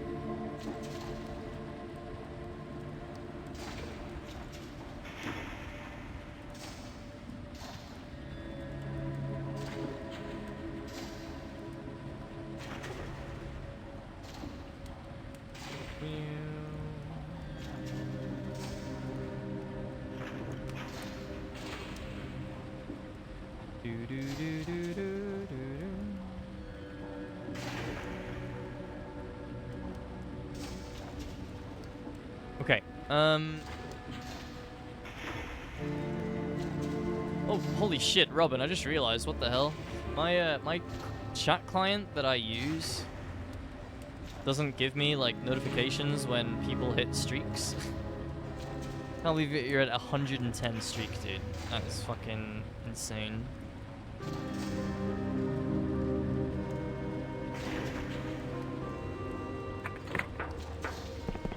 I think it's pretty concrete that is never going to be beaten in, like, for the rest of my living days. Pretty mad. Okay, let's do Madness of the King. Upper Ferropolis under the gazebo. I don't know where the gazebo is, but I'm sure we'll find it. Let's sleep.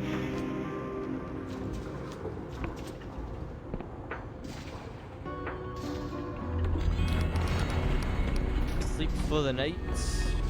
Till night time.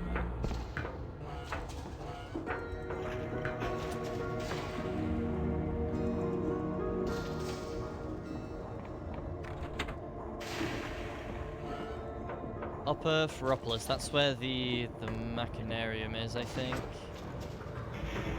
This way.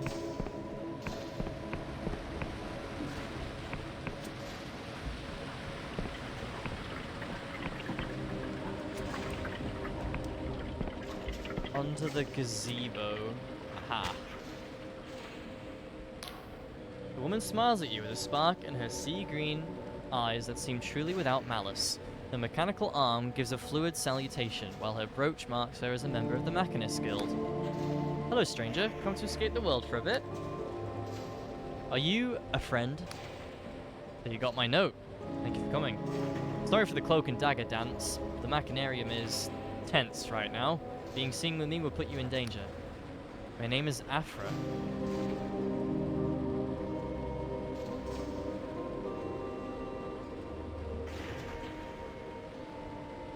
Isn't that the name of the dude's daughter? Or am I misremembering? I'm the chief interpreter of the Machinist Guild. I'm very excited to meet you. Why? Tell me, friend. Which part of yourself do you like the least? If you could change something today, what would it be?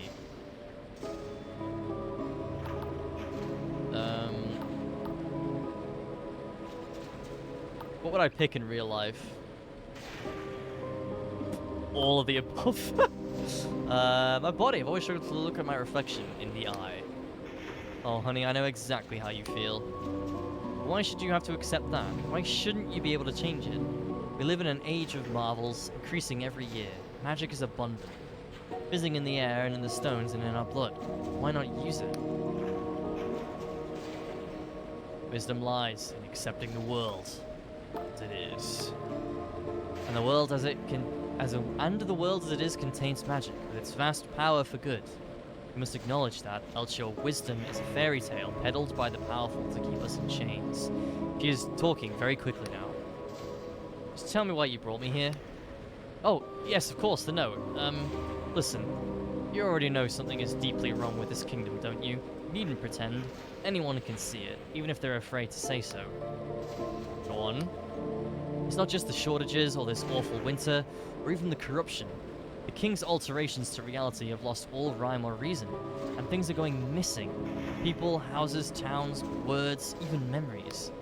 Many people blame the Machinists, but the truth is that we no longer understand our king's actions. Hence, I suspect that all these problems are just different sides of one problem. Bluntly, the Clockwork King is going mad. Nobody has any idea why. That is, nobody except me. As chief interpreter, my sacred duty is to analyze its majesty's wishes. I've become convinced that the king is trying to tell us something huge, something we don't want to hear. What exactly did the king say to you? Vicar Sunil won't let me read the logs until he's redacted any confidential information, but it'll take months, and we may not have months. It told me to perform the sacramental duty. Sacramental duty? Never heard of such a thing. Didn't it explain what that means? Yes, but it was just in some weird language I'd never seen. Of course.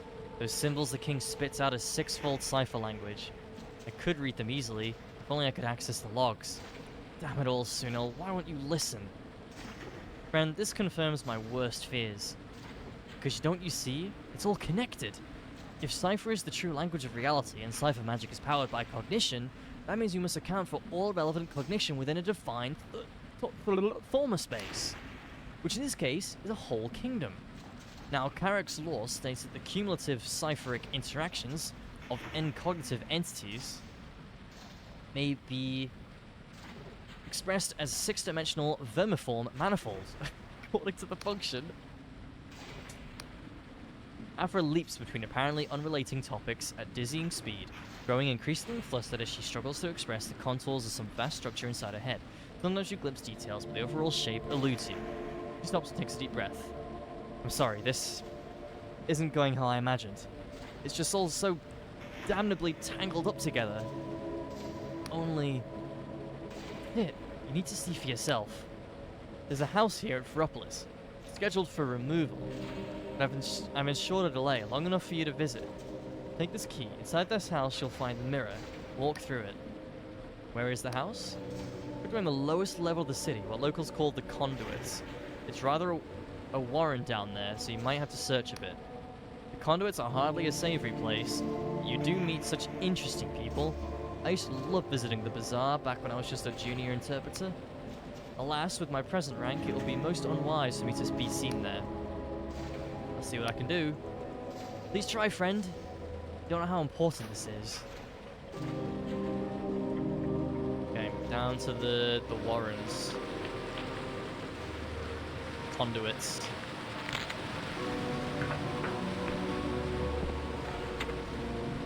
This is it. This is the Ouse.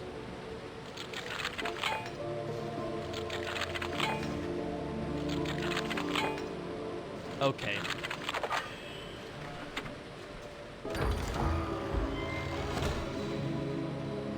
Goblet. Interesting. What about the other side of the mirror? For a moment you think you're still in Ferropolis until you look up and see that the sky is gone.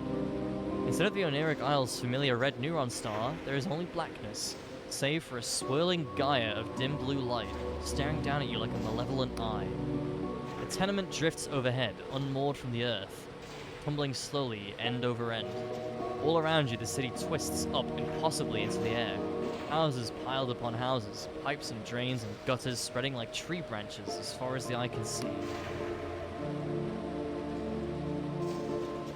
Look around. It's freezing here. Frost crunches under your feet and every surface is hung with icicles. You see statues in naturalistic poses cluttering the street, but no people. From somewhere nearby there's a sound of discordant music. Look for the source of the music. Verges on random noise. So Doom soundtrack? Every noise you think you figured out the structure, every time you think you figured out the structure, it changes and slips from your grasp. Sometimes it stops for several minutes and all you do is wait, shivering. In the deserted remnants of an old plaza, you find a grand piano, its keys plinking and plonking up there on their own. No other living soul is visible. You shiver. Why the hell did Afra bring you here? Examine one of the statues. Your stomach twists as you realize this statue was once a living person. Their mouth is open and their fist is raised in the air as if they were frozen solid in the midst of a screaming argument. As you explore, you find another frozen person lying tucked up in bed in the middle of the street, wearing a nightcap with a pom-pom on the end, and a family sitting around a dinner table, forks and cups suspended halfway to their mouths. You shiver. Why the hell did Afra bring you here? Hello? Anyone? There is no answer save the echo of your own voice. You feel like you're wandering for hours, but it could be minutes. At some point you realize you're now upside down in relation to where you started. A rowing boat with two petrified passengers spins in the air. Finally, leaning on the railings of a catwalk that goes nowhere, clad in a well-worn fur coat, you spot Afra. She waves at you. Afra's breath mists in the air as she gives you a wry smile. Fancy seeing you here. This is what you wanted to show me. Yes, this is what the king has been doing. Everything you see here has vanished from our world by the king's magic. When they vanish, reality adjusts around them as if they were never there. There are hundreds of people here. Houses, streets, towns. It's a silent massacre no one's allowed to think about. And it's speeding up. How is this possible? Years ago, before I joined the Machinists, we gave the king the power to alter people by magic. The idea was that a new society would need a new kind of citizen, with new virtues and skills. Before long, my colleagues began using this power to rewrite troublesome personalities, or even erase them from existence. I wish I'd paid closer attention. It wasn't my department, you understand. But this is beyond anything we ever asked for. I scoured the logs, and almost everything here was vanished by the king on his own initiative. In other words, we've lost control. Sounds like you got your wish. Perhaps. I should have asked more questions, raised more objections. But please believe me, most of my colleagues are not evil people. No one wanted this. In fact, I found evidence of at least 12 missing machinists from my own department whom nobody remembers. Did any of them try to raise the alarm? Am I really the first to find this place? No wonder we always feel so understaffed. Can't we help these people? Bring them back somehow? Anything that stays here more than about 6.5 hours becomes irrecoverably void-touched and would disintegrate upon returning to our world. The best we can do is try to stop the inflow. How can this be stopped? I was hoping you'd ask that. We've lingered here long enough. If you're willing to help, step through this mirror and meet me back in the Unison Park after nightfall. Let's get out of here. Unison Park. Oh, the gazebo.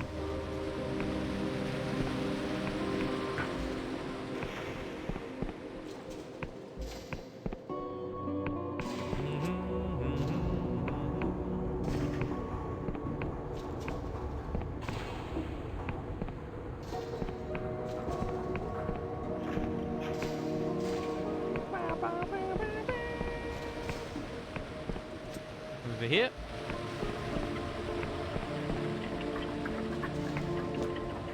There's a faster way up here. Oh well. Afra's mechanical arm gives you a fluid salutation. So, friend, now you've seen the cost of the king's madness, will you help me? I'll compensate you, of course, as best a humble engineer can. You have my attention. Oh, King's mercy, thank you. You don't know how grateful I am that someone understands. We're working on a spell. It would stop the vanishings and reform the king's powers so they can only alter people at their own request, with their consent. Just like we talked about, see? Fortunately, my spell must be enacted inside the king's audience chamber, and these days, only Speaker Sunil and his inner circle are allowed in. They're all so paranoid about the saboteur. But you, the king summoned you specifically. Do you realize how rare that is? Majesty doesn't make mistakes, only decisions we don't understand yet. I'm gonna use that excuse in future. It's not a mistake, it's just a decision we don't understand yet.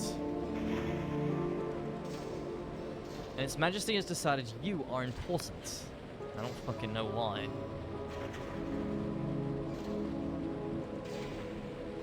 Me of all people, huh? If we can induce the king to summon you again, Sunil would have to let you in. He'd never disobey a royal command. Then you can input my spell. That all make sense? What do you need me to do? First, you must catch the king's attention. About a month ago, strange phenomena were reported in a graveyard outside Ferropolis. My analysis suggests these phenomena are a secret message from Its Majesty. Take my Machinist Guild insignia and investigate the graveyard. The graveyard keeper may be able to assist you. Use it carefully, friend. These insignia command great power throughout the kingdom. I could be wrong, but I suspect the message will begin with music like this. You have a good voice, you know. How kind. Well, perhaps if this whole Machinist business doesn't pan out, I can make a living as a troubadour. Is your mission clear? Oh, can I not flirt more? Damn. I think I understand. How else can I empower you? Can't. Wish me luck. All the luck in the world. Please don't breathe a word of our plan to anyone, especially Sunil. I shudder to think what he'd do to us if he found out. Yeah. No worries. Gnocchi with sausage? Oh man, don't say that, Robin. I'm really hungry right now. I would fucking destroy gnocchi with sausage at the moment.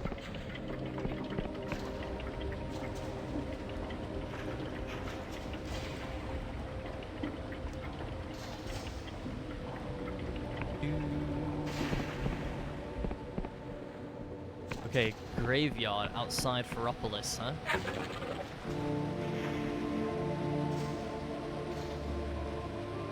Northwest.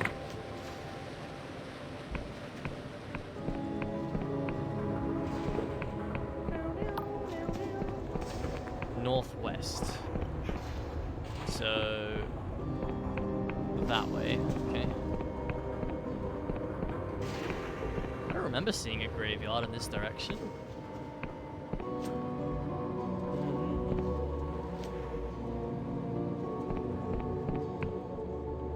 Let's see. I don't know what I want to eat. I feel, honestly, I would fucking devour that right now. I have the appetite for that. But I'm not gonna get that. It's not happening.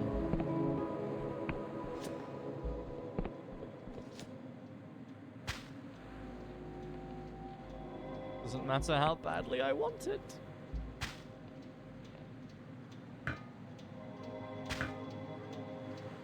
Jelly.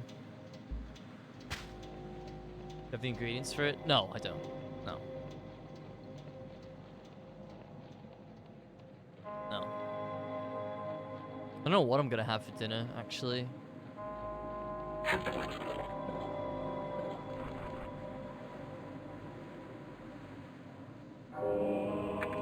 It's a good question.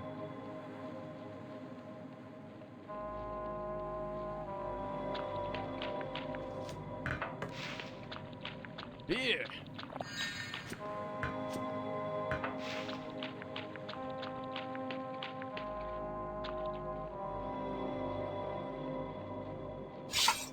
What is this place?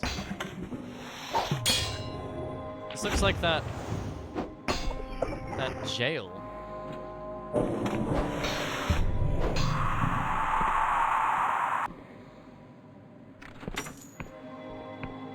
One. Two.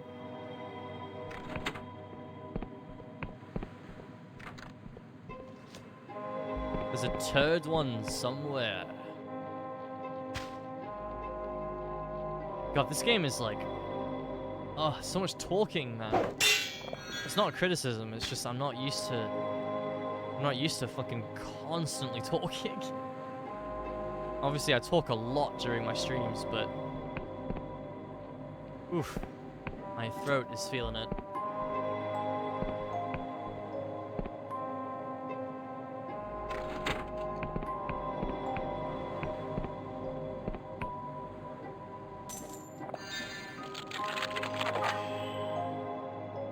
Pling, pling, dong, pling.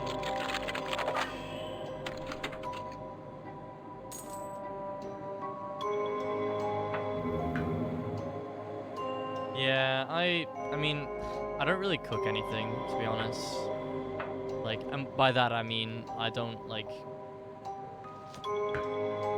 I mainly just get foods that I can just, you know, shove in the oven and forget about.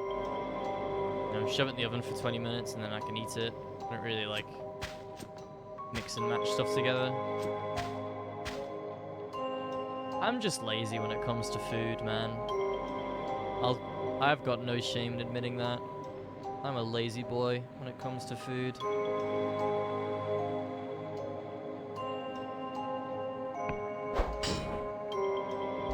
One thing I have gotten a lot better at, though, is ordering less food.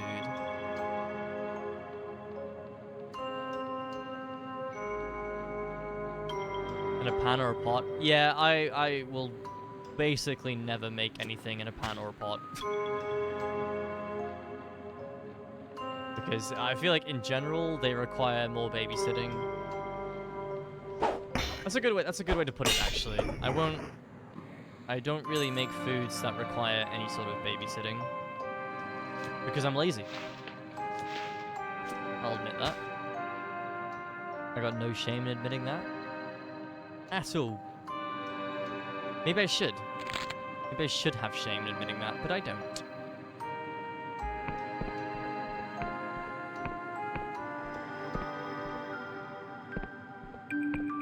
Is that the graveyard over there?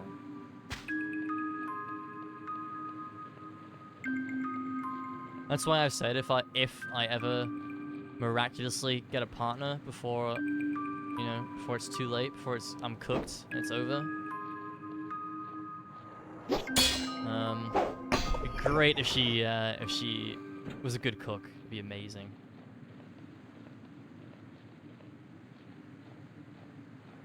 I don't mean that in the sense like, women belong in the kitchen. I mean, just as like a bonus, you know. It'd be great if she enjoyed cooking as well. Be like, yeah, perfect. Feed my laziness.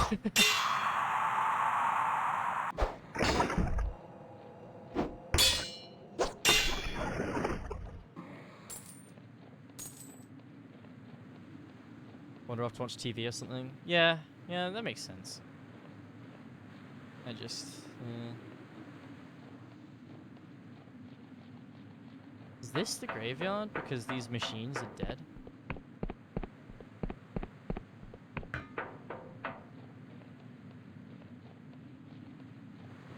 Not like a traditional graveyard?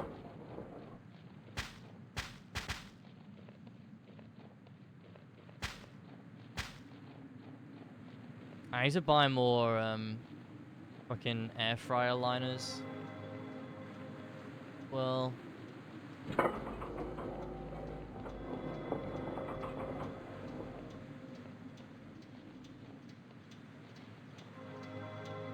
it is nighttime, right?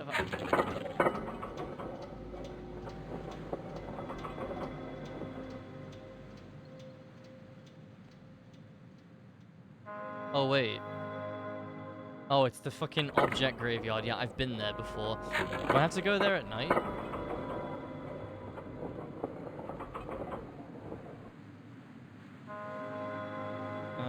I don't know, but I'm gonna do it anyway.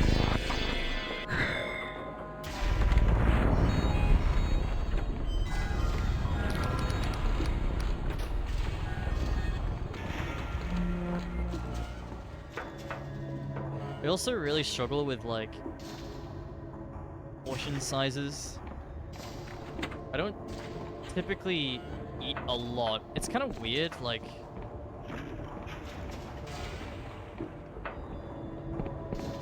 I don't know. Sometimes I can eat loads, and then other times I will hardly eat anything. Like, sometimes like 2 slices of toast will be all I eat until, like, the evening. And then that's enough for me. And then other times I'm like... Yeah, give me a fucking giant portion of you know, of chips and cheese, and then give me a donut as dessert, and all this stuff, and then I'll eat like a snack in between. It's just, I don't know, very inconsistent. Like recently, I had some Greg sausage rolls as like a little you know, memory of a memory of not being on the island, you know. Because we don't have Gregs over here, haha, and we never will. Just foil? Yeah, I get. What, do I have foil? I don't think. Actually, I might have some greaseproof paper. I don't know why I never thought of that. Because I'll admit, like, you know, I don't mind washing my air fryer every time I use it, but you don't have to. You know? Really just don't. Don't care what anyone says. But you do if you don't use a liner, you know? Inside the yellow box is a mechanical console. Oh my gosh, so much talking. There's something like an ear trumpet hanging on a curly wire. Tinny noises issue from its mouth. It's called a telephone. Pick up the trumpet and listen. Your brain is flooded by a cacophony of jagged noise, and you realize it's some kind of otherworldly music.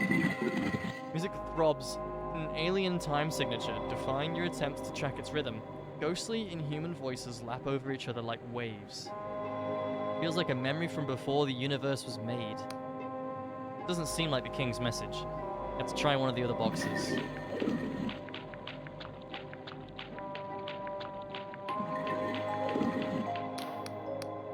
People in soft conversation, their voices echoing as if from the other side of a long stone passage. There now, be alright. How's it gonna be alright? Lydia's just gone. Nobody remembers. I feel like my brain is melting and running out of my ears. I know. All I mean is, we've got each other, and I ain't going nowhere. I was washing up today. Did you ever notice how many dishes we have? Enough for 5 people, not 2. Well, helps to have extra, don't it? You know we can't afford more than anything that we need. You know we can't afford more of anything than we need. We had an extra bed too before we sold it, and that cot.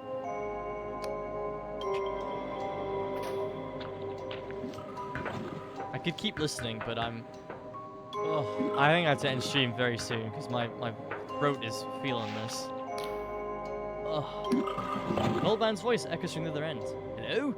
Hello? Can anyone hear me? Don't know where I am. Please. It's cold. Yes, I can hear you. The old man doesn't seem to be able to hear you. I can't see anything. I can't feel my body. Is anyone there? Hello? Please, if anyone's there, say something. Doesn't seem like the king's message.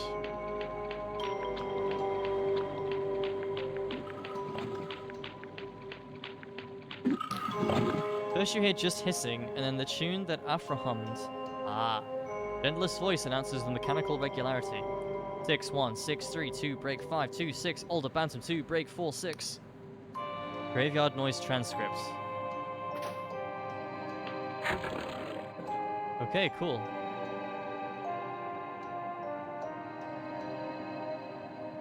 I can't be missing very many landmarks. pretty confident I've got all of them. I don't know what this is, though. Up there.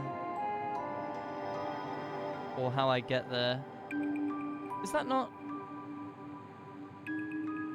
Is that not... No, this is the... This is the... Endless Realms. Ancient Worm. Yeah, I don't know what that island is on the west side there. Okay, are we handing this back to Alfra? Afra, yeah.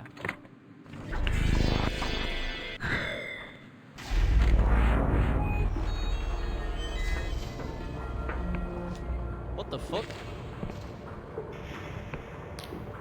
Don't interfere with these silk slugs in any way, you'll answer to the Mechanist Guild. I wasn't even thinking about it. I'm interfering with them. What are you gonna do?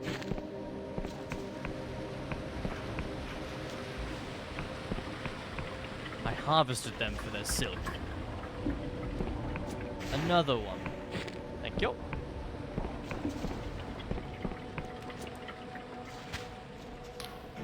Afra's mechanical arm gives you a fluid salutation. That goes our task, friend. Why is the city full of silk slugs? Oh dear, again. I'm afraid I had my nose in my notes on the way here. The king's affection for silk slugs is a long-standing mystery, but not our most pressing. How else can I empower you? Alright, I found the message in the graveyard. Really? Let's see. Could it... Oh, wait. Oh! Stars aflame! So I wasn't imagining it. This confirms my analysis. The king is speaking to us, and we must know what we've heard. How do we do that? The king speaks a dialect of cipher language known as sixfold cipher. It's tremendously difficult for human brains to pass. So, for your audience, you'll need a cranial moderator installed into your skull. I have one. Yeah. Actually, funny story, I already have a moderator. Tilts her head back as if she is seeing you in a new light. Really? You got that from Morozov? I made it worth a while. Yeah, that sounds weird. Your initiative is commendable. Well then. I've been studying the message you retrieved from the graveyard. I think Its Majesty wants us to pass it on elsewhere, but not by the usual channels. In the corrupted lands, there is a royal broadcast beacon, only used to send signals down to the Underlands. It was abandoned when corruption overtook the area, and has since fallen into disrepair.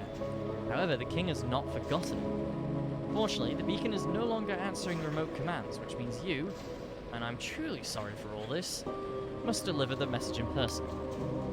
She hands you a weighty folder of forest green leather. This is what we mechanists call a punch card. It's a way of recording information so the king can understand.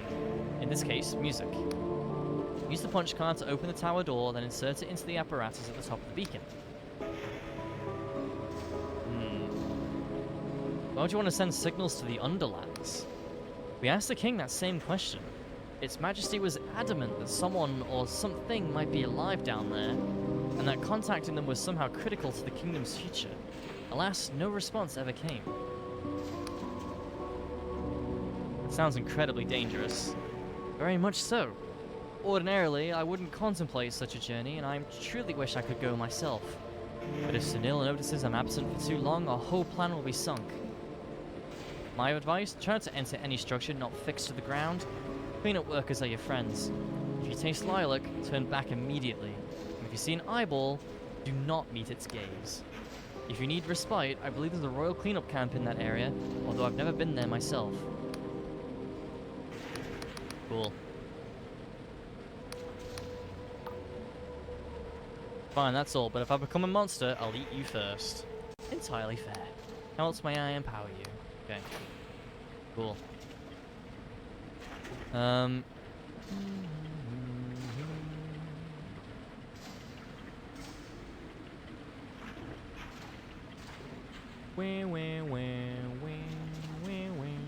Let's see here. So, we've got...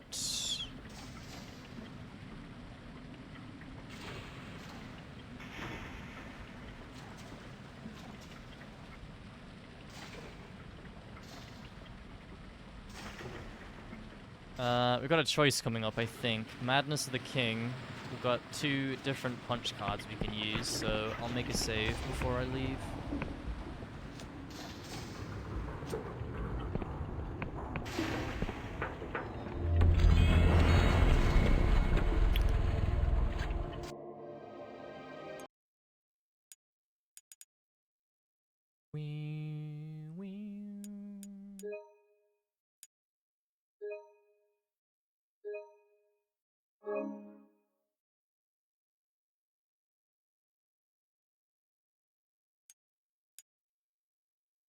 Oh my god, my throat, dude. You think I'd Our be world is you think I'd be more used to it. But I'm not used to like this much talking. And it may not sound like it, but I am putting a bit of stress on my throat by doing some of the voices. Because I'm trying to talk like higher pitch and stuff like that for some of them, so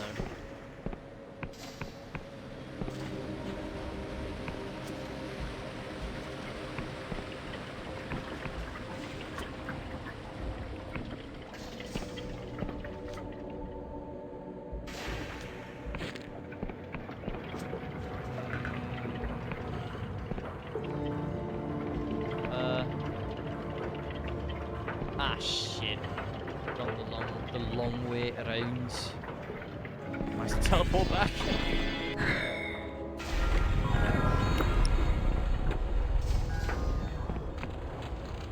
We'll do another little trick. Cast this, regen our magic by saving. Zoom.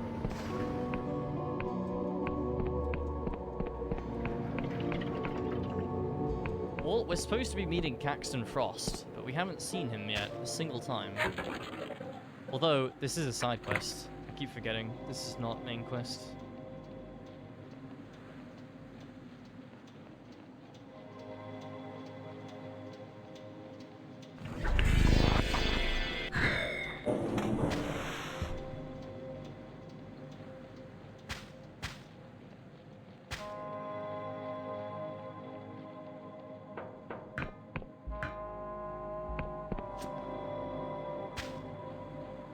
Is this the building? Yep.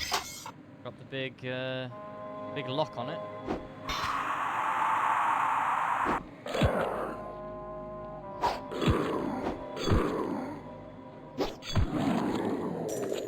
Edge.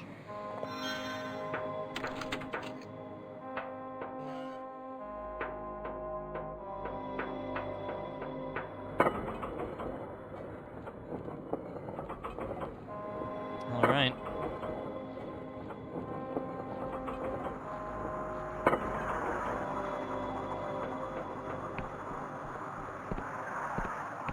Jesus. The control panel is a dizzying array of levers, dials, and buttons. Many smashed or corroded. Among them is a slot-like entry port waiting for input.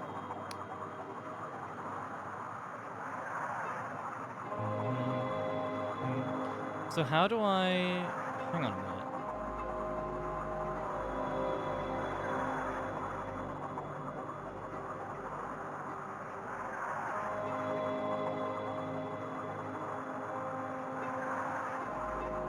Madness of the King.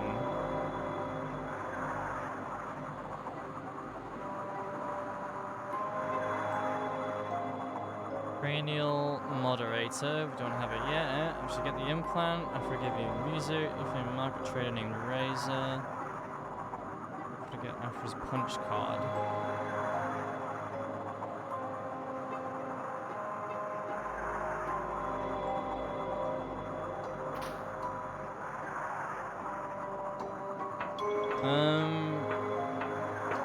Okay. I think this is weird. I can get like an extra key card, a different punch card from a random...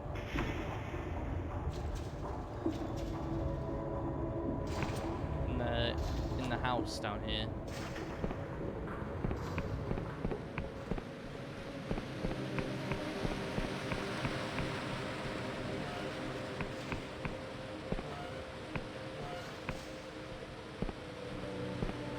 No, he's not here. I have to get the implant. Use the metal machine music at the top.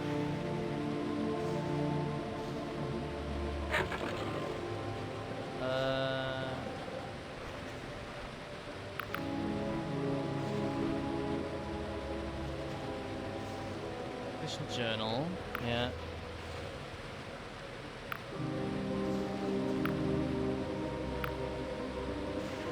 Metal machine music.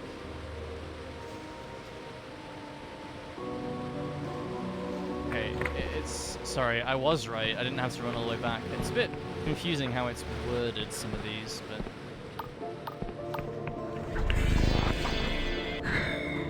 Sorry to waste everyone's time.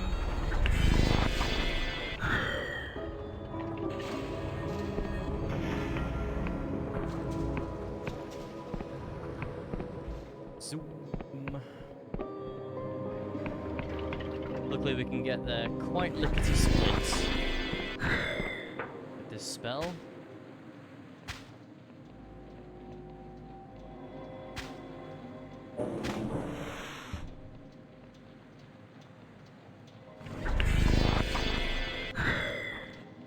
We've made a save regardless, so...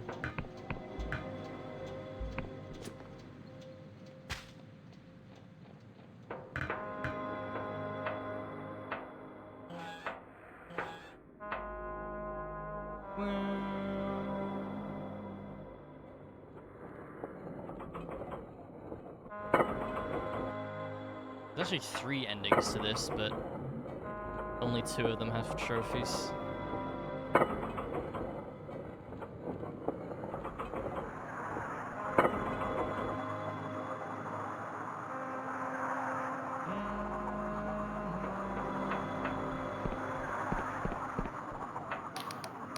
Alright. Get a good shove. For a moment, nothing happens. The whole tower begins to vibrate. Needles jump back and forth along their dials. Transistor bursts in a shower of glass. One by one, indicator lights go green as the beacon reconnects with its long-lost king. Above you, the giant antenna crackles into life and emits a pulse of silent sound, felt in your belly rather than heard. The pulse continues at regular intervals, singing a song that only your bones can hear, broadcasting a monarch's lonely cry down into the underlands. Suddenly, the control panel crackles and squeals, before emitting a familiar voice. God damn, this thing even work? Hey, asshole, are you hearing this? Mikhail, is that you? Misha? No, this is ancient mummified queen of the Underlands. Here to tell you that you have a stupid nose, pinhead, nincompoop. Listen, we don't have long with this device, so pay attention. Misha has some friends who have been watching you through the king's eyes. They know about the chief interpreter Afra and a big plan, enough to cannot be trusted.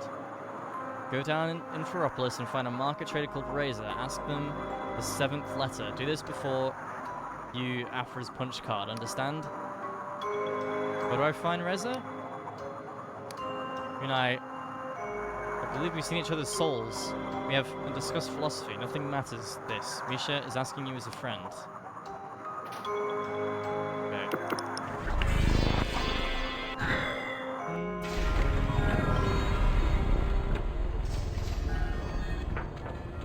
Yeah, I made my save back up at the wrong time, but it's fine.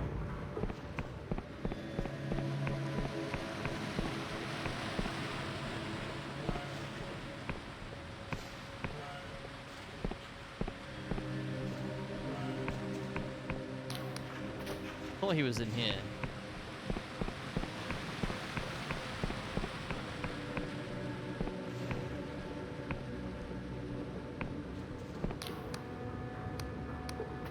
Not him. Let me find you looking glass. Why is your face so small? That's not very nice. See, my dear, I must read your lips, for my ears can't hear your words. Seek alchemical aid, do you not? Eye of worm and hair of slug and all that. I am Madame Lesiot. Lesiot. Let's go. My dear, alas, my dear.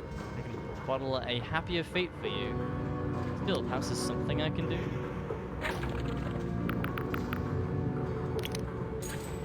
Buy one of those. service. King's Blessing. That's not Razor. What about you? No? You? No?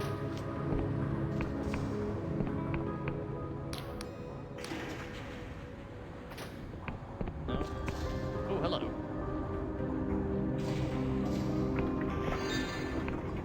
Nice. Cute little secret.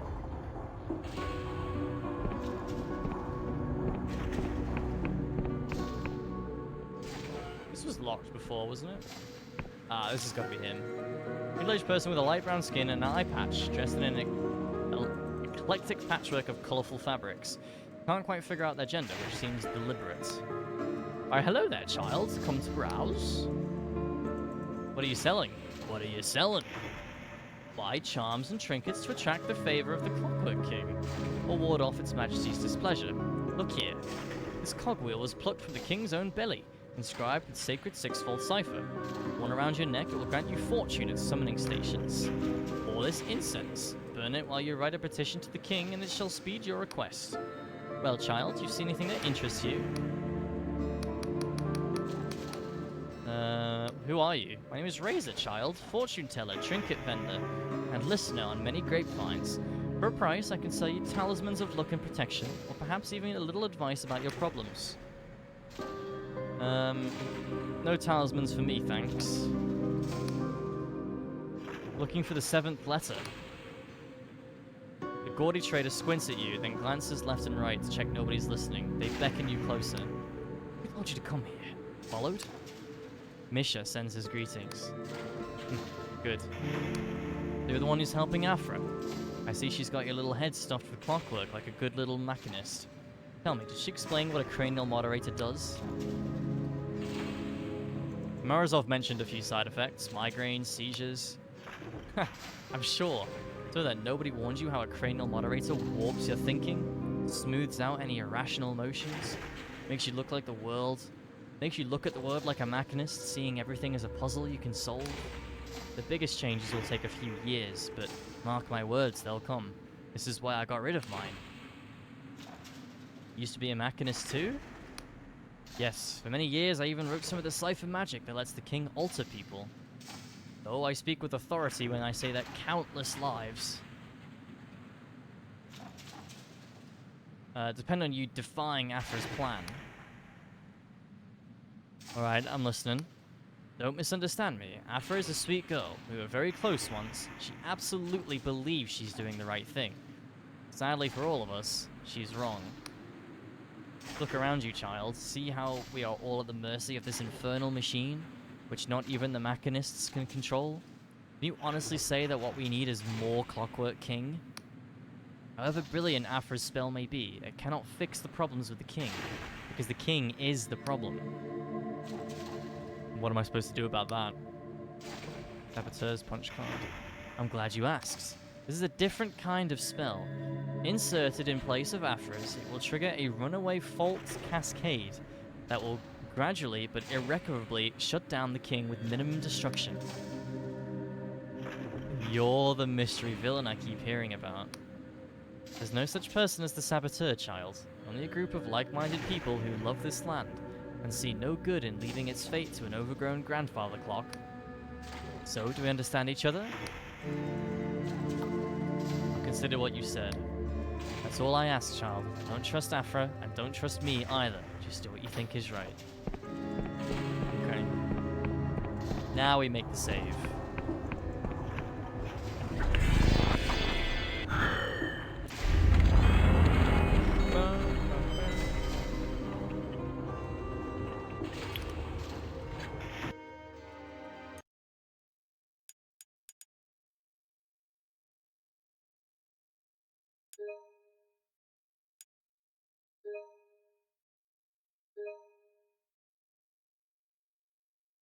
Oh, fucking hell, man.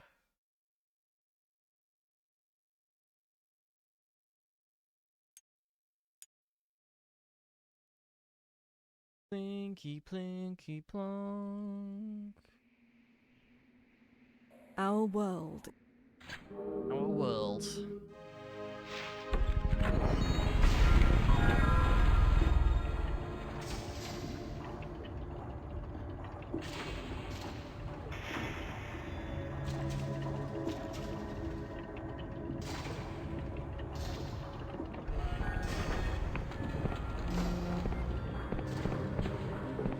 Right. Let's go. I think my canon choice is to side with the saboteur. So we will help the girl first, as that is my non-canon choice.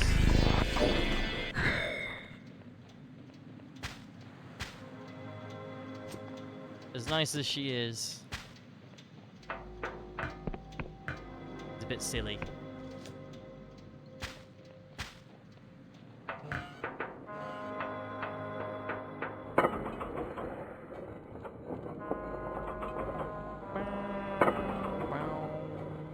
This is right. Yeah, okay.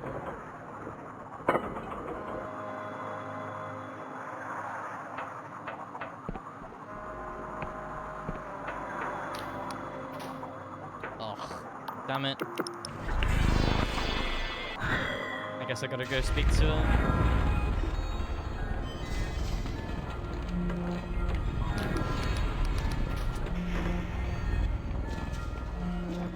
Is he T-posing?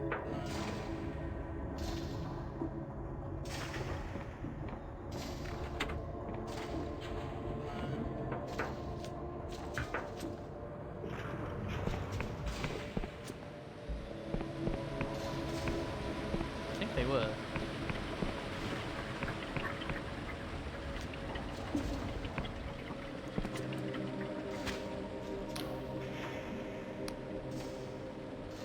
Is this normal?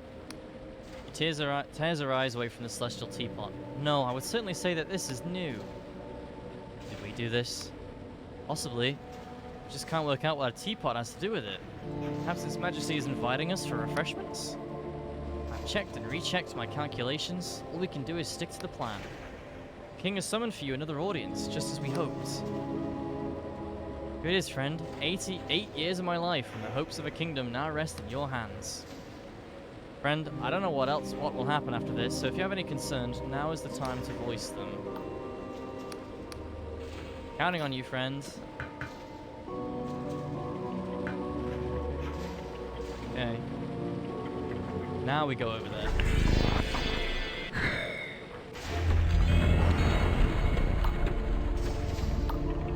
At long last.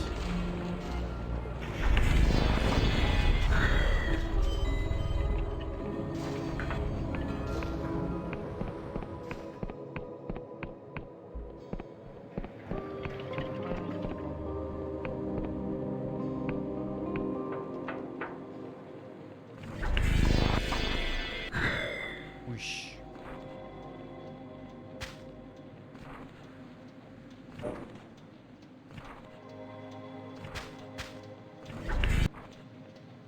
Not yet. No. Perfect.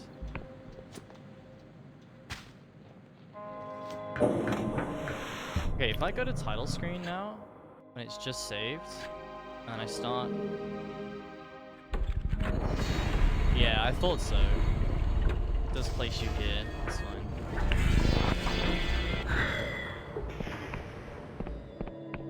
Sorry. It only takes like 20 seconds to get back there, so...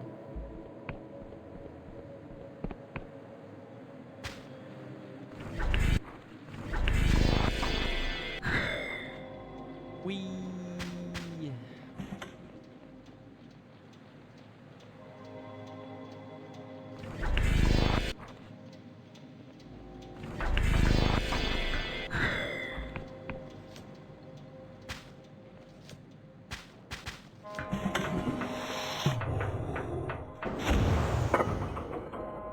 Is it here that I'm going to? I don't even fucking know, dude. I think the punch card is at the robot, the big robot guy. I think going up here is incorrect. Yeah. God damn it. Oh well, this is closer. Sorry, I'm tired, guys. I'm tired. Going all over the place. We're almost done today, though.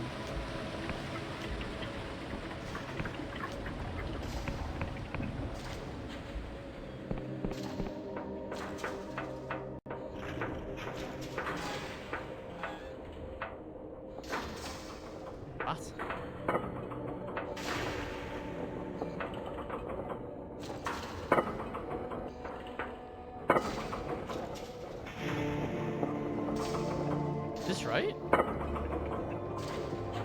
I think it is. Oh, it is.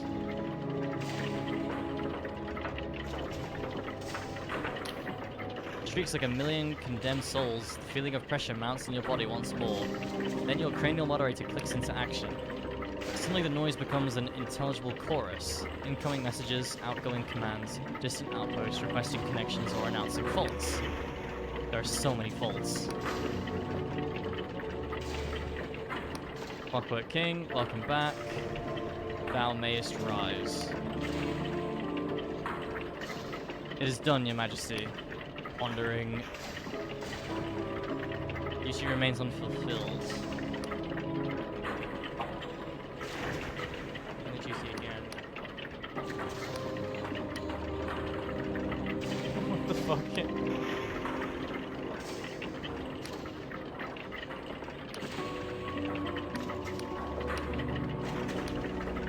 Okay.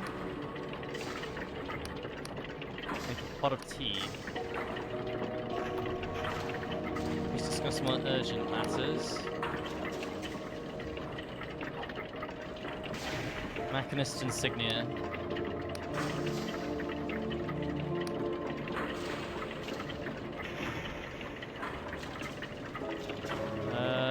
Alpha.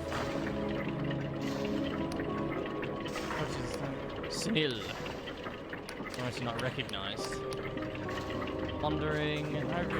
Cover swings upwards, revealing 2 vertical slots of different sizes. Ah, here we go, yeah.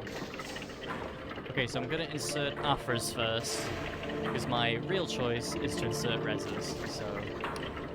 Slide the punch card easily into the largest slot. Halfway in, it meets resistance and is sucked inside. Saying spell. Enacting this spell will alter our Majesty's cipher nucleus, and the consequences cannot be divined. Wilt thou commit? Commit. The burr of rapid clicking and a series of deep clunks echoes through the whole tower. Above your head, a cacophony of bells rings out like a call to worship across the whole city. The spell is enacted. As it is written, so it shall be, in the name of its majesty, Machinist Rex, the Clockwork King. Thou carriest a second spell. Therefore, edict. Thou shalt insert this heretical spell into our petition port for controlled annihilation. Sure. With the bells, you can hear angry shouting from outside the chamber. You realize the scrolling parchment contains a record of your acts. Tear it out with your hands.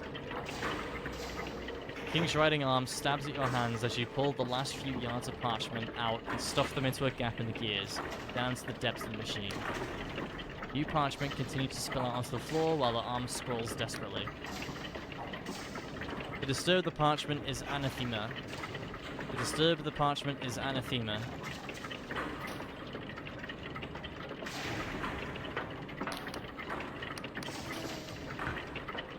Someone's not going to be too pleased with me.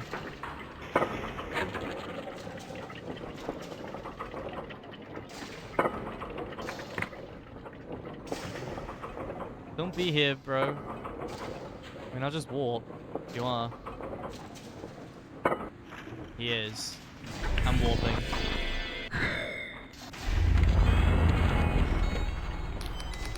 You don't need to know, man.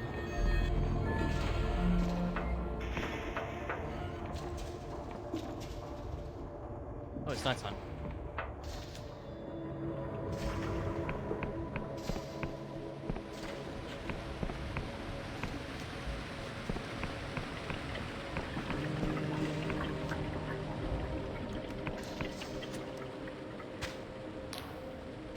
Oh, it's a haunting tune, somehow familiar and ethereal, all at once, like a lullaby from time's own beginning.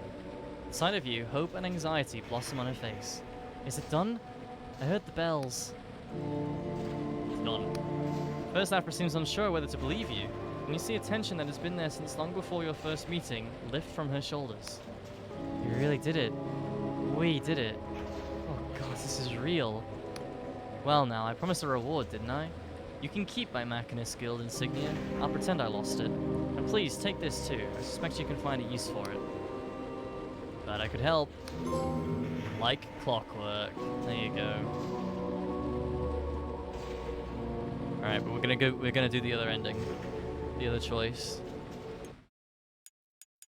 Well, that is my canon choice.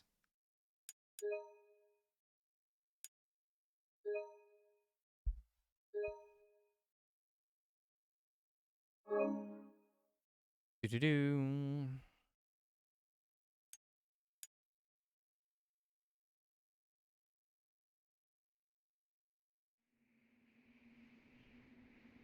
Our world. Our world.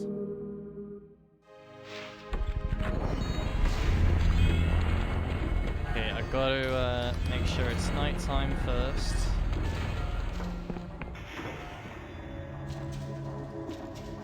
And then go speak to Afra.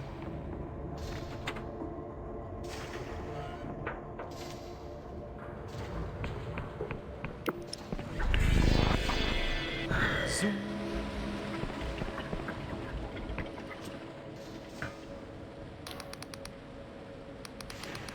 Give me the thing. Thank you. Okay.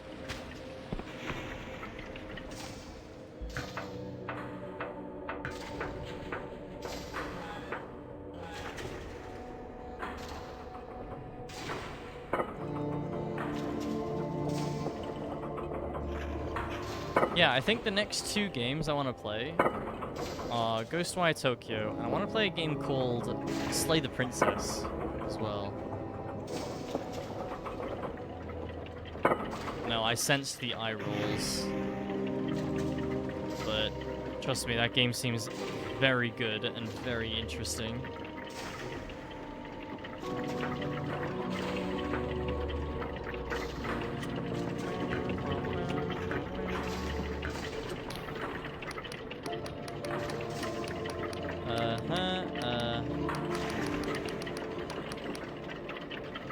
Make a pot of tea.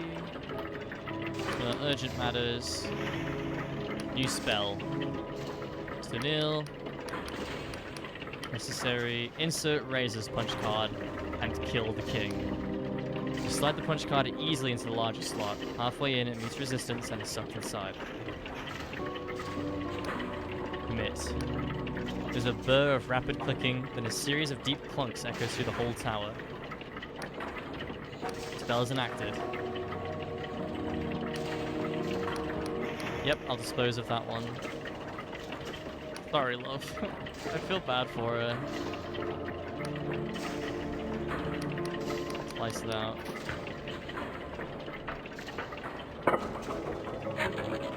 I'm going back to Razor now. Oh no, I'm gonna talk to Afra. Oh, she's gonna be furious with me.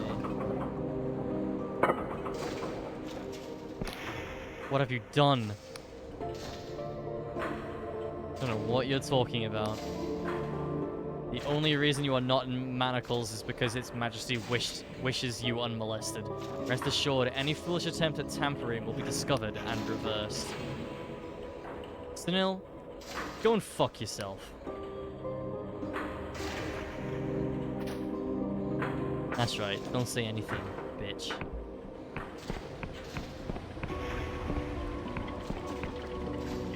I'm sorry. You're done? I heard the bells. It's done. I inserted your punch card. For a moment, you think oh, wait, we fucking lied to her and she believed it. Let's go. But she really wants to believe you, and so she does. You really did it. We did it. Oh god, this is real. Glad I could help. Farewell. The clock stops. Fancy that. Do you see it? The snow. The spell actually worked. Yes. Our long winter is finally ending. Wow, that is the best choice in every way. That's so nice. I love that. Happy ending for everyone. Feels good, man. Okay, tomorrow, guys. Maybe finishing the game? Maybe? We've got got this main quest to do. I don't know. We probably finish it on Tuesday, to be honest. I think we're not quite that close to being finished, so yeah.